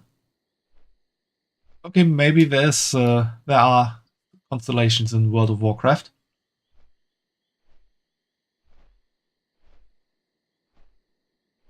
Yeah, maybe it's an important question for you, Leia, but for me it wasn't really a question that posed itself to me.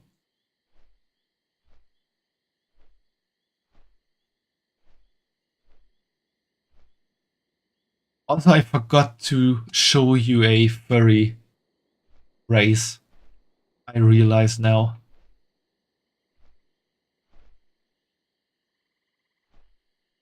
Likan is a playable character in Zenless Zone 0. Boogie, you don't have to confuse me with stuff like that. But Boogie, we never showed Leia Vtuber.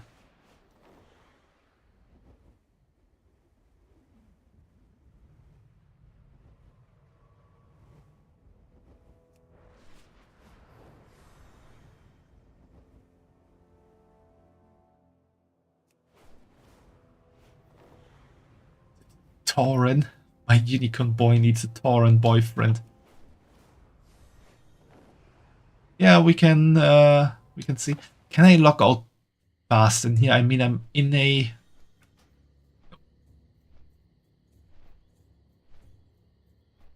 Doesn't count as a city for me. Counts as enemy territory.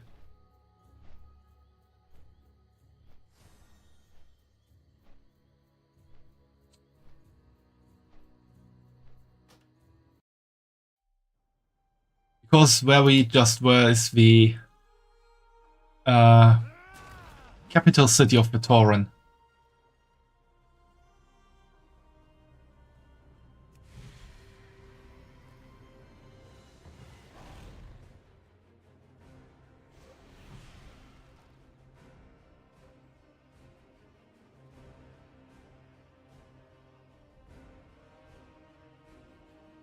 can have a cow furry.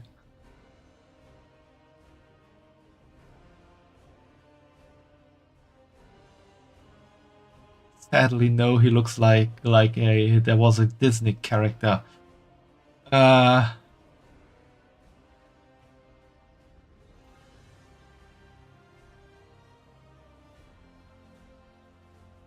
kind of think I know what you mean, but I don't remember. Okay, Tauren are out.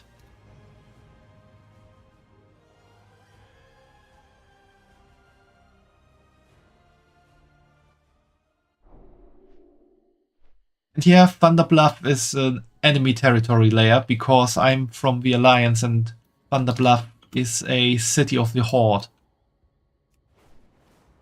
And technically we are friends at this point, but we are also kinda not like real friends.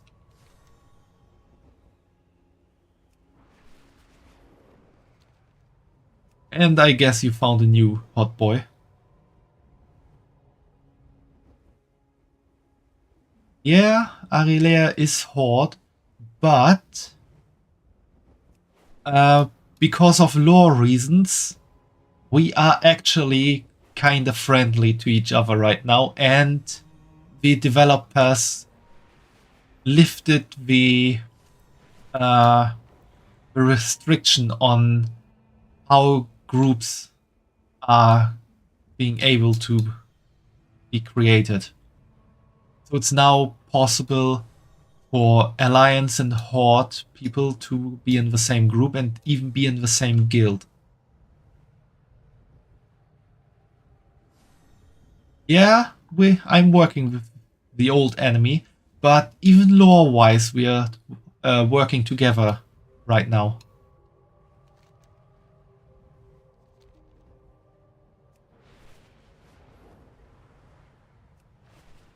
In other words, we're lacking on players, so we need to find a solution. That could be true to a certain degree, but it's also something the players asked for a very long time.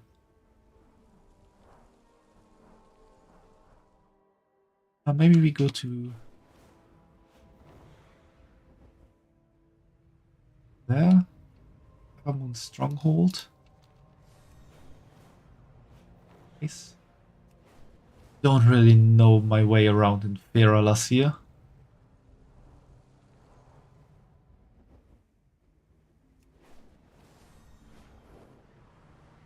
Law or not, a traitor stays a traitor.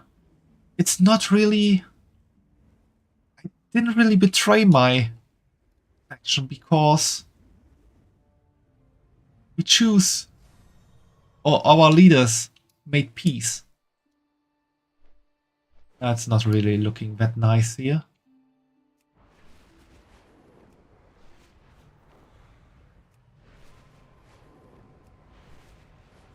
Yeah, I'm gonna hydrate right now.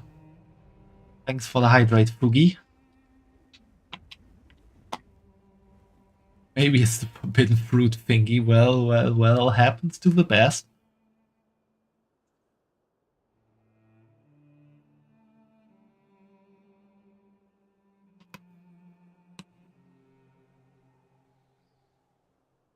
Horny brain always makes it a BL story, Leia.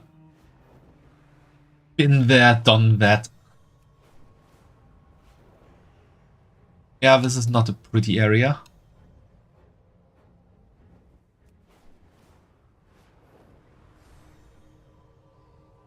It's the most fun when your brain does that.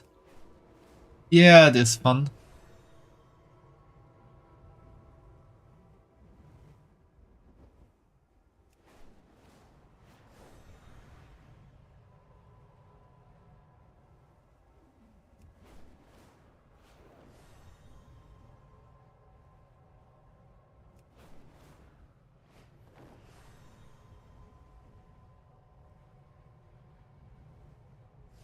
I guess in Pandaria we could also have some very nice places.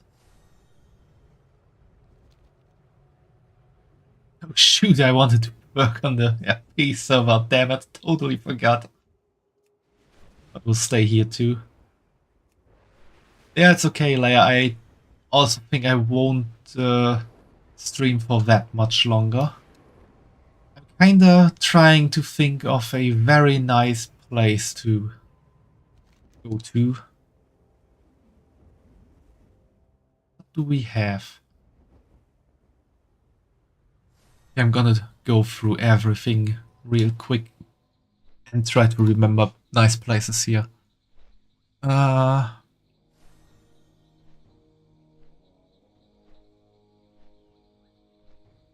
The Crystal Song Forest would be nice, but not really that. Ring Isles. Yeah, the Emerald Dream, that's definitely something. Utiras. Urama would be an idea. Dalaran as well. Nice and Argus. Ah.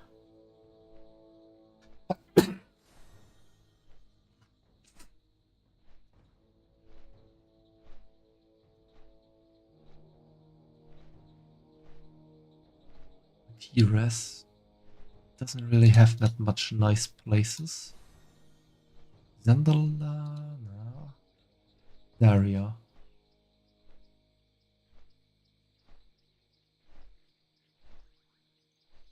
Maybe the Veil of Eternal Blossoms.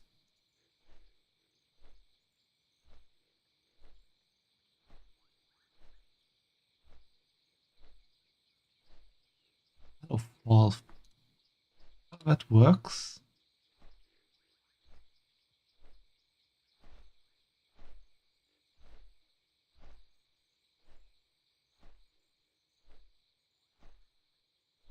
Silver Moon would be an idea, but I can't enter there.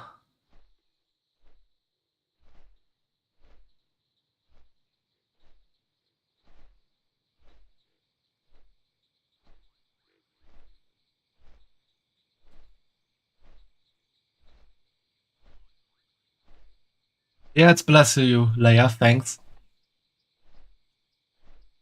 Renault. Shatred. Dune could also work.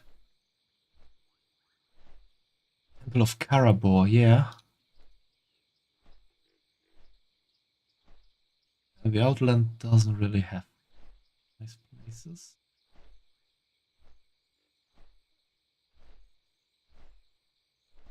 Seraph Mortis, perhaps. Really not the Maw. Weld.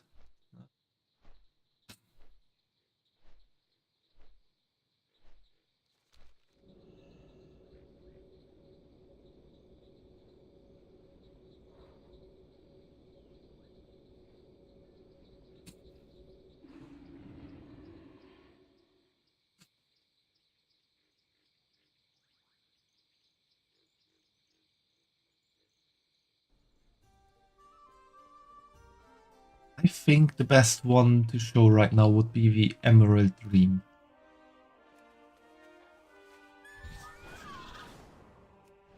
We're gonna go there.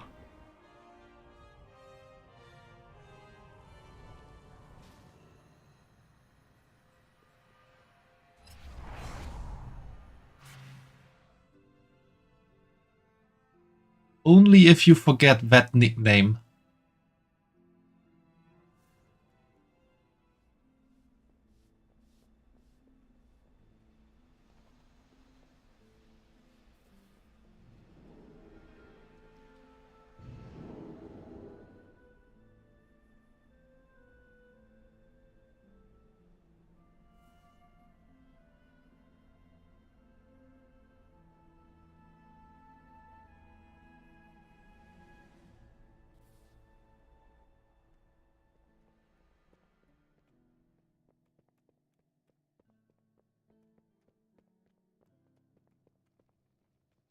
It was my condition.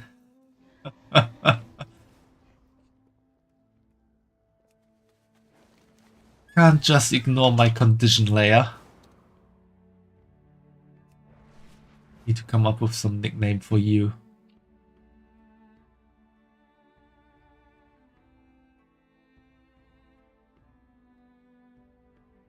Oogie doesn't really have a problem with the German lodestone being Germans themselves.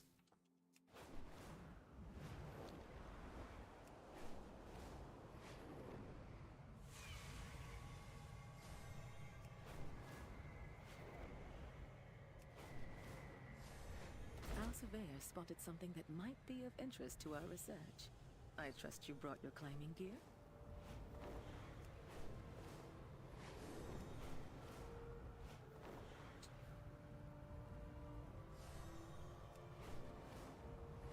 Yes, the stream is German territory now. Yeah, but English-speaking German territory.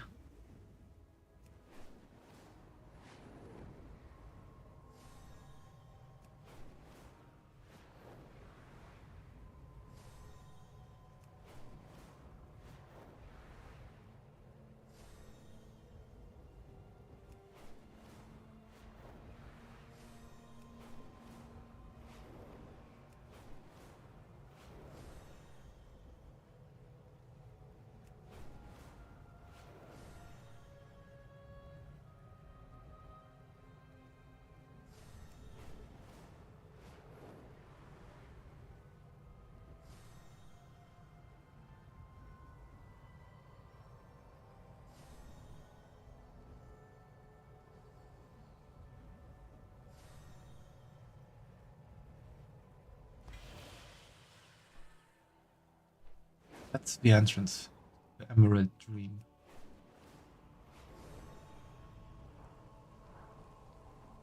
But I guess I have to walk slowly.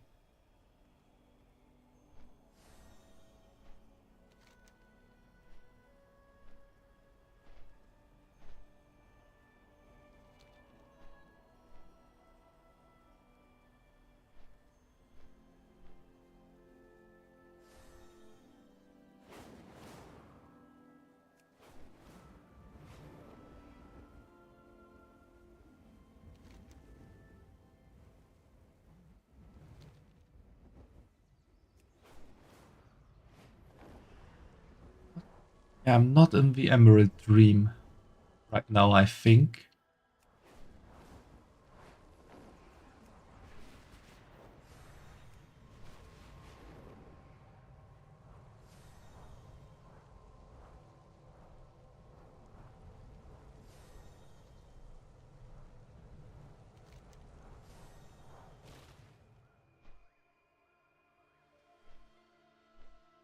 Yeah.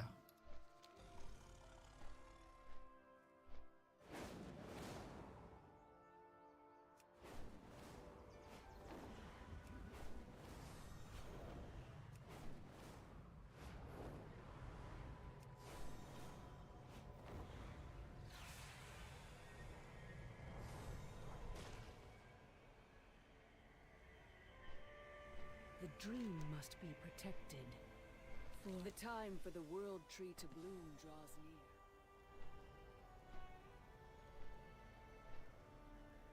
I think place just now was pretty with the water. I mean, here.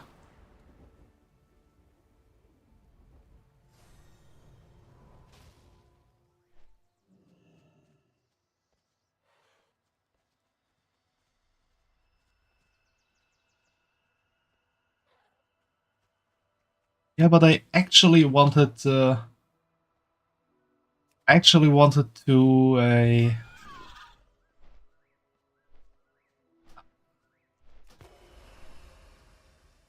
can just finish that real quick.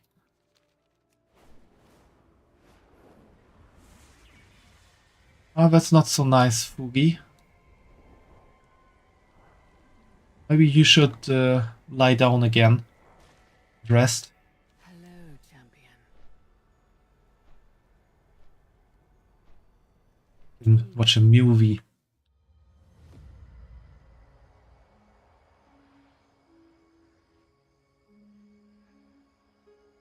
This seed is everything. So many beloved souls entrusting their fate, their hopes to us. Are we certain it will be safe? Come.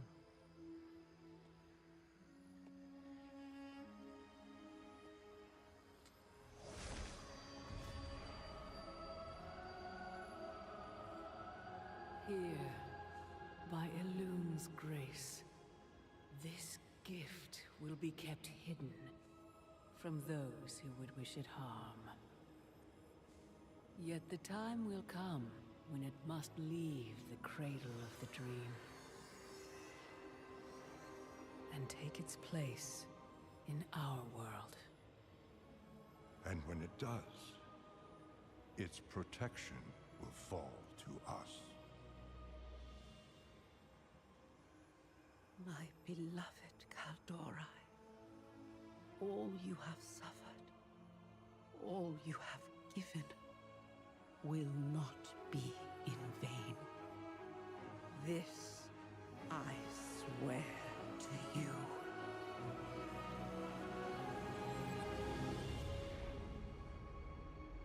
You love that it's with voices, don't know the word. Maybe you mean voice acted. Yeah, all of the cutscenes What is it? like these are voice acted. Just a feeling that this time will be different.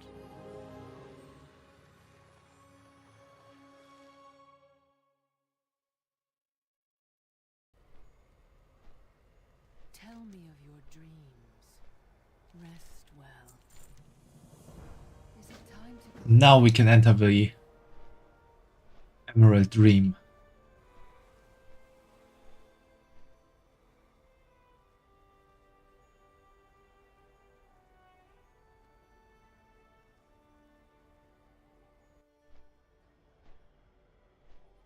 Wonder if long ears are a thing to flex with that race.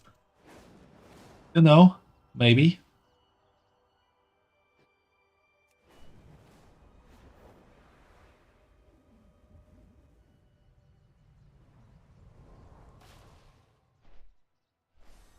It looks pretty similar.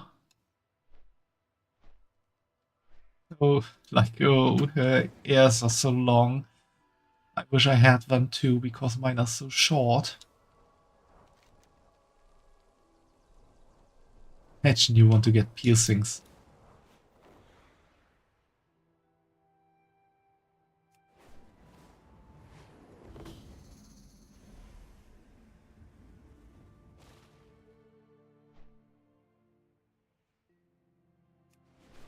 Extremely expensive.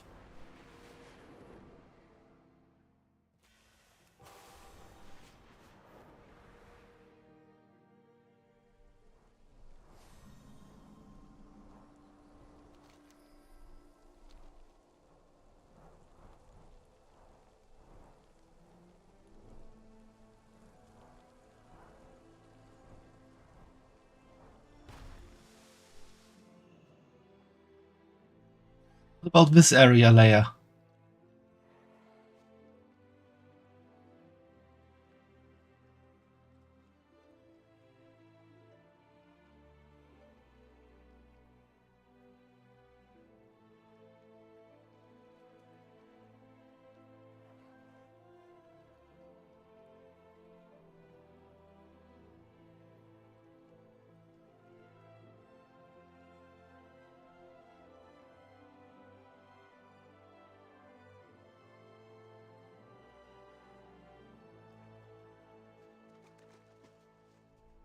Yeah, you can shower under a waterfall.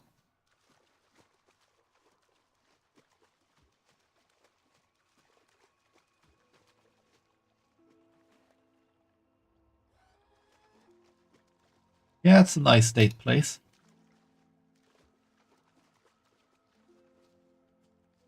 That's why I wanted to enter the Emerald Dream, because that's it's a bit more magic-y here.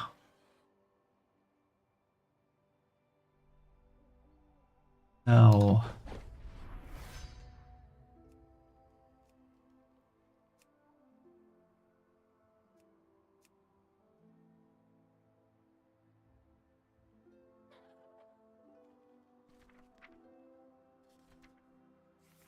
there we could go.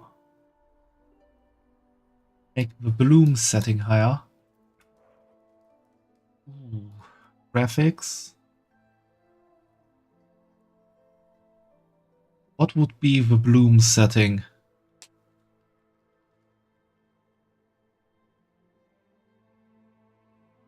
Low, perhaps? Thanks for the hydrate, Poogie. I'm gonna drink.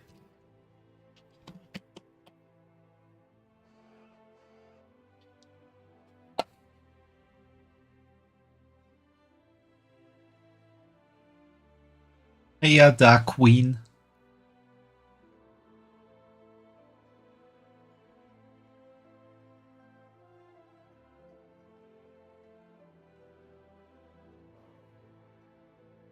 Ooh, well, here's brightness, but that doesn't really work. Rest?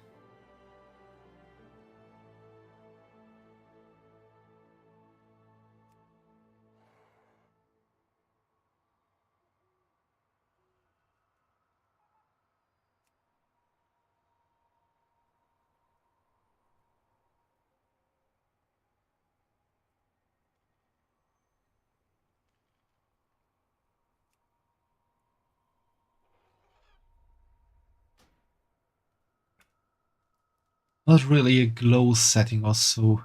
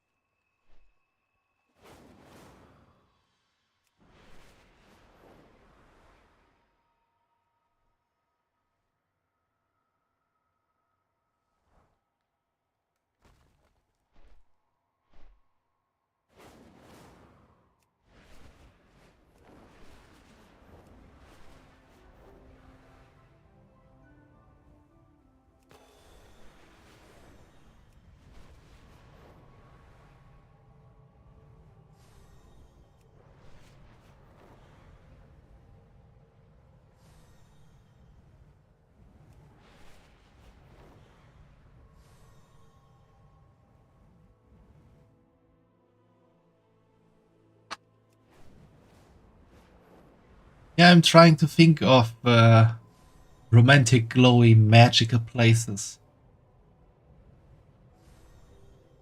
Do you have something like that in mind, Aurelia?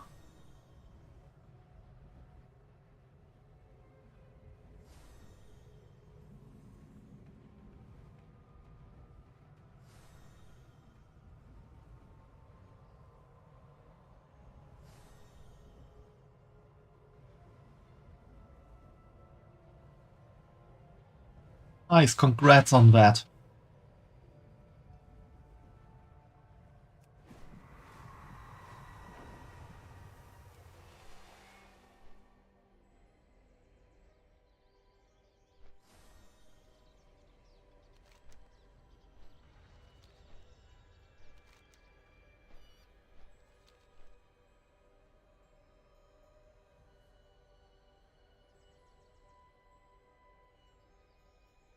It's okay. What you wrote was pretty well structured. Kennst du irgendwelche magischen, funkelnden Plätze in World of Warcraft, wo man ein romantisches Date haben könnte?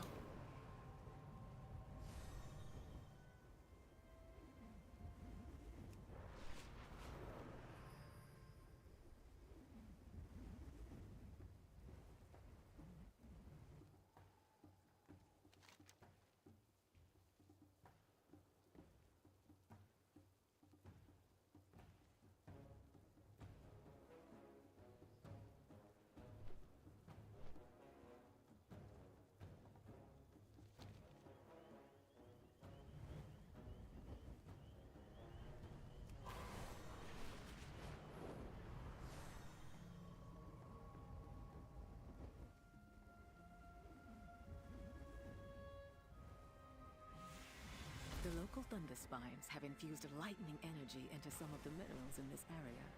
Let's gather a few specimens, shall we? One of our foragers spotted food nearby. See what you can gather. Maybe the Ruby Life pools would also work.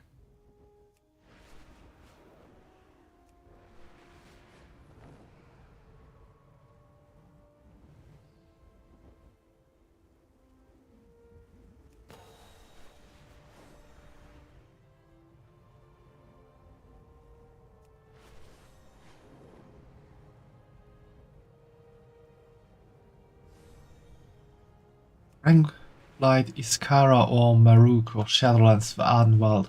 Yeah, I thought also about the Ardenwald.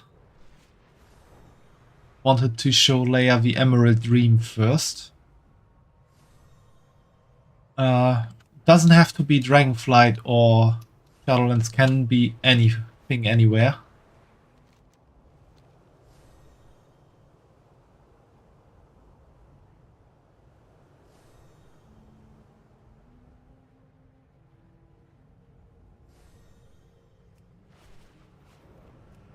I mean, don't know if you find it romantic, but you could have a date between giant dragons here.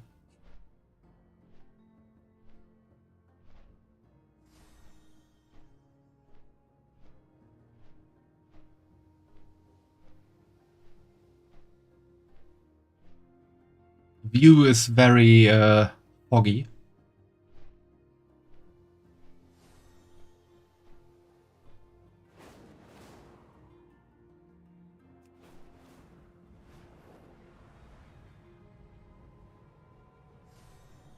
Guess we have another place.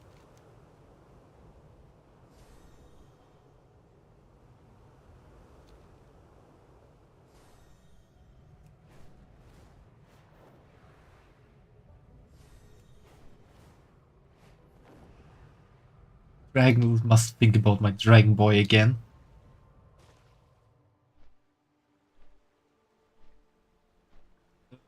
Here the Ruby Life pools.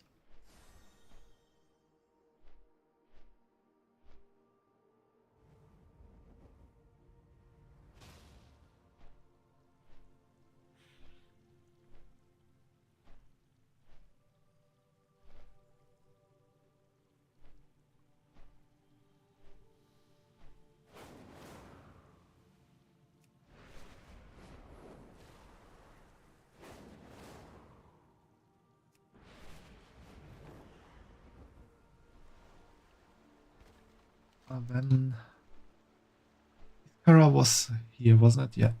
And Maruk.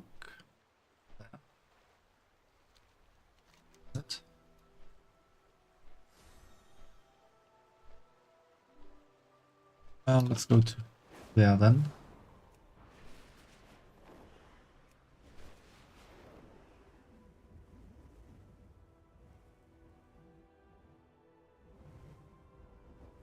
The dragon would impress his mate by flying down the whole thing, and he'd only stop a little bit over the ground. Bit like a chicken race thing.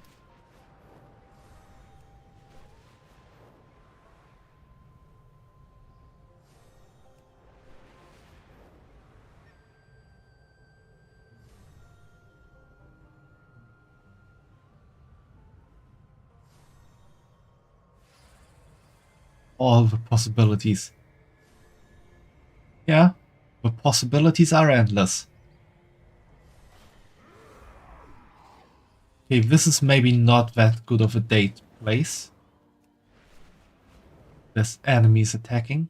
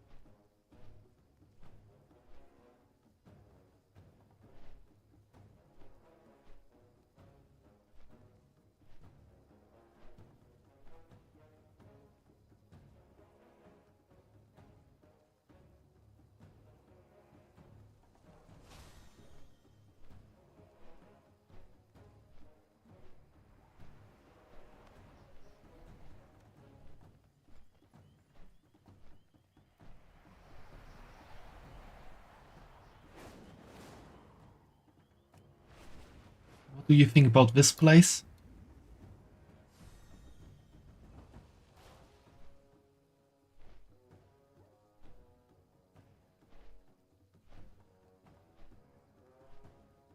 Nah. Yeah, okay. Then let's try Iskara now. The dragon thing was more impressive. One of our foragers spotted food nearby. Yeah, especially because of the long horns of the dragons, right, Leia?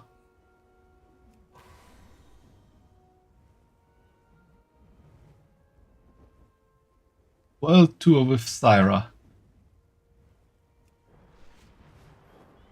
Yeah, it's a bit of a world tour right now. I said especially because of the long horns of the dragons, right, Leia?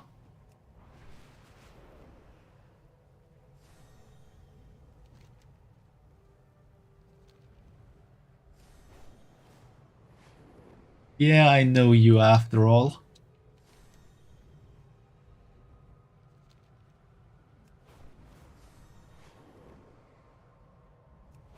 Dragons were so pretty.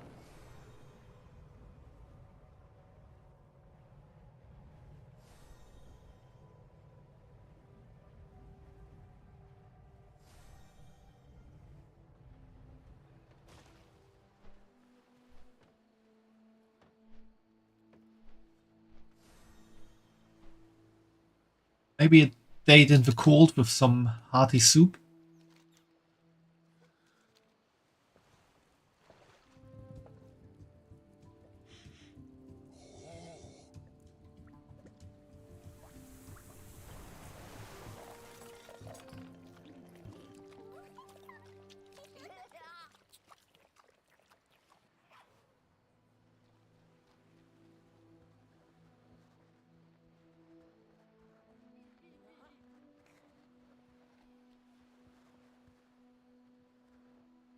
They look like as if they can dive into the soup. Yeah, it's a very good soup. Would like to dive into it.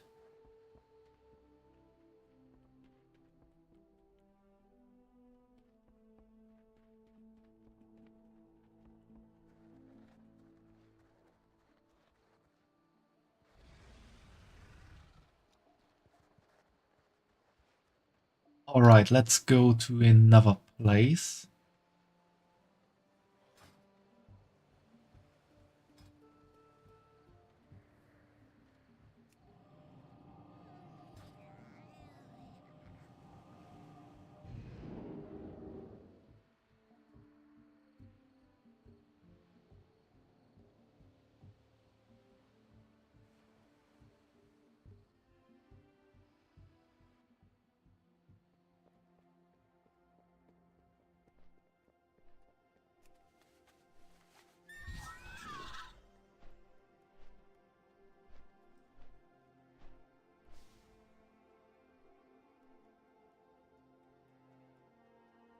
I kind of thought this area would be a bit bigger.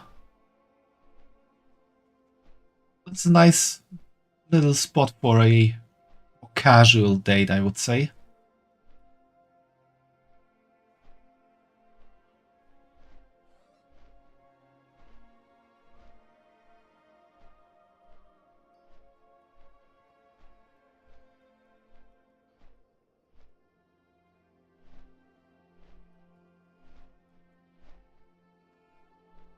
Yeah, it's okay, it's getting late after all.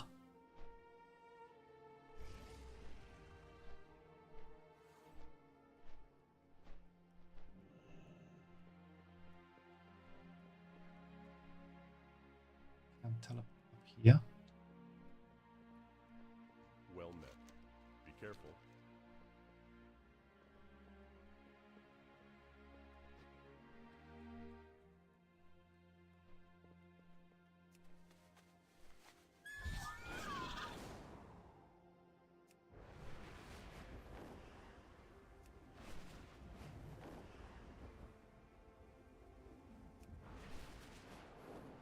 This is where I wanted to go.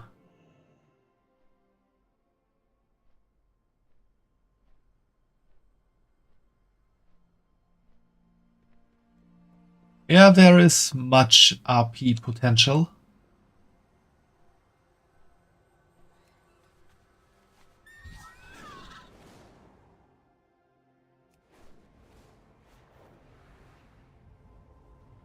Spooky is really keeping me wet here. I mean, hydrated.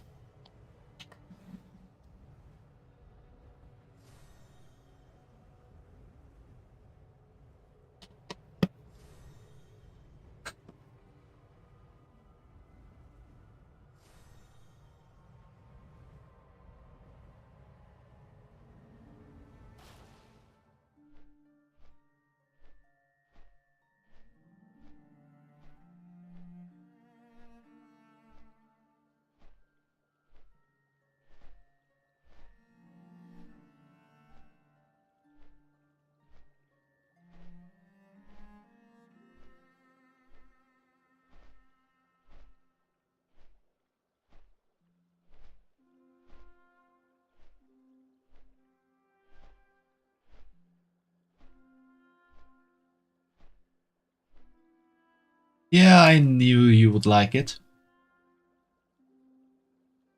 Although I kind of just found this place by accident. I didn't remember it.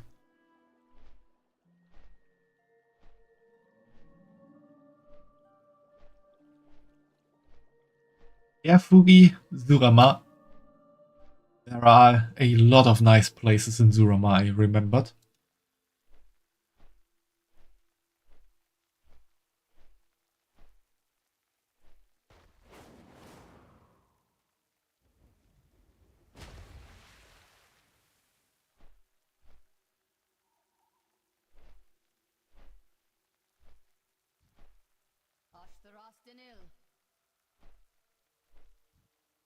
These are like party masks. This is a mask ball or a masquerade.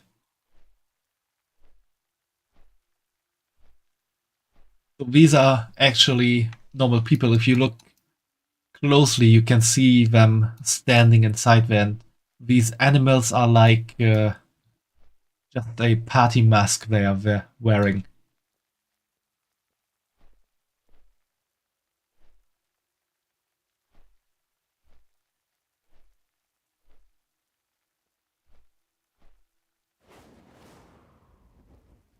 Yeah, don't pet the people.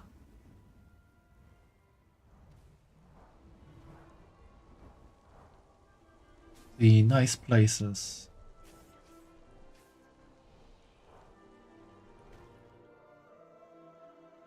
This does also look nice. Walls of the Nachtfestung. Yeah.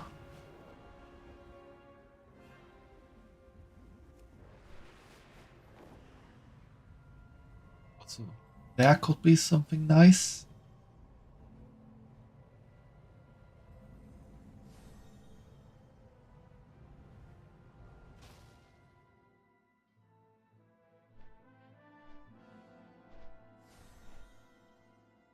A little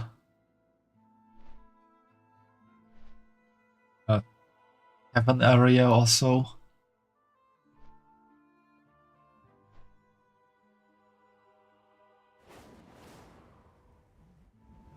Some more park place.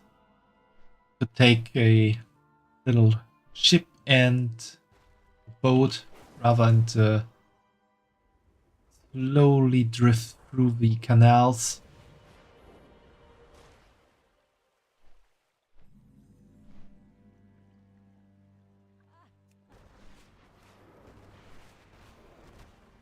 I managed to do there.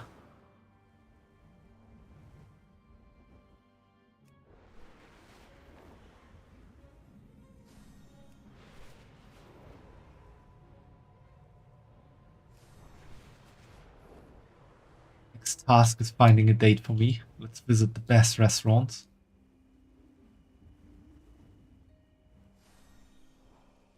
I mean, isn't that the reason I'm trying to get you to play the game?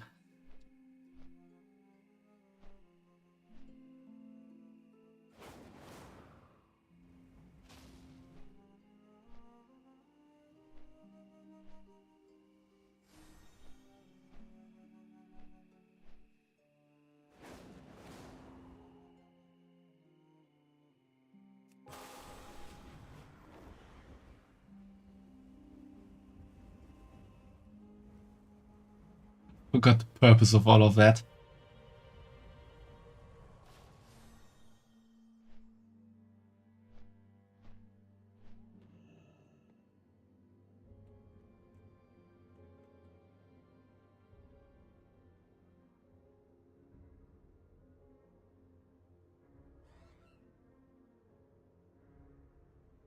Yeah, this is also very nice.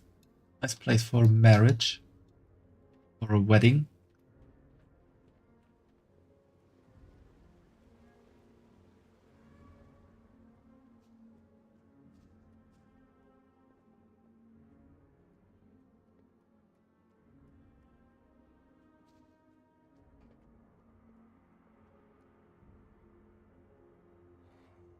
This is the dance floor.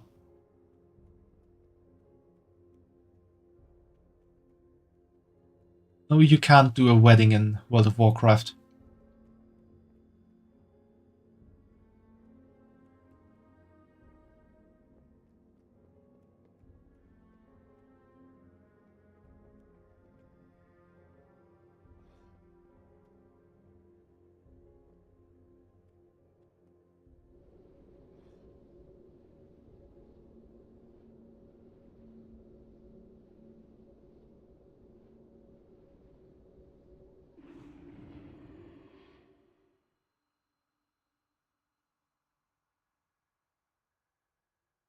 Now there's one last place I want to try out.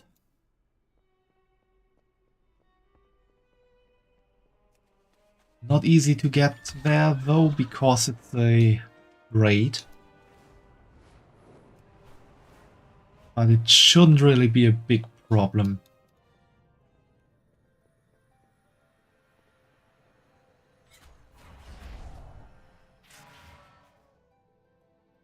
Oogie just convinced you. If you ever start such a game again, it'll be Final Fantasy XIV for reasons. Oh, what kind of reasons are those?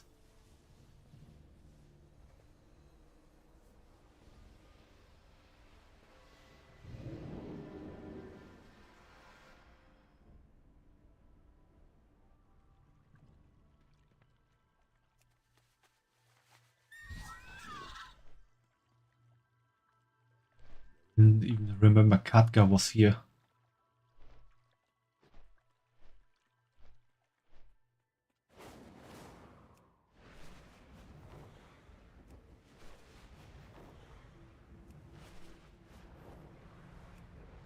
Oh, we all understand, Leia. You have been ruined.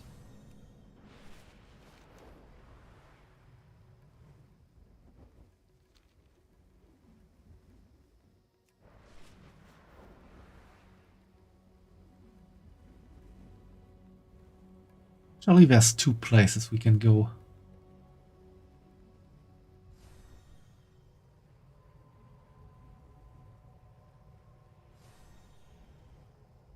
I see.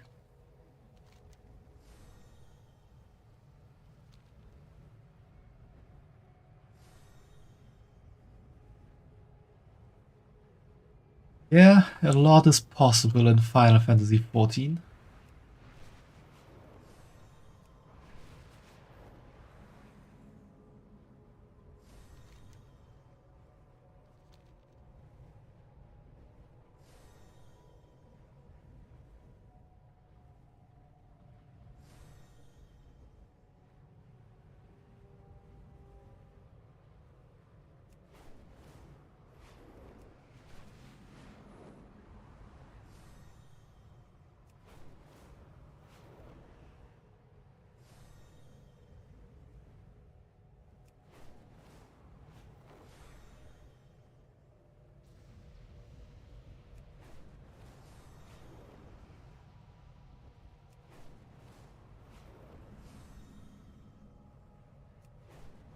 First thing first, the easy place. The right one. Also pretty, but this one is better. Because you have this area up here.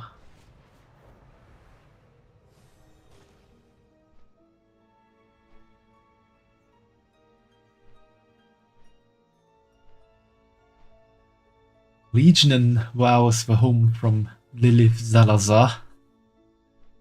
I see.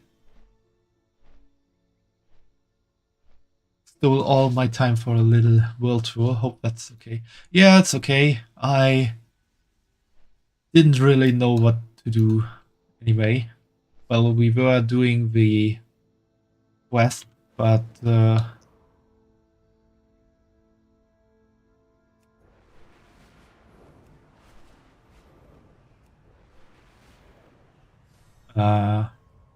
of the event rather, but that would also have been just flying around mostly.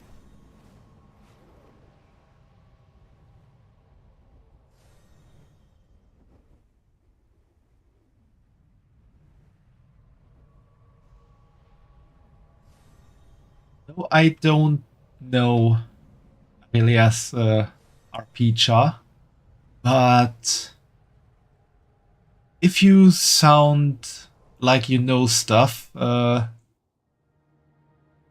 you can convince people to just spill the beans like you just did.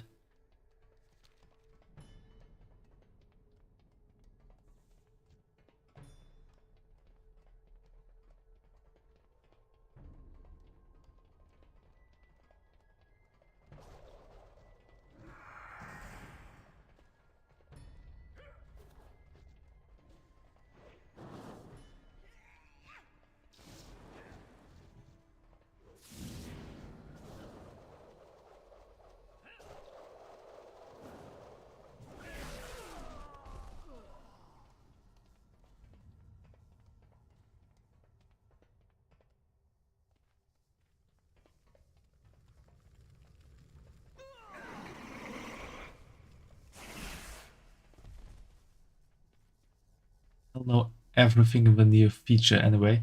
Yeah, that's probably true.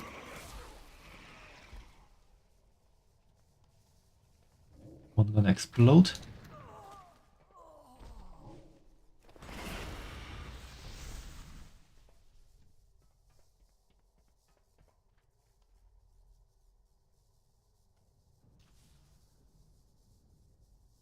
Did Allah drop the ashes or was it Kel'Thas? Kel'Thas?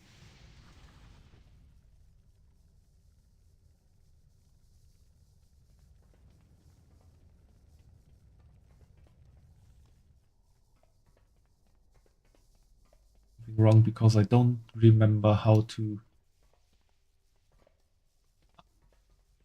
There it is. Time to fight. I require a target.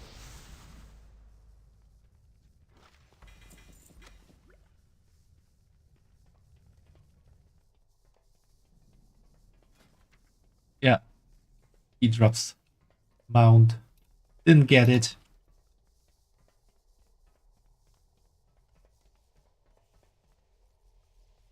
Yeah, I know that it dropped for you on the 5th run.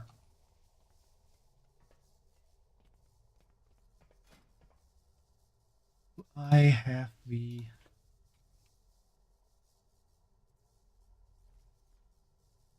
I can't only use that outside, so we have to do that afterwards.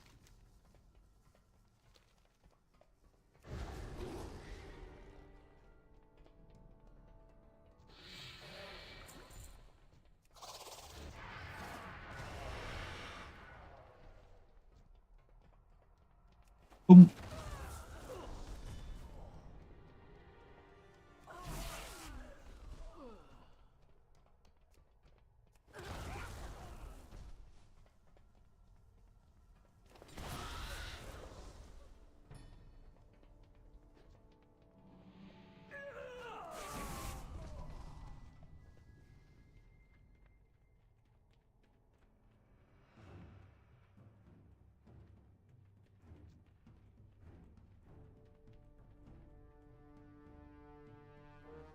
What do you think about this place, Leia? Energy. Power. My people are addicted to it. Pink. A dependence Yeah, it's surprisingly pink. after the Sunwell was destroyed. Welcome to the future. A pity you are too late to stop it. No one can stop me now. I totally forgot that he's talking so much.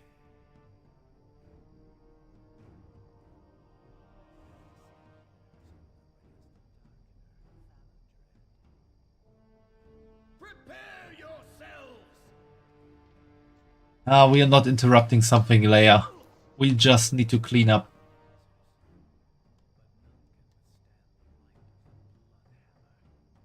And hydrate again. Blood for blood.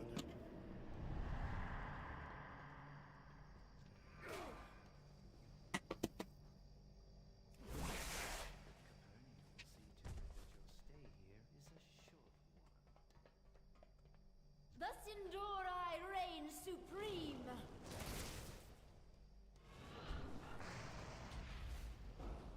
Yeah, we just have to kill the watching crowd. Don't worry, darling. Anara Balore.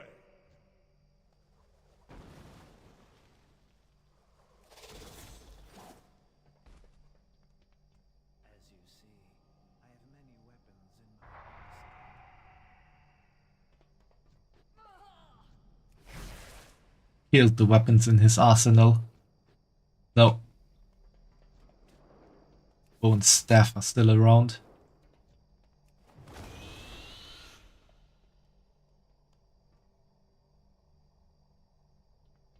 Sounds like Dark Romans.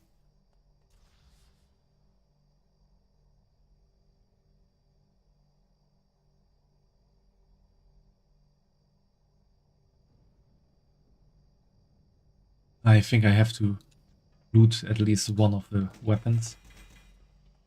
Or just everything.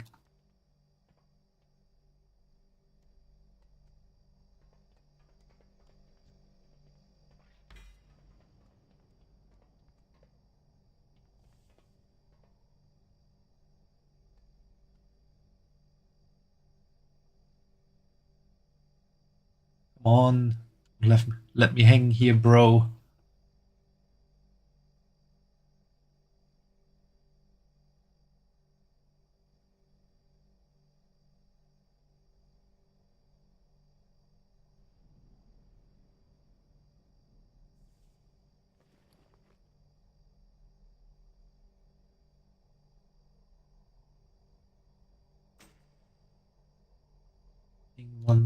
Doesn't change anything. Oh, there he goes. It would be unfair to make you fight all 4 advisors at once, but fair treatment was never shown to my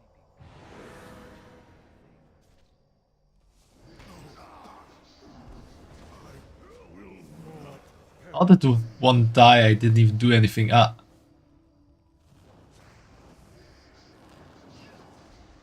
Our good old Hühnerwurst.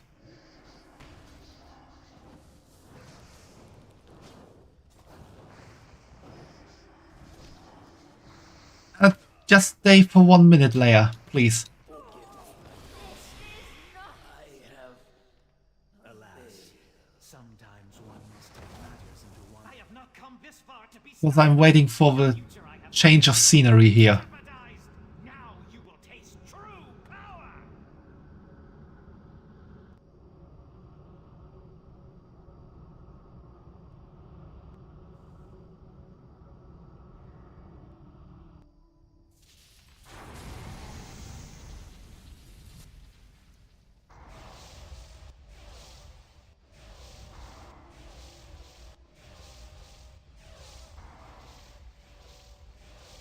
Bow to my will.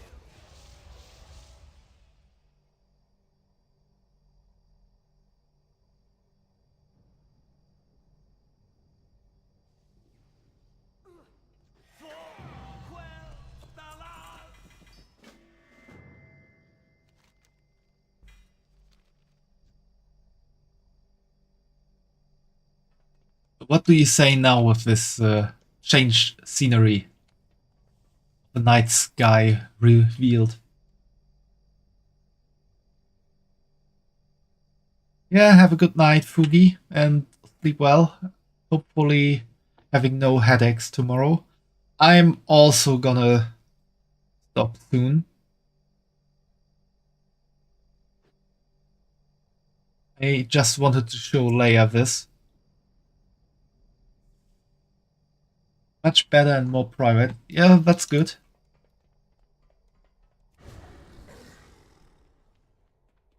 That is good. Now I can leave.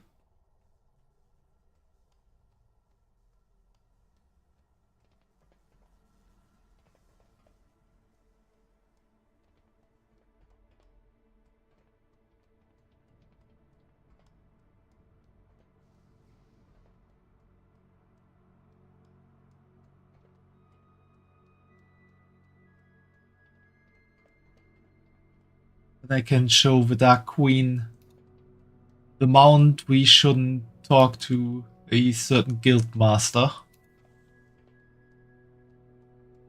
about.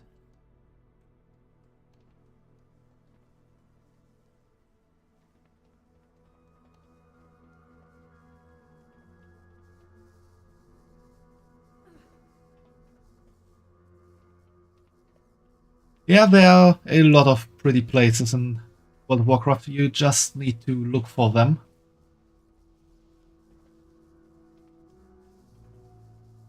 Nice to hear that you had fun. I also had fun thinking about all the places in World of Warcraft, because by this point, by now, there is a lot that you can explore. Really a lot.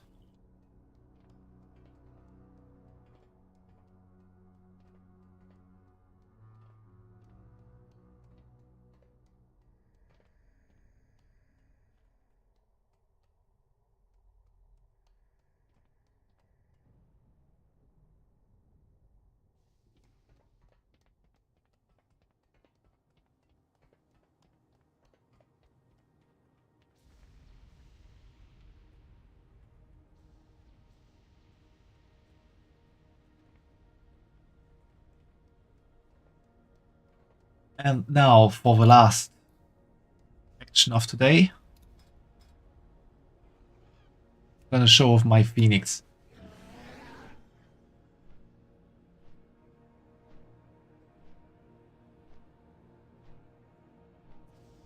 Might not be Ashes of Allah, but I still think it looks pretty neat.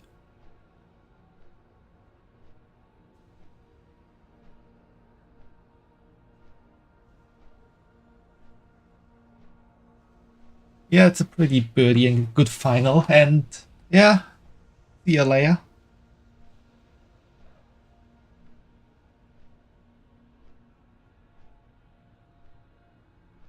And I'm also gonna finish up the stream now.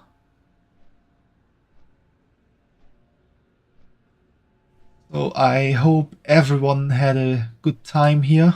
I definitely didn't expect that I would be streaming more than 5 hours. At the start of the stream I was more like, let's see if I can even do 2 hours. It was fun talking about a lot of like organizational stuff, World of Warcraft, and trying to recruit others.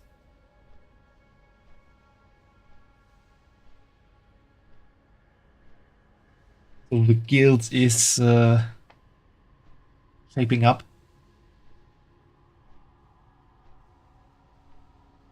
Still need to convince Fumo to join in.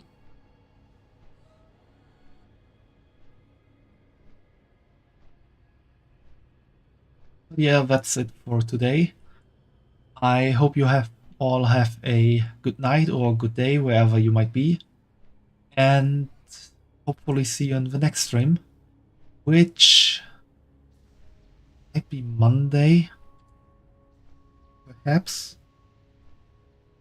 I will try to make a schedule tomorrow, but I can't really promise anything, to be honest. Unfortunately, also a big mood thing at the moment.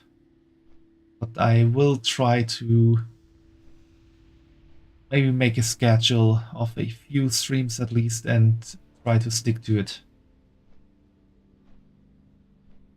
So, yeah.